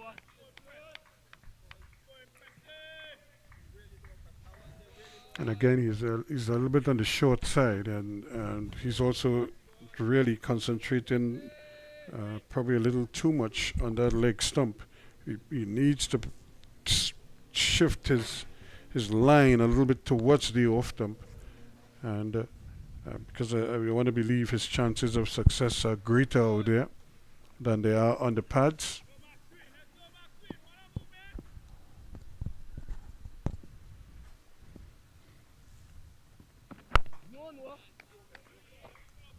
Once again, Mosley is in behind it comfortably to push it back along the wicket for no run. 9 for 1. Another interesting over yet again from Preston McSween.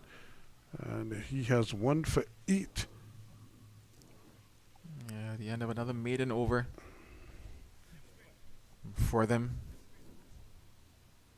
The end of another over and navigated by the batters of the Barbados Pride. 4:40 p.m. now in Trinidad and Tobago in the Eastern Caribbean. A quick look over to Guyana. 32 without loss. Leewers need a further 111 runs for victory. The Nelson 1-1-1. 1-1-1 required.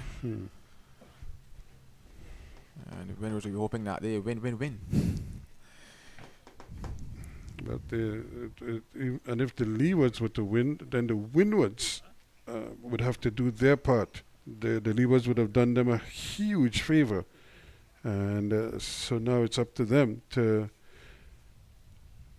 come to do the business themselves and, you know, hold up their end of the bargain.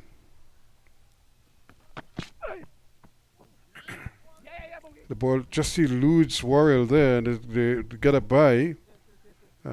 That's a run they should not have had. It looked like an easy take, although the ball was dying on him. It just seemed to elude his grasp. It went right under him. And just like we saw earlier in the Barbados inning, the ball just missed the helmet, not by much. Yeah, not a lot of life left in this surface, in a way.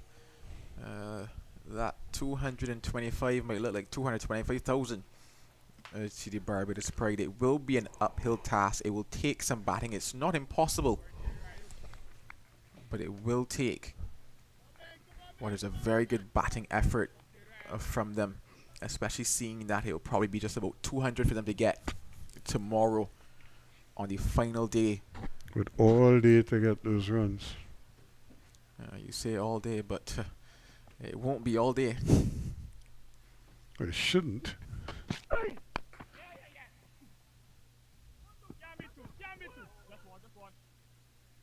And Lambert's doing the business there at mid-off, running around to his right. And limiting the action to just a one run. And if I'm to be observant, and I don't want to be critical of John, but he too is on the short side too much. You really want to bring the batsman forward and encourage them to want to drive the ball. He's left that big gap there for them to do precisely that, but he's a fraction short.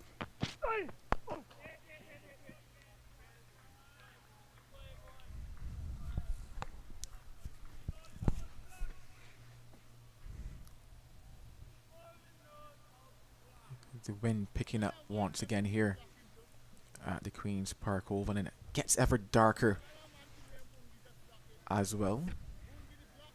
Has been overcast all day. From the moment we got here this morning, it was a little bit cloudy, and we had a drizzle. We had a stoppage, not for long, and that one curled a long way. And this is what I'm saying. He's getting the ball to move without leaving it in the air for a long period. Imagine what he could probably get if he just pitched it up a little bit and give it a split second longer to move. And here's where I go back to where I talked about the comparison between having 180 and having 235.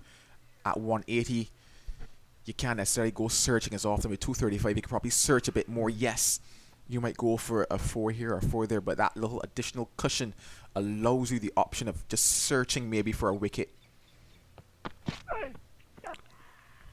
That was a fuller delivery, but it was wide, and it almost got Warrior to come after it outside the off. In fact, he was shaping to go after it, and then at the last minute decided against it, which was a good decision, because that only bad things could happen out there. Yeah, certainly it looked like the dismissal of Kevin Hodge in the first innings, just chasing a wide one from McAllister. I believe it was that one similar as well.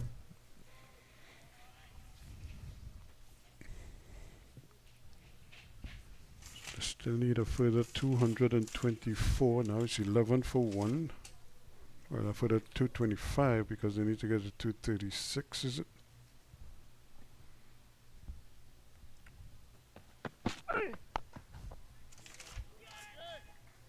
Over. That completes another over. 11 for 1 at the end of it. Ruskin, I must say, the darker it gets outside, the colder it gets in our commentary box. Beginning to have a bit of a shiver. I see the scorer agreeing with me maybe we should as well. Maybe we should ask Athenaeus to bowl you from the southern end. Yeah, I do think that I would appreciate a spell out there to warm things just to warm you up. but instead of me, it will be Preston McSween, and he probably is the better choice in terms of somebody that might take a wicket. Yeah, I mean, think of the joy you would bring to the fans over in the Caribbean stand if you were to kick off from the bottom end. I guarantee you, should I take a wicket, I would do just like Imran Tahir and take off as well in celebration.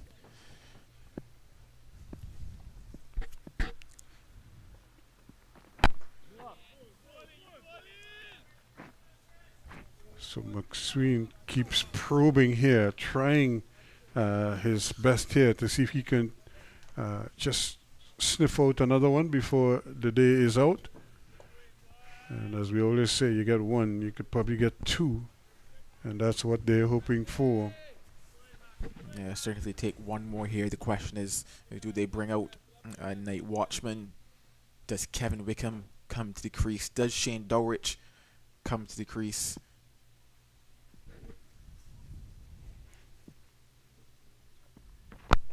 And there is the a delivery right up to him. And you could see McSween has just shifted the angle a little bit closer towards the middle and off stump now. And as opposed to being on the legs where he got picked off a couple of times in the previous over. So the radar is working a little bit. And already Trinidad and Tobago secured victory down at the Brian Lara Cricket Academy despite the rain. A couple of interruptions there. McSween again spot on with his line. And of course the other game that is still in progress is over in Guyana. And that too is nicely poised at the moment with the Leeward Islands holding the upper hand. Yeah, 34 without loss, a further 109 runs needed.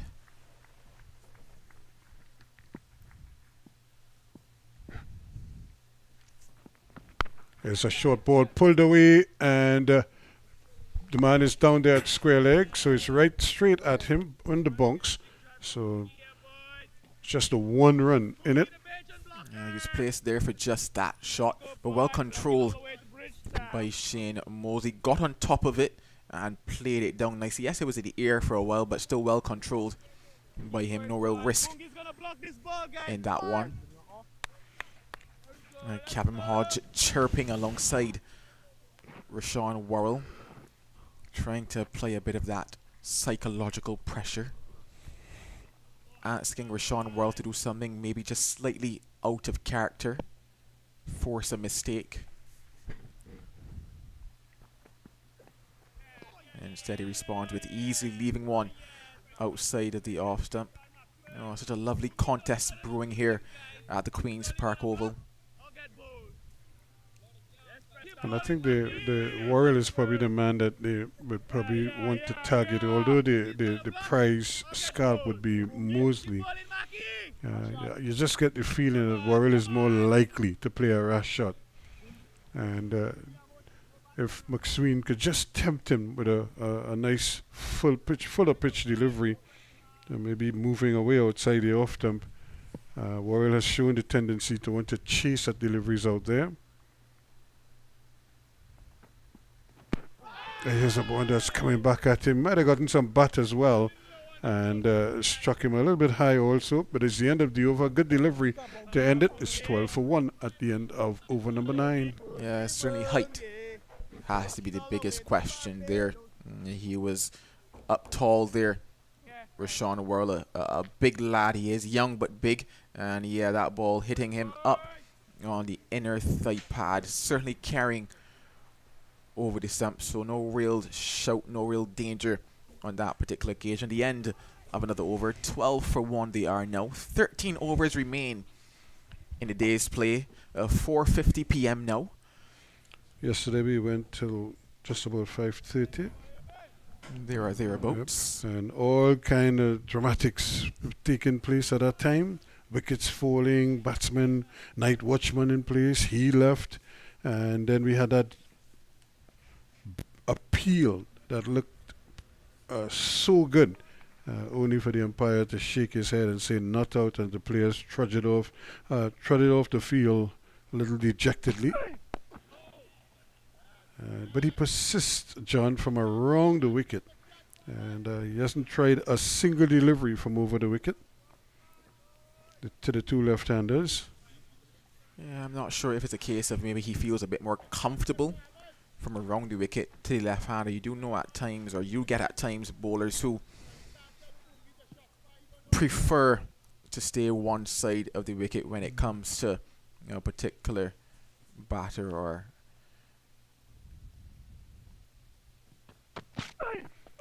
and coming into the patch this time, forcing Mosley to adjust quickly.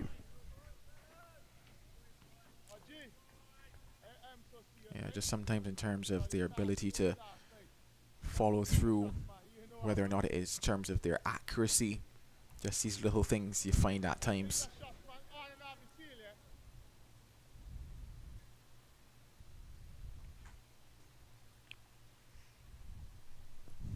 So you can see the flags just, they're not limp, there's a little breeze about.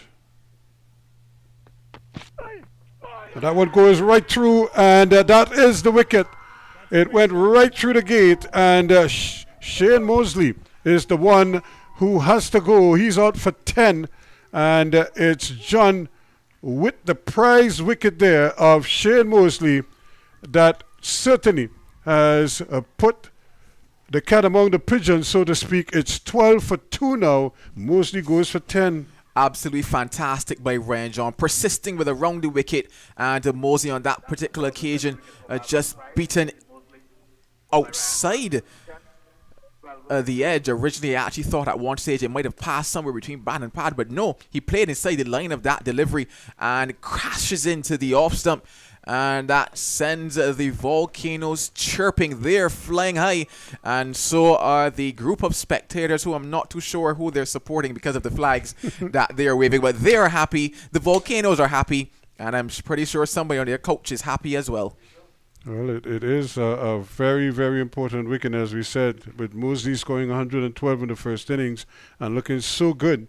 To see the back of him is no doubt what they would have been hoping for, and it's mission accomplished for them in that regard. They still need to keep going, and like I said, if they could prize out another 2 or 3 before it's all said and done this evening, tomorrow their job will be so much easier.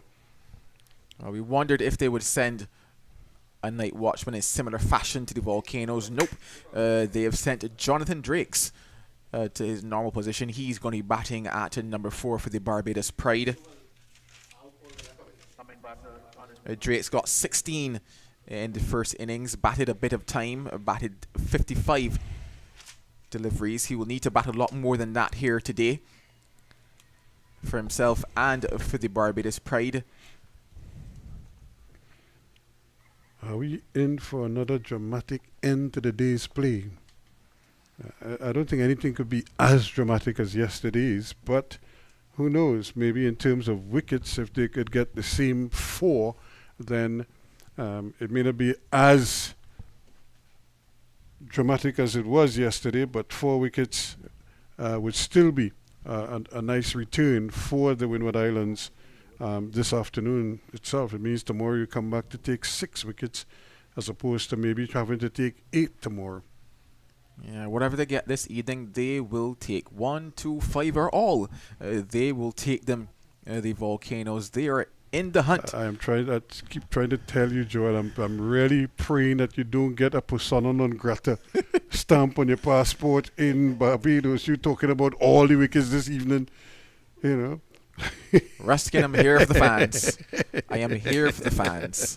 Good cricket is good cricket, and boy, are we seeing some good cricket. But in order for the Windward Islands to get all the wickets this year, it wouldn't be good cricket, it would be bad cricket. Because there's some bad batting. Not necessarily, because it could be gems of deliveries that they could receive, Ruskin. There is that as well. But 8 gems wouldn't be because somewhere inside there would want to think bad batting would contribute to the dismissal. So I don't know.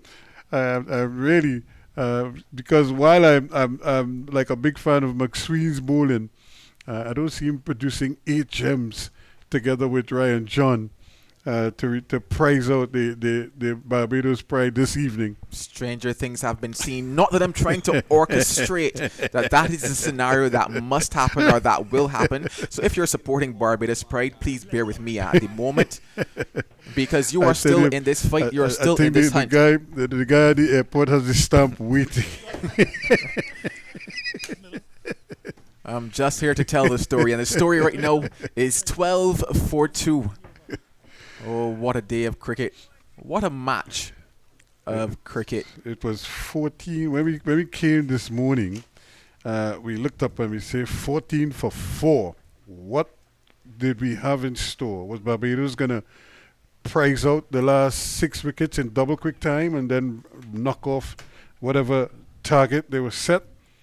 Instead, we got a stubborn 79 from Sunil Ambris, 27 to Kareem Hodge, 35 not out to 35 to Tevin Walker, 37 not out to Ryan John, and Preston McSween with 15 at the end before he was run out. So 225 the Windward Islands posted that for a lead of 235, and now with a last hour or so to play on the third afternoon, Barbados are now finding themselves having to consolidate, and when I say consolidate, I mean hold their wickets.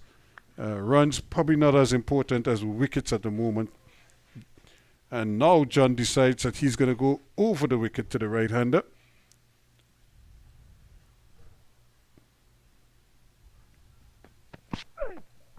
And that's a good delivery, a good movement away from the right-hander as Drakes goes for a little walk and rehearses leaving alone the ball.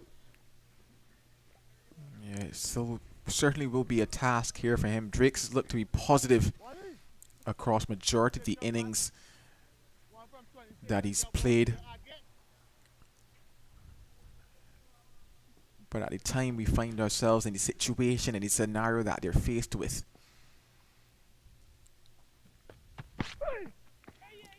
again, just a little too short. You really need to pitch it up and ask the batsman to play. And don't give him the option to read the pace of the ball. In fact, Jack Norega was a bowler like that. I would see Jack Norega would bowl one ball to a batsman, and then he'll just adjust the field. And the very next delivery, you're in trouble.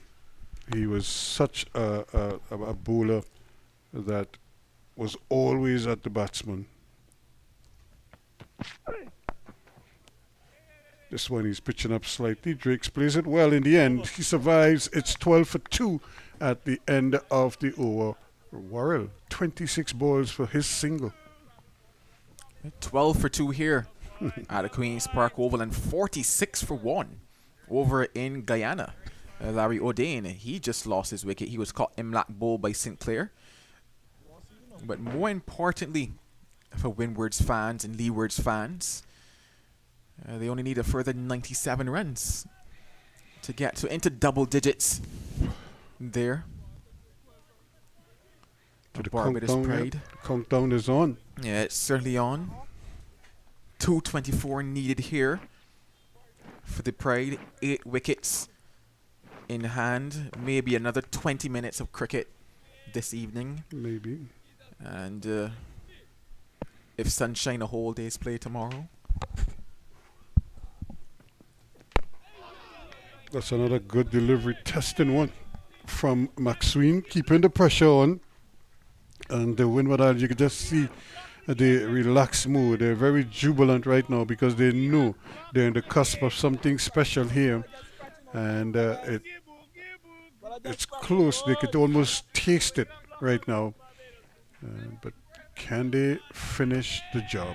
If they can taste it, Ruskin, what does it taste like? The taste of victory. I need you to give me a food, Ruskin. What does victory taste like? Well, it depends on what food you like, you know.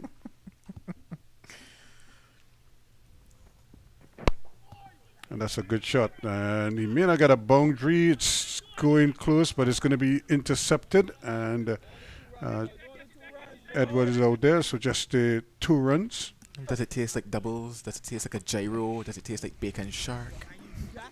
No, not if I'm tasting victory after hard work for a whole season. I'm not thinking doubles. You have to. I'm thinking. A big meal. Yeah, a 3-course meal.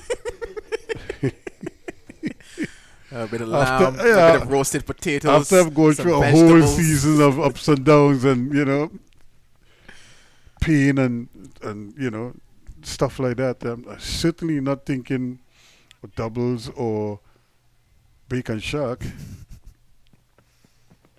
That's a peach of a delivery there, but he did well, Worrell, to get out of harm's way as he just kind of took the head out of the way as the ball sizzled past the helmet.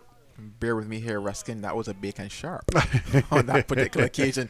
There was certainly a very sharp, rising delivery from McSween there, having to duck, swivel, and get out of the way of that one. And keep his hands out of the way as well, because everything was in play there. He could easily have brushed the glove on the way through, but Worrell did well.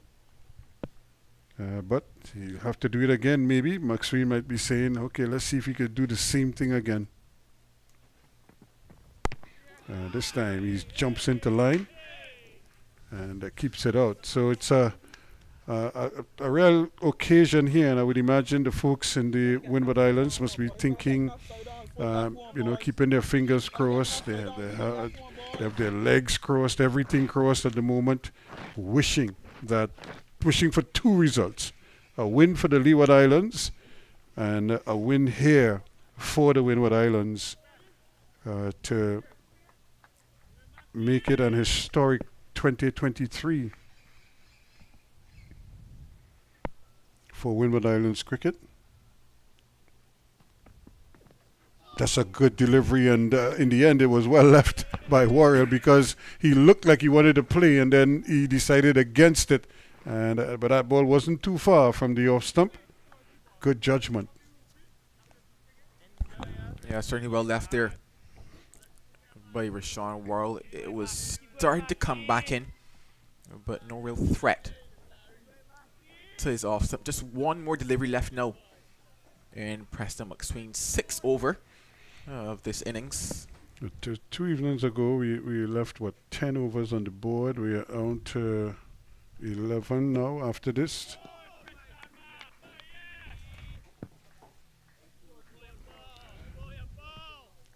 So that completes the over. 14 for 2 at the end of that over. I want to throw a bit of spin into the mix here, Ruskin, and not necessarily the spin of Hodge or Demper or Larry Edward, but the spin that tomorrow they're looking at a chance of maybe a 50% chance of rain tomorrow. Coming on to the afternoon, they're looking at possible showers. I'm looking here and seeing 1 p.m. The rain is supposed to set upon us here at the Queen's Park Oval. Well, I always say you can't control the rain. Nothing you could do about the rain, and you can't play the rain. You just play the game. And if the rain comes, fine. If it doesn't come, like we had yesterday, well, today I should say, it was overcast, but the rain didn't really impact the game in any significant way. So you can't play as if you're trying to dictate what the rain does. You could only do what you can do. And if the rain comes, then you deal with the rain. And there are good covers here, and the drainage here is excellent. So once there's a possibility of play, I'm sure the umpires will call play. Still a little too short, and Drake's not having to play as well. Yeah, probably just a touch wide as well, especially with the movement that he's getting. So if you start outside that often, the ball continues even further. And he's done a good job for his captain. He's kept the pressure on at his end. He got a wicket, and he's got the prize wicket of Mosley. Now he's looking for more. And it's bang on target on that occasion, but well played by Drakes, who doesn't look flustered at all. He looks very relaxed, as is his custom. He goes for a little walk, of course, deep in thought. He's trying to ignore whatever comments Walcott is throwing his way as he walks up to the stumps. And now that Walcott has retreated, Drakes decides he's going to come back in position as well. That's the other part of cricket that I certainly love, or other sports on a whole. Just the conversations that happen out there.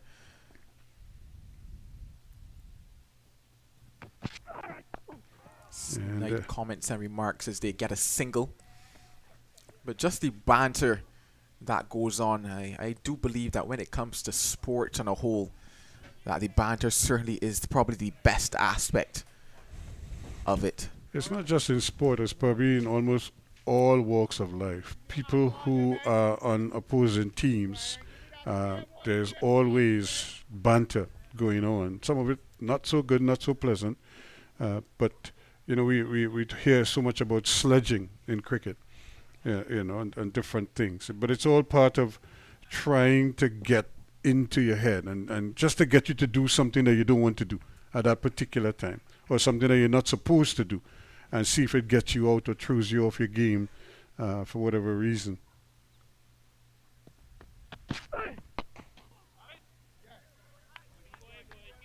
And then there are discussions where, players are they're not even talking to you, but they might be talking to their teammate. It's really meant for you, They don't look in your direction or anything like that. I remember sometimes, playing football and somebody would be marking you, but you're telling your teammate, pass the ball, there's nobody here, because what you're really trying to say to the guy is that you don't really matter, Well left again, another searching delivery. And Worrell doing his part here. He's really digging in. 3 runs from 34 deliveries. Yeah, he's certainly casting the anchor and doing exactly what the Barbados Pride would expect of him at this point, just ensuring that he makes it to the end of play. Ryan John, on the other hand, though, he'll be hoping that he can remove him. He's currently bowling some very testing lines. He's really gotten into a very good spell here, a good work, has Ryan John. You look at the pavilion, and it's the end of the over. At the end of it is 15 for 2. Now, and you see the Barbados, it's like the entire contingent is out there, all eyes glued on what is happening out in the middle right now, because I don't think anybody inside there wants to come out to bat at this stage. They would much rather sit there and watch these two do their thing the rest of the day. Nobody there wants to be asked to come out here, whether it's a frontline batsman or a night watchman. They'd much rather be seated in the pavilion there, right where they are, looking relaxed. But I know, as they say, there must be a few butterflies fluttering around there somewhere. Because at this stage of the day, you don't want to be the one coming out here after. Because if you're coming out, it means your team has lost another wicket. And then you are going to be the one now in the hot seat to have to defend or stay out there until the close.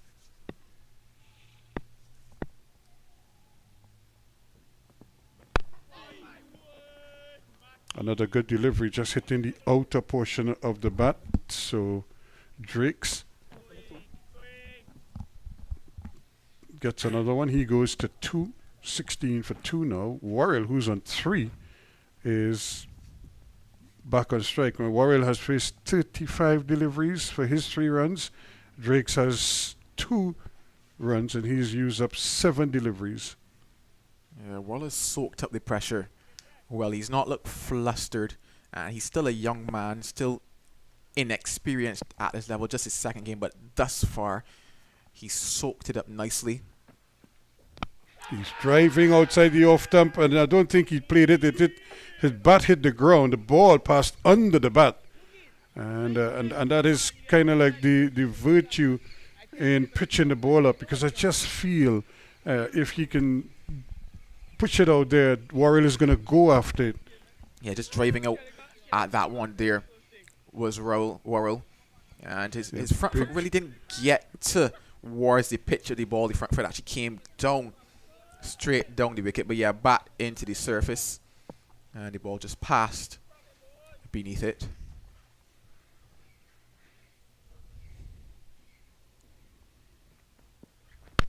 Driven nicely, but again, it's well fielded. And he can't get a run, so the pressure is kept on him. And that is what the game is all about, is how you survive these testing periods here. You grow up very quickly when you experience moments like these or periods like these. You get a better appreciation, you get a better understanding of yourself as a cricketer, as a batsman, because you're learning all the time. You're seeing things that you're probably not accustomed to. You're dealing with all this chatter behind you.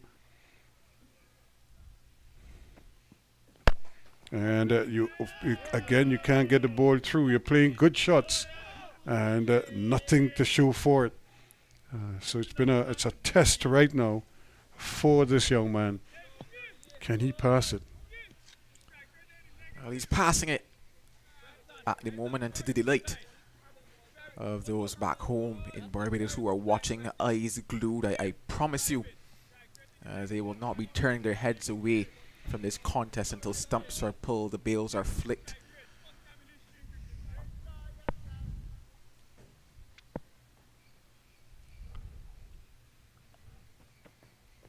He's edging down and eluding Athens, and it comes down to the boundary here just below us for 4 runs, but it went down. He didn't push at it, and it just hit the edge and stayed down, which is what you want to do as a batsman. You don't want to go pushing at it outside the off stump with hard hands, as they say.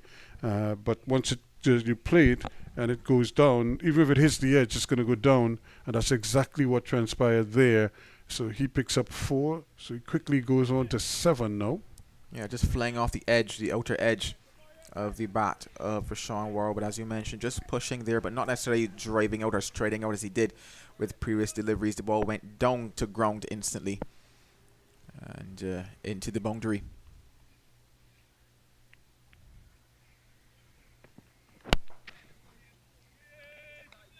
Goes looking with that full Yorker. Can't get it past the bat of Rashawn Worrell. The end of another over. 20 for 2. And there's the state of play after 3 days, or as we near the end of day 3. Some absorbing cricket we've seen all along, and maybe we'll get some spin coming back into focus. Yeah, it is going to be Larry Edward. It looks like maybe. Yes, indeed. The man that picked up 6 wickets in the first innings, his first 5-wicket haul. He will come from the very end. That was successful for him just 24 hours ago.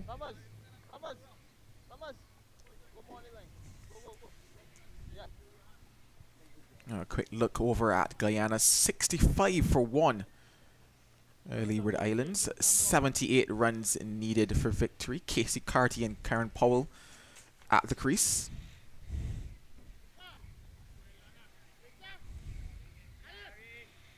So they're well on their way there, just needing to apply the finishing touches.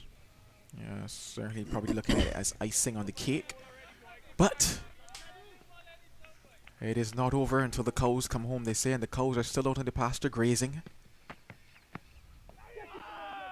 They're going to get a quick single. He's going to have to hurry, but he does. Not much McSween could do about it. He was a little bit late getting off the mark.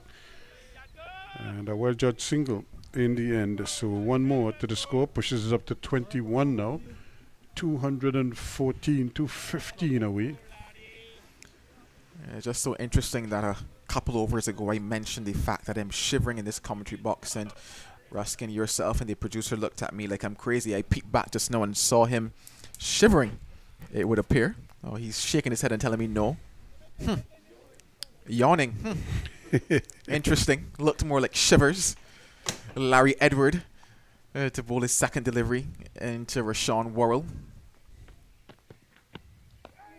He actually picked up the wicket of Worrell in the first innings with what was an absolute gem of a delivery just outside of the off stump. It was slow in nature, gripped a bit, took the off stump of Worrell.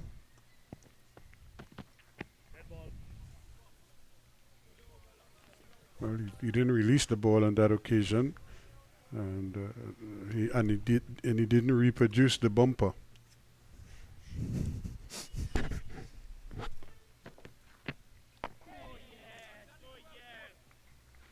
And we saw one from Warwick and hit the bowler's boot mark and turned sharply to get him out, actually. So I'm sure that would just be etched in his mind somewhere.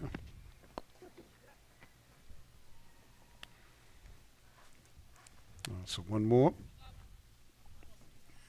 I think Barbados will be thinking if we can get this to under 200 this evening. It actually looks like there's another substitute on the field now. It looks like Justin Graves is out there. At the start of this match, he was left out due to a bit of caution. But I do believe that the number of days have passed now in terms of the requirement. There's a jump in the delivery that turns and jumps sharply at him there. So things beginning to happen now, and I'm sure the batsmen are going to be mindful that you have to really be aware of deliveries that do stuff like that. Almost out of the ordinary. We haven't seen too much of that today. Yeah, not today, but yesterday. Think back to the delivery that Shane Dowrich got from the very Larry Edward that did something similar. Cut away nicely by Jonathan Drakes. That's going to find its way into the boundary. A lovely looking shot by the young man. And the fans applaud in the Caribbean stands. 4 runs, 26 for 2 now. They're 209. Or 210 away. They look at a little too short, but he's well positioned for it, and got it. Once it got past there, that was always going to go to the boundary. Yeah, certainly great execution there by Jonathan Drakes. So it's spin from both ends. It looks like now, because it just seems as if they decided that. Denver is also going to come into the attack right away. Yeah, probably looking at the light, probably wanting to get in a couple more overs, probably looking at the possibility of a chance, maybe to prize out one with Edwards and Denver. With 2 spinners in operation, they might get in maybe half of that remaining 8. Another 4, maybe another 3. Also see if there's any turn here for Denver.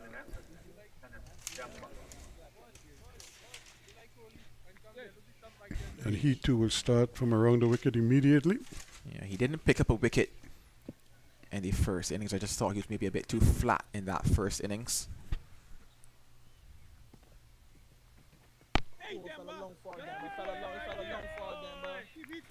See if he can work himself into what will be a very short spell, but find himself getting into rhythm very quickly.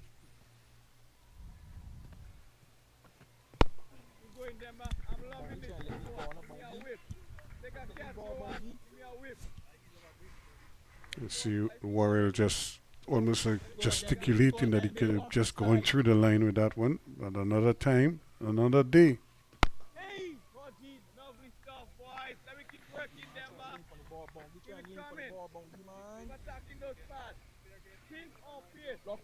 Block him, boys.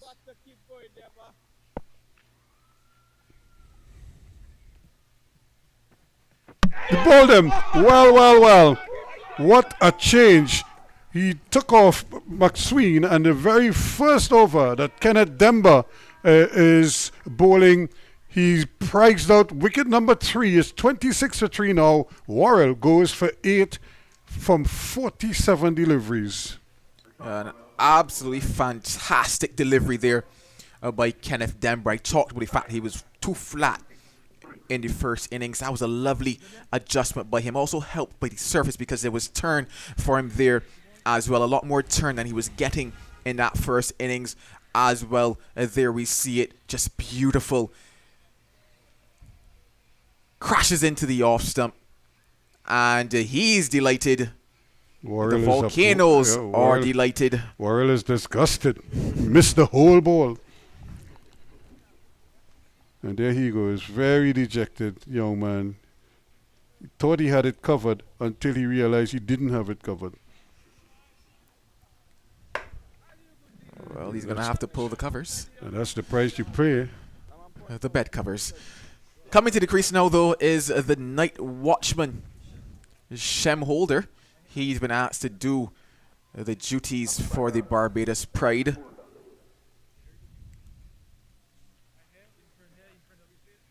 We think back to literally just 24 hours ago when the night watchman was asked to come out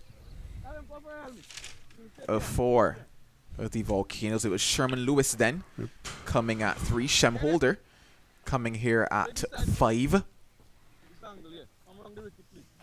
And he is going to have a real task on his hands. We're probably in for a bit more of the excitement that we had yesterday, Ruskin. It's not quite as dramatic, but it's certainly riveting stuff here. And because the question is, can he survive? I'm surprised they're not putting more pressure on him. Well, they're bringing in a leg slip now. Katoya is coming to that leg slip position. It's not as dramatic, but I dare say, Ruskin, it's of a similar flavor. For the Barbados Pride, it will be a very sour flavor. And for the Windwards, oh my dear, it's going to be like sugar cane. Sweet enough. Yeah, my only concern is if Barbados loses this game now, they might want to stop the flying fish from coming down our way here. You know? that's my only problem here in the whole scenario.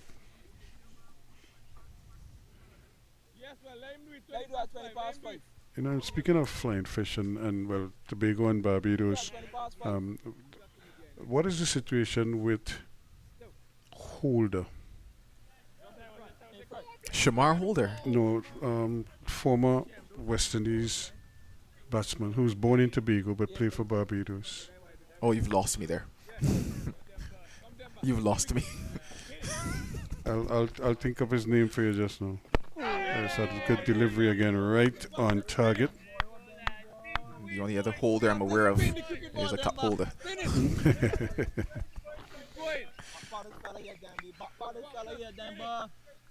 And he was a member of the West Indies Cricket Board for a while as well.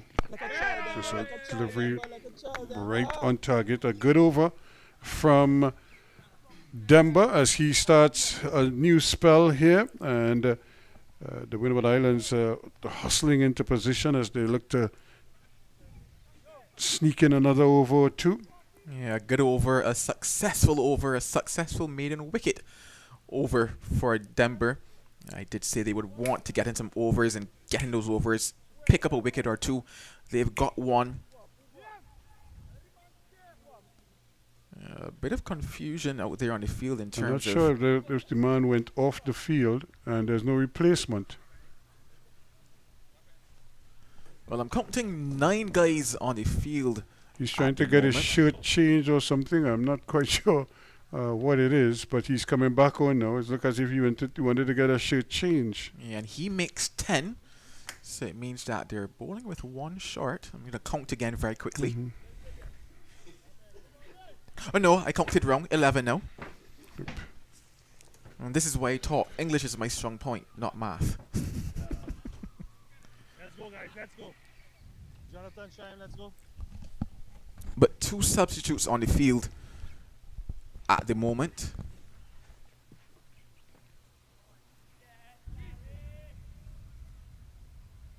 Larry Edward to continue.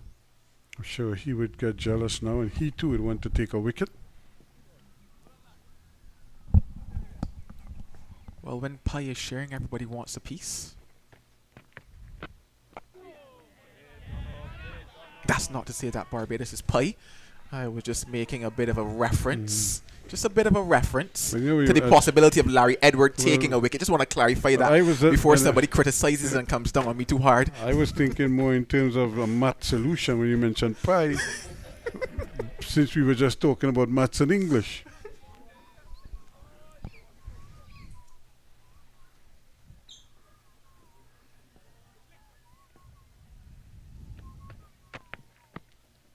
Well left, because it was shaving that off stump as well. But you know, it's a dangerous times here because you have to be so careful. You're playing time because you know the umpires could call the game at any moment, and you don't want to be the one to miss out on the opportunity to come back tomorrow. Edwards really flying through his over here.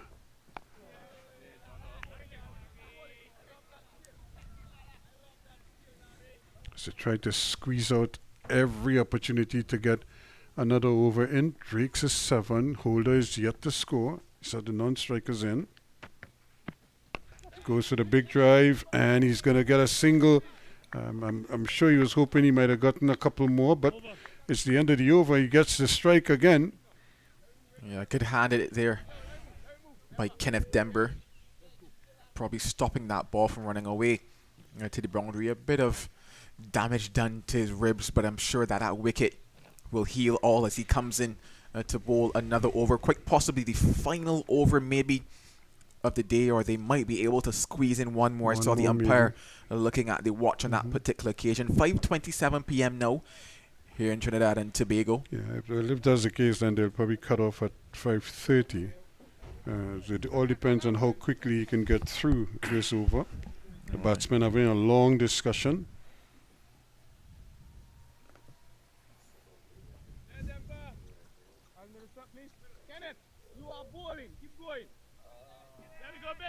So here it says 2 slips, or a slip and a gully, a leg slip, and a forward short leg. Those are the close-in catches around the bat. He has a big slip. Did he catch it? No, he dropped it. He juggled it, and he just couldn't hold on to it there. Kaveem Hodge with a brilliant effort there, that leg gully position. He just couldn't hold on to it when the hand, he just couldn't get that second bite of the cherry there that he was trying for. Yeah, that would have been spectacular had he grabbed that on that particular occasion. There's another one, and the man at forward short leg never moved. I don't think he ever saw the ball in front of him there. So stuff happening there. And that's the man they wanted on strike there, but he's back on strike now. Yeah. So tense times, nervous times, edge of the couch situations here at the Queen's Park Oval. How can you not love cricket? A bit of turn as well there on offer. So everything is happening at the Queen's Park Oval. Late in the day, 28 for 3 the score right now. A bit of late drama, but where will the curtains close?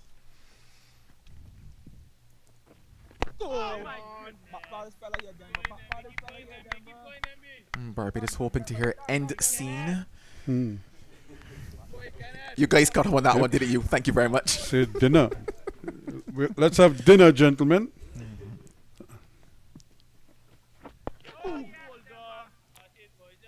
What a chance there for the Windward Islands. Kaveem Hodge probably wishes he gets that opportunity again. But it was a sharp chance. There's a loud appeal, not out, says the umpire. There were like 2 songs there. Not sure if there was bat and pad or pad and bat. And they sprint again to the other end, hoping to get another over in. The umpire has the ball, so they're going to discuss. They're looking at the clock. It's 5:30 by my watch. As we get a chance to see what happened on that particular delivery. Yeah, pitching just outside leg. Oh, this is actually the There's catch. a catch, yeah. Oh, a sharp He got his chance right hand was, to it, yeah. grabbed at it, and he just couldn't get it into his hands the second attempt. He had like 3 bites at the cherry there, or at least he made 2 or 3 attempts to try to get onto it, but I don't think he ever really got it into his hands after the initial chance. Yeah, those chances certainly have to stick in to the palm. You want them to be taken, but you have to tell yourself that you can't be too hard on Kevin Hodge there. In terms of reaction time, it was fantastic. I even got the hand to it less than a second, certainly in terms of reaction time. The umpires here deliberating in long conversation. Will they offer the light to the batters is the question at hand. It appears like it could be that Yes, they do. it is. And that will be the end of play here on day number 4. Or rather, sorry, I'm getting ahead of myself. Day number 3. Yep. The end of play on day number 3, round number 5 of action here in the West Indies Championship. And where do they find themselves? 28 for 3. The Barbados Pride. A further 208 runs needed for victory if you are a fan of the Barbados Pride. And a further 7 wickets needed for the Windwards to secure what will be an amazing win and possibly the title. All to play for tomorrow here at the Queen's Park Oval. A quick look at how things have gone in this particular encounter. Well, the Windward Islands Volcanoes, they started today at 14 for 4. The not-out batsmen Ambrose and Hodge both on not. And well, they found themselves up to 225 all out. Ambrose, he was the glue, he was the mainstay. He got 79. Tevin Walcott got 35. Ryan John 37. Larry Edward just added 9. Kenneth Dember didn't trouble the scores, and then Preston McSween, well, he was 15 before he was run out. And in reply, the Barbados Pride needing 236 to target set for them. Well, like I mentioned, they are 28 for 3. Zachary McCaskey, he went for the very first ball of this innings. He was caught off the ball of McSween. Shane Mosley, he was bowled by Ryan John. And then Rashawn Worrell, he was bowled by Kenneth Dember. So that's the situation here at the Queen's Park Oval. An exciting day of cricket tomorrow, an enthralling day of cricket presents itself. And we do hope that you can join us for all of the action.